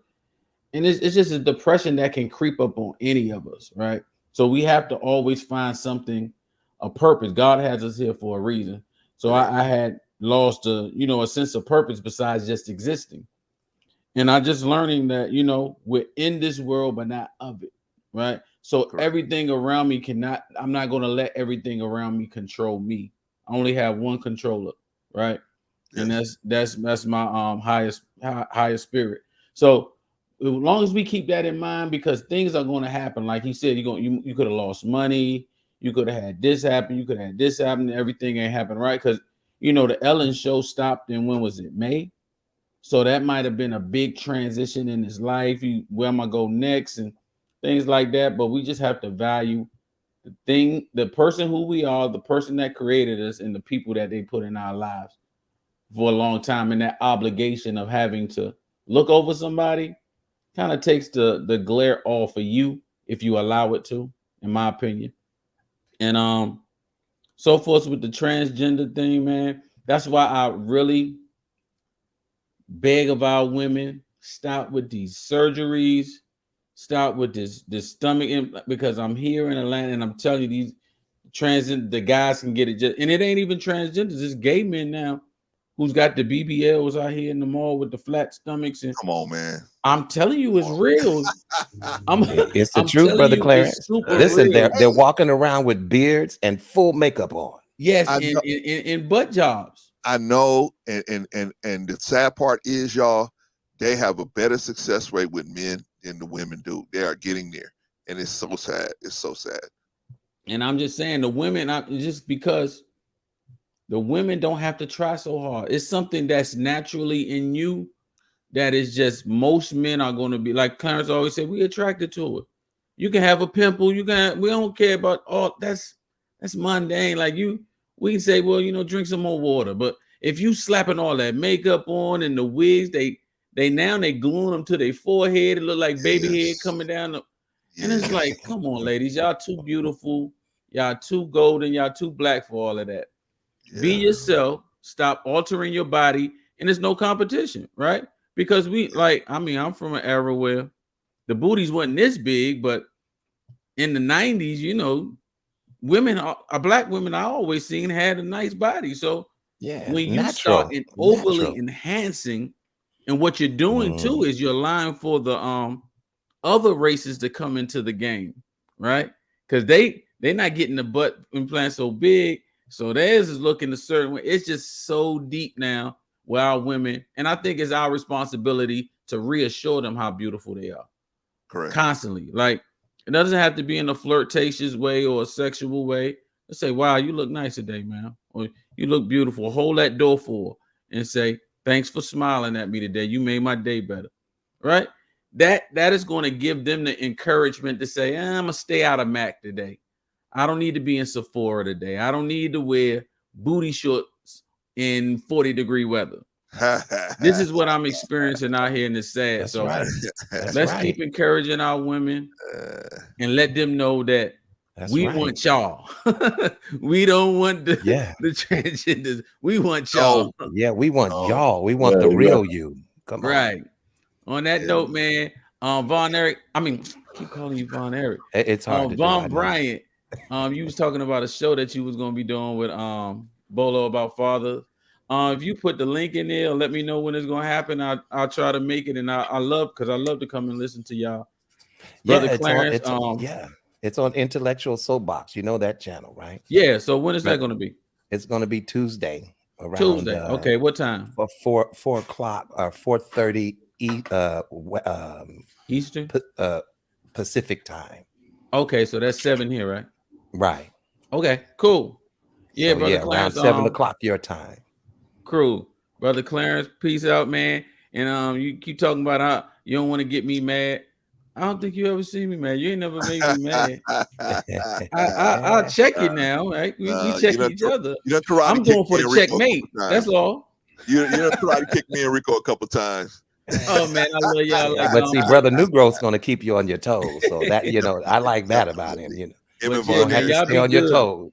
Yeah, Doctor, the great doctor, man. Peace and love, man. Y'all be great. Thanks, bro. Okay, New Growth. See you later, brother. Appreciate you, man. All right, that was Brother New Growth. I'm gonna put you down, brother. Yeah, Brother New Growth. Shout out to him. And that's another brother, man. Vaughn, we got to keep pushing that brother to get his own channel, man. We got to keep pushing that brother, man, because he has his own way of delivering his information, man. And so, by the way, I subscribe to you, Doc. I got to go back over there. I haven't seen any of your videos in a while, but I got to go over there. I subscribe. Oh, no, thanks, man. But Doc, you already got your channel, so I can't say. But if you had a chance, going over to Doc, do you still put videos up on your channel? Yeah, I be doing a lot of stuff over there. Okay, yeah, going over to Dr. Hood and check out It's Dr. warming Hood. up. It's warming up. You know, you Okay. got to put in the work. So I've been putting in the work. Definitely, bro. Look at me, man. I've been doing all this work, and all we got is 600 subscribers. Well, almost 700. So let me stop, man, because Yeah, I'm the numbers are going up, brother. Thankful to God, man. I got some good people with me, brother. So, you know what I'm saying? We'll promote your program as long as I know you still doing it. But, you know, I'll promote your program, man. So shout out to everyone. Now, what kind of stuff do you put? What kind of videos do you do, Doc? Do you do like I'm all over the place. I'm all Okay. over the place. Okay. I'm trying to merge the younger community with the older community, and you know, I'm trying to lure them in the door. And as soon as we shut the door, we're gonna tie all these young dudes up, and we're gonna give them a little bit of knowledge about who they really are. And, you know, so I might have a little something controversial. We might be talking about women or something, but that's just to kind of get them in the door. You know, I don't want to come at them with the straight up, you know, we can't have fun kind of energy. You know what I'm saying? So, you know, we could talk about whatever men things, you know, and like we say, if it's all about vetting, you know, we got to know what type of woman we want and what type of, I mean, you know, when it's serious. Now, when it's play, you know, that's one thing. So my thing is to kind of distinguish the difference. This was a good conversation. Talking about deleting. You know, check on your family, check on your people, check on your loved ones. Make it a habit. You know, the C-19 and everything, it kind of brought people farther and farther apart. I think social media is bringing families farther and farther apart. You know, I don't have to see you every birthday anymore. You know, some family members, I don't even have to call them. I just type it on their Facebook, and you just expect everybody to be okay, you know, on social media. So just with that situation, just check on people, let them know that you still there for them, and, you know, maybe talk about some of the old things that you used to talk about, hobbies, and, you know, all those different things is good for mental health. Okay. Exercise, stuff like that. I mean, you might be feeling terrible, but you'd be surprised. Just take a good walk or something, you know, and make you feel a whole lot better. And just keep dreaming. You know, I don't think I tell people, just because, let's say somebody was in the stock market for 20 years, just because they're broke, that doesn't mean that they don't watch this market. You know what I'm saying? Stay after your dreams, even if you don't got it, you know, stay after it. It'll inflame your ambition, and you'll be able to, you know, get that motivation back. So the trans situation, you guys kind of scared me, man. I was like, dang, is it this bad out here? It's bad, brother. It's bad. It's that bad, brother. It's that bad. I'm kind of an old school guy. My woman, we kind of grew together. You know, I'm a couple years older than her, but she was one of the draft picks, good grades. You know, I wasn't that great. I was very smart, but, you know, I got kicked out of this school, that school, running around with the crew, and, you know, I did it all. You know what I'm saying? Yeah, so we understand, brother. We understand. So I knew though that I at least knew that my woman couldn't be a part of that lifestyle. You see what I'm saying? We can't have both of us running, you know, doing that. So just the type of women, and let your sons know, you know, like, hey, you know, that right there, yeah, that song right there, they're doing all of that, but this is just for this.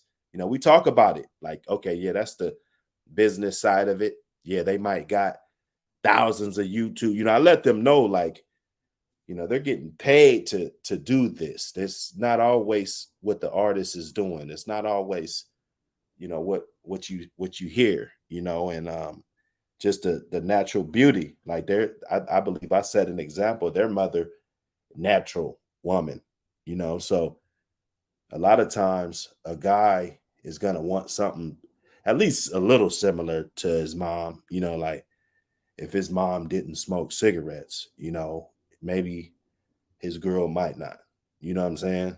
Or maybe she will, but I just think, you know, you kind of tolerate things if your parents is doing that. So if your mom running around with wigs and stuff all the time, then 9 times out of 10, the daughter is going to be doing the same thing. And then the son is going to be cool with that. And then, you know, the trans, they got to do all kind of modifications and stuff. So, you know, if you're not on the natural kick, I think you'll be more subject to getting catfished, you know, by somebody that, you know, so just certain things, man. I talk to my sons though all the time, even if I'm just joking. If I see a pretty woman, or I was at one of my daughter's graduations, because they're still young. Okay. I got a 14, 12, a 6-year-old. You know, they still young. So Yeah. I told one of my boys, we were at a graduation. They had about 6 kids, did the, you know, the valedictorian, you know, award. About 5 kids in the whole school maintain a 4.0 through the whole thing. You know, there's a couple dudes, there's about 3 females up there. You know, what people would say in these spaces, you know, oh, she's a 6, she's a 5, you know. I told them, I was like, see, that's the one you want right there. You know what I'm saying? Like, I know all of this other stuff, and it might seem glitter, it might be gold, but you know, this girl maintained a 4.0 through her whole high school. She's going to go to a great college. She, you know, her future is going to be bright.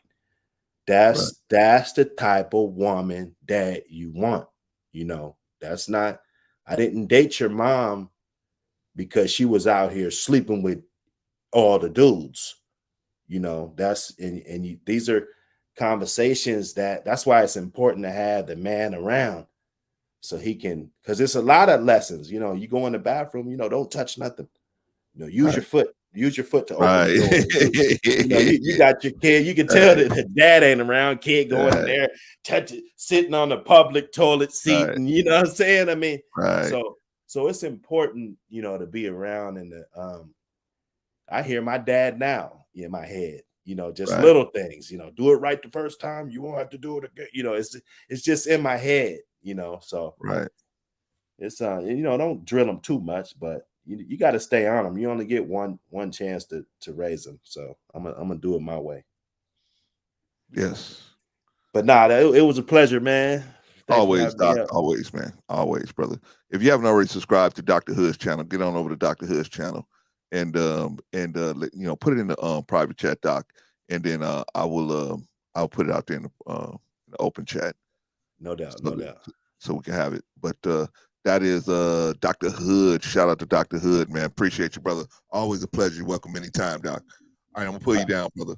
All right, that's Dr. Hood.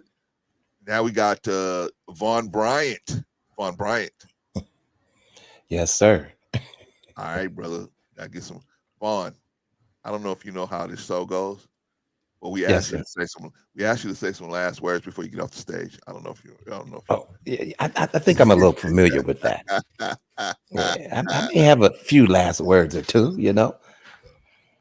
Yeah, man. Listen, brother Clarence, great show again. You know, I came into the situation and we were talking about self-deletion, and you know, I don't believe that it was that we were at odds with each other. I thought that you know, I was kind of understanding your viewpoint and you were understanding mine. But nevertheless, I believe that both of us made some very good points. Yeah. I think that you were, well, let me say, I'm sorry to interrupt you again, Vaughn. Okay, go ahead. I'm just going to say my feelings, because I don't think we were at odds with each other. I think what it was you were just making sure that I wasn't, you know, that the way I was presenting the information wasn't in a way where people could take it the wrong way. That's what I feel like you were coming in saying, because and I meant that for everyone. When I know you know I wouldn't try to do that on purpose. Yeah, no, I know. I'm listening to you, and I know that's the way I took it. Character. Yeah. So that's what I'm saying. I never thought we was at odds. I just thought that I took it like you was just trying to make sure we was not going to be offensive as we were speaking about. Yeah, exactly. You know, exactly. I didn't want anybody to take, you know, anything the wrong way, but Yeah, man. In regard to the conversation, it was a great one. You know, Sir. like I say again, you know, my heart, man, is just grieved with the fact that this brother has left us the way that he did. You know, and I can't stop thinking about his family. How because he's gone, he's not even here. But how, you know, those that are left are the ones that are affected. And a lot of times when we contemplate taking these actions concerning our lives, you know, self-deletion, we're really not thinking about the consequence that the loved ones are going to face, because we are very much focused on what we're going through, what we are going through, or the individual is going through at the time. You know what I'm saying? Some people say it's a very selfish act, and I don't want to use that type of verbiage, you know, because some people just get to a place where they just can't go any further. You know what I'm saying? And what a sad space to be in, you know. And I'm glad you were able to open the topic up.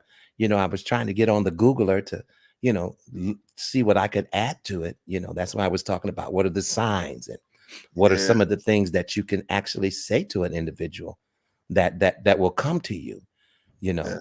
But hey, man, I would just like to say this. If there's anybody out there in the sound of my voice, you know, and listen, you're just fed up and you're tired, you can't go any further, you can't fathom living another day, and you feel like your life is just hopeless, and there's no way out. It's unbearable. You feel the weight of the world is on your shoulders and you don't know how to cope with it. Please, if you could just hear my voice, reach out to someone. Don't just hold that feeling in, but go and speak to someone. Go, even if it's a loved one, whoever you feel like you could confide in at the moment, you know. But before you make that decision, please reach out to someone and at least, you know, get that off your chest. So someone at least knows what you were going through and what you were feeling. You know what I'm saying? And my prayers go out to any of you who are in this space of where you just feel like there's no hope, you know. And yeah, Brother Clarence, you know, the very serious topic this is, this self-deletion, man. Yeah. You know, and our young people are doing it. Our teenagers are really suffering. Listen, you know, I look at my son and he has little bouts with depression. And, you know, we all did when we were teenagers, of course, you know, because we're still trying to figure life out. You know, that's a hard time for a lot of our youth is during that teenage, you know. So my eyes are on him, and, you know, and we just have to stay prayerful, you know. And so the last thing was, you know, you dragged me, no pun intended, ladies and gentlemen, no pun intended, but he dragged me into that, you know, the see that one coming, transgender y'all. conversation. He came in here fussing at me about the first thing, right? And then, whoa, I hit him with that one, right? So now I'm obligated to carry on. You know, and so now I'm trying to figure out, okay, now what can I do? Because, you know, I don't want them shutting my brother's channel down, or, you know, you did well. Sending their hives after us, you know, because they're good at that. Everybody did well. Everybody did a great job. Yeah, you know, just sharing opinions and thoughts and different things like that. The conversation really was very beneficial. So both topics were great. And hey, like I said, just continue to do what you're doing, man. I'm in full support of what you're doing. And if you need anything, let me know. I'm here. You know, I'm here. And are you gonna be able to come on Tuesday on Intellectual? I know you got your programming. I'll be there. Well, you might go a little late, so you might miss it. No. I'll go early that day. That day I'll go early, so I'll get off in time. I can get something to eat, and then. Yeah, because you know what, your perspective would really be very informative, because you have boys, you have children that you've raised, and all of the different phases that you've gone through. And a lot of people in this space, you know, they talk about fatherhood, but you know, we're really not getting no good conversations about it if you look at it. You know what I'm saying, Brother Clarence? I hear you, brother. I hear you. I see it. Let's do shake my head too, brother. Yeah, you know, and so I would love to have you on that one. I believe Uncle Stu has agreed to come out and be a Okay, part of that good, as well. good. Hope he's You doing know, well. Hope yeah, he's doing and well. so yeah, but that's it for me, man. Thanks again for allowing me to come up, and yeah, man, God bless. Hey man, hey, thank you, Vaughn. Appreciate you, man. Your help is always needed, man. Appreciate you. By the way, I'll probably be calling you and Sister Annie tomorrow because we gotta do something about these backpacks. We either gonna send them back or keep them or Yeah, you whatever. got to do that quickly too, because Yeah, yeah. don't sit on that. So I Yeah, want get to so I them. want to talk to y'all about that tomorrow. Yeah, And so and there's a way that you can do another order and then send those back. right. You see So what I'm saying? And get a refund. So that's it's not complicated. We're gonna right. take care of it. We're gonna take care That's of it. we'll talk about it tomorrow, brother. Appreciate you, man. All right, brother. Well, good night. God bless you. Enjoy your family tonight and everyone in the sound of my voice. Peace, blessings, and prosperity. All the same to you, brother. Appreciate you. All right, y'all. That's Von Bryant, y'all. That's Von Bryant. Von Bryant. I'll pull you down, Von. All right, that was Von Bryant, y'all. I knew I was in trouble when Vaughn came up here, man. I could see, but I could see the steam coming up from Vaughn's picture down here, right? But I understand. Vaughn just don't want me to get in no trouble, man. I understand. So I appreciate him for that. All right, y'all. So but because sometimes I say stuff and I'm so far ahead of people's feelings, sometimes I don't think about how what I'm saying is sounding, and I'm just because I live in the mathematics, not in the feelings, and so sometimes I need people like Vaughn and Annie and Jill, you guys come back and tell me, hey, wait a minute, Clarence, you might have hurt this person's feelings if you say it this way. Might be a better way to say that, right? So, I'm not too big to look at it that way. You know what I mean? You might, in other words, you might get more for your buck if you say it this way, Clarence. Okay, I get you. I get you. You know what I mean? So, because my heart is in the right place, but maybe my methodology could use a little tune up, right? All right, y'all. So that was Von Bryant, man. Like Vaughn said, this is a national helpline. You call this number and you having some type of mental issue, or you feeling depressed, or you feeling like, man, you know what? I'm seriously thinking of things would probably be better if I wasn't here. And we've all kind of felt that way at some point, but some of us, most of us, when we get that thought, most of us, when we get that thought come across our head, it just goes in one ear and out the other ear. But there's some people, man, that thought swirls around in their head. They start looking around at the situation that they are involved in because things have gotten so out of hand, right? That's why I use the serpent and the dragon, right? In Genesis, you're dealing with a serpent, right? Easy little thing to deal with, right? All you have to do is just not listen, right? And that thing is gonna go away. You're not pumping no air into it, right? But then by the time you get to Revelation, now you're dealing with something that's way out of hand. You don't have the option of not listening. You don't have the option of not listening is death, right? This thing will crush you if you don't do what it tells you to do, right? That's what the society that we live in. It'll crush you if you don't go along with this. It'll crush you if you don't go along with that, right? So, so we want to get to things. We want to keep things simple so that we know, who the enemy is, when to strike, and when to retreat, and when to move forward, right? But we can't know that. We don't even know who our enemy is. We don't know what the enemy looks like. We don't know how the enemy is going to present himself, right? We gotta recognize this stuff. Anyway, let me get off of that. So we talked about real quick. We talked about what did we talk about, y'all? Oh, we talked about uh the brother of Twitch boss marking himself. Unfortunately, man, prayers go out to him and his family, man, to his family rather, and hopefully, like I said, they're able to recover from that situation and his children. I would not know what to say. How do you explain something like that to your children? How do you sit your children down and explain something like that to them? Shout out to that lady, man. I hope she's able to figure something out to say to them. And same thing goes out to this guy, Kent Stermon, man. You know, unfortunately, man, he did some things that he probably felt like, hey, the government was closing in on him, and you know, it was just a matter of time before his whole world was going to be turned upside down, and he just felt like, man, you know, probably better if I'm just gone, right? It's sad, man, because sometimes the pressure's so great, for whatever the reason, right? I know I was using the earlier. I was using the excuse because this is how most men get caught up. Most men get caught up behind women, right? Most men get caught up behind women. So I was using that example in particular, but I wasn't trying to say that every situation revolves around a woman. I was just saying that, you know, we take this for an example, how things could get all caught up, and the next thing you know, you have so much pressure, right, from all the different sides, right? You might be gambling, and you got the pressure from the people you owe. Then you got, you know, the pressure from the desire to gamble, right?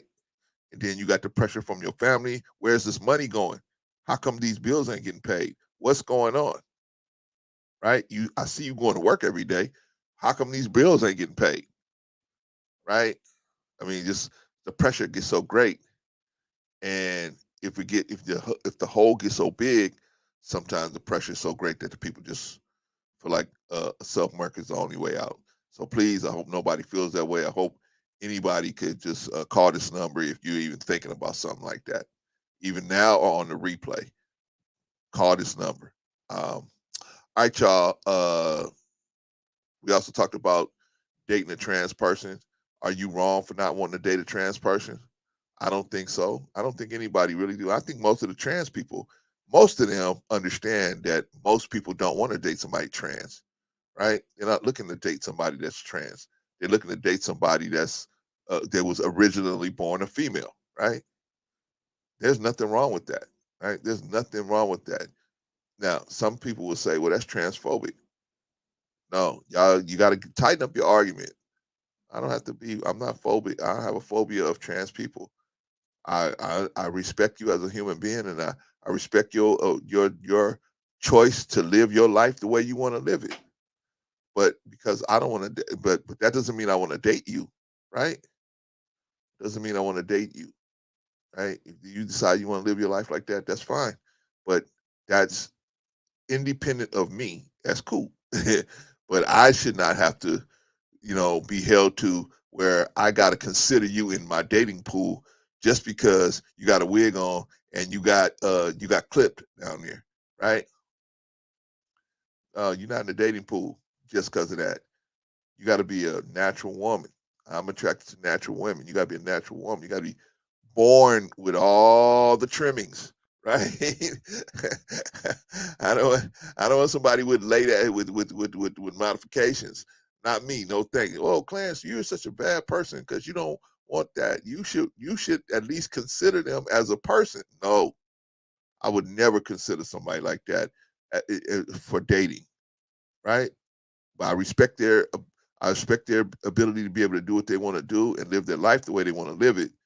But you should also respect mine, because my preference is women born female. I don't want to deal with nobody that was a conversion, right?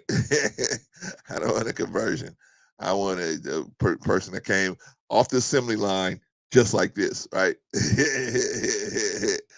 Now, there's some guys that don't care, right?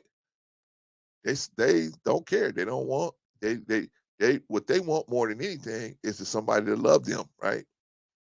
And this same sex person might love them, so that's what they want, right? That's not enough for me. That's not enough for me. That'll never make it, man. That'll never make it with me, ever. You know what I mean? That's my preference. That would never happen. But anyway, that's me talking. That's me talking. But you know, like I said, you know, y'all, we not never encouraging no violence against no one, no prejudice against no one, no evil words spoken of no one. You know, we just saying, hey, look, you know, you live your life, but don't get mad at me because I don't have a desire for what you selling. You know what I'm saying? Just because you out here selling pots and pans, and I already got pots and pans in my house. I got real pots and pans, and you selling me, spoons and knives that have been converted to pots and pans. I don't want those. I already got I got real pots and pans in my house, right?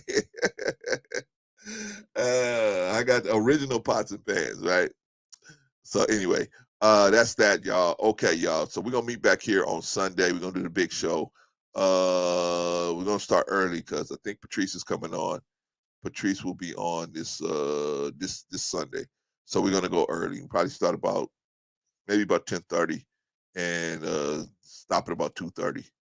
We'll see. We'll see how it goes. We try to cut it off about 4 hours, maybe 3.5, and then start wrapping up about 3.5 hours. All right, y'all. Let's see. Sister Annie, call you tomorrow. How you guys? Me and you and Vaughn get on the horn.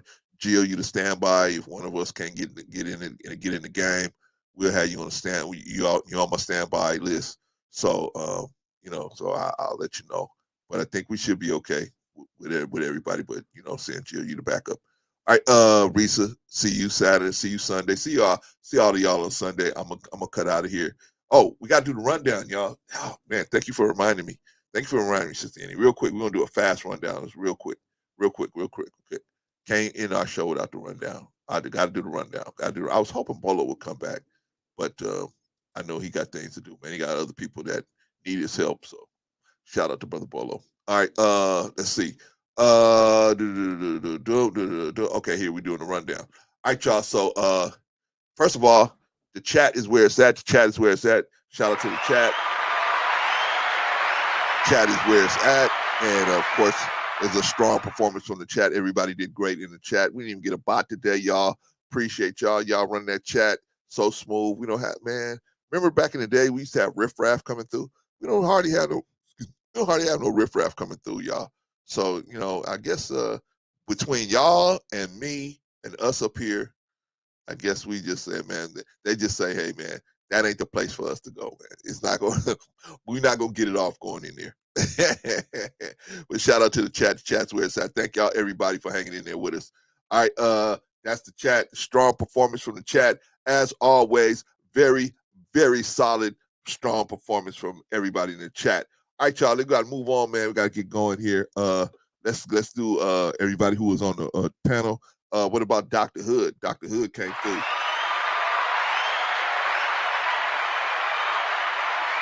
The good Doc came through, man. And, he always has good takes, man. Very smart dude. But don't get it twisted. You can tell Doc got them street smarts, too, man. He got them street legs. So you can see, man. I done talked to a whole bunch of dudes, and I already know. I can tell when a dude got them street legs on him. You know what I mean? He got them.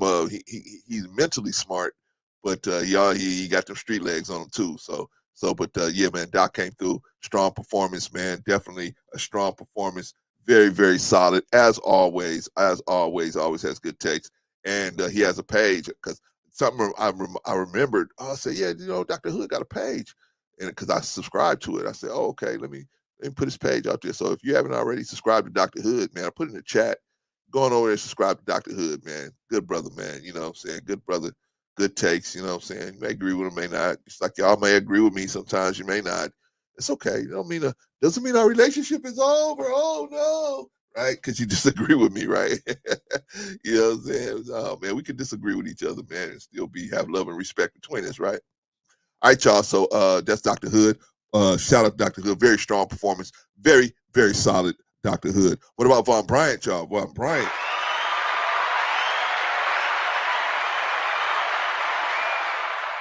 Vaughn came up. I can see smokes coming up through Vaughn's avatar. I see smoke coming out of his ears, right? Hey, Clarence, wait a minute. Hold on, man. Hold on. I said, oh, okay, Vaughn. I said, but Vaughn, I'm just trying to, Vaughn, no, hold on, Clarence. Hold on, Clarence. But I understood. I didn't ever take it like we was at odds with each other. I just took it like he was trying to protect me. That's how I looked at it. I like my older brother trying to protect me, right? I want to say my younger brother, right? But my brother's trying to protect me, man. He just make sure I ain't coming off, wild style. Like, I really, you know what I mean? And I got so caught up in what I was saying. Maybe I didn't see it. Maybe I didn't see myself coming off like that. So So shout out to Vaughn. Appreciate y'all. And the rest of y'all that tried to say something to me. Appreciate y'all. All right, y'all. That was Von Bryant. What do y'all think about his performance today? Very, very solid. Very strong. Very solid as always. Very strong. Very solid as always, man. As always. Very valuable helper, man, in this cause of getting these backpacks together. Very valuable. Okay. That's Von Bryant, man.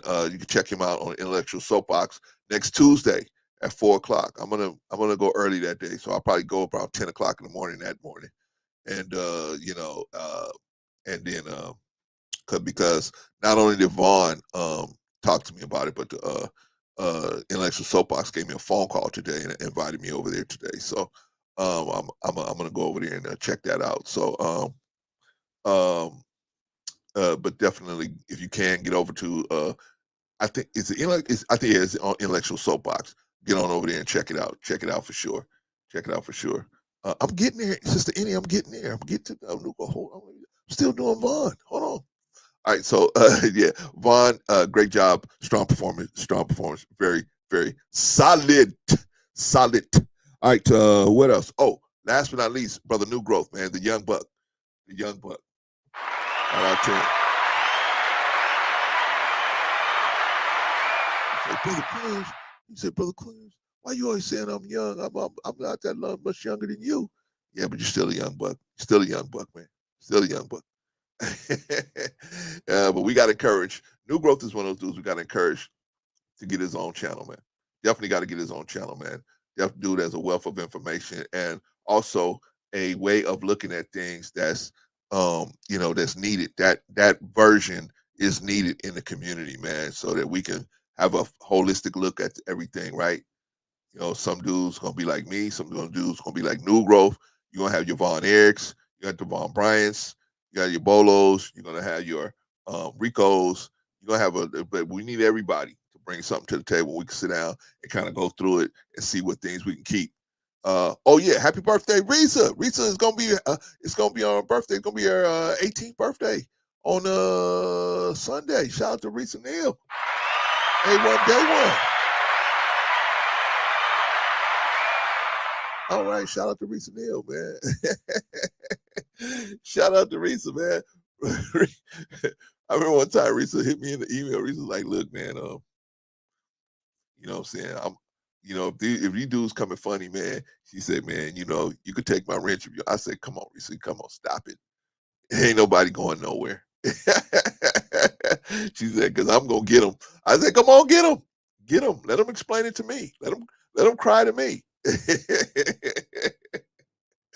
Shout out to Risa Neal, man. You have many, many more birthdays, many more birthday anniversaries, many, many more. Let's see. I think did I get everybody? Did I give New Growth? Did I give New Growth a strong performance? I know you did, Sister Annie, but did I? Did I do that? Oh, Jill, you gave him a strong performance. Did I do it? Okay, well, I'm gonna give it to him again. Very strong performance from New Growth. Very strong performance. Oh, your birthday's today, Risa. Oh, happy birthday. She said, bro, see, I'm old. That's all right. It's a grace and beauty in being older, right? See, you know what I'm saying? We slip into it gracefully, and that's what we hope we do, man. Slip into it gracefully. So that's all right. That's all right. Because I know I'm old. But shout out to you, Risa, man. Whatever you got going on today, I hope you're able to get off whatever you want to do this whole weekend, man. And just have a time for yourself and enjoy yourself, and be able to thank God that that He was able to give you all these years to reflect and be a guiding light for those people that's in your life, and those of us that see you as a guiding light over here. Appreciate you for everything. So I wish I would have remembered your birthday was today. I would have sang you a song or something, right? We would have did Stevie Wonder happy birthday. Happy birthday. We're gonna get you on Sunday. We're gonna get you on Sunday. See, I be thinking. I be thinking. All right, happy birthday, Rita Neal. Happy birthday, everybody who's there, whose birthday is even close to right now, right? All right, y'all, we're gonna come back. I gave New Growth a strong performance and a solid performance, right? Jill says strong performance, bro. See, thank you, Jill. Strong performance for all y'all in the chat. Jill, Risa, Vaughn, Sister Inne, Sister Innie. Who else? Who else in the chat? Anderson Newgrove, Von Eric, everybody in the chat, man. Sam, everybody in the chat that hung out, man. Appreciate all of y'all. Southern Bell, everybody, man. Dr. Hood, who else? Everybody that came through, man. We appreciate all of y'all, man. Appreciate all of y'all. See, our numbers are so small right now. I could thank everybody. One day our numbers might get so low, I can't thank everybody. I just have to go thank you to the chat, right? But shout out to everybody, man. Appreciate y'all. Okay, y'all, I'm out of here. Really, for real. All right. See y'all on today's Thursday, Sunday. All right, peace. Love y'all. Peace.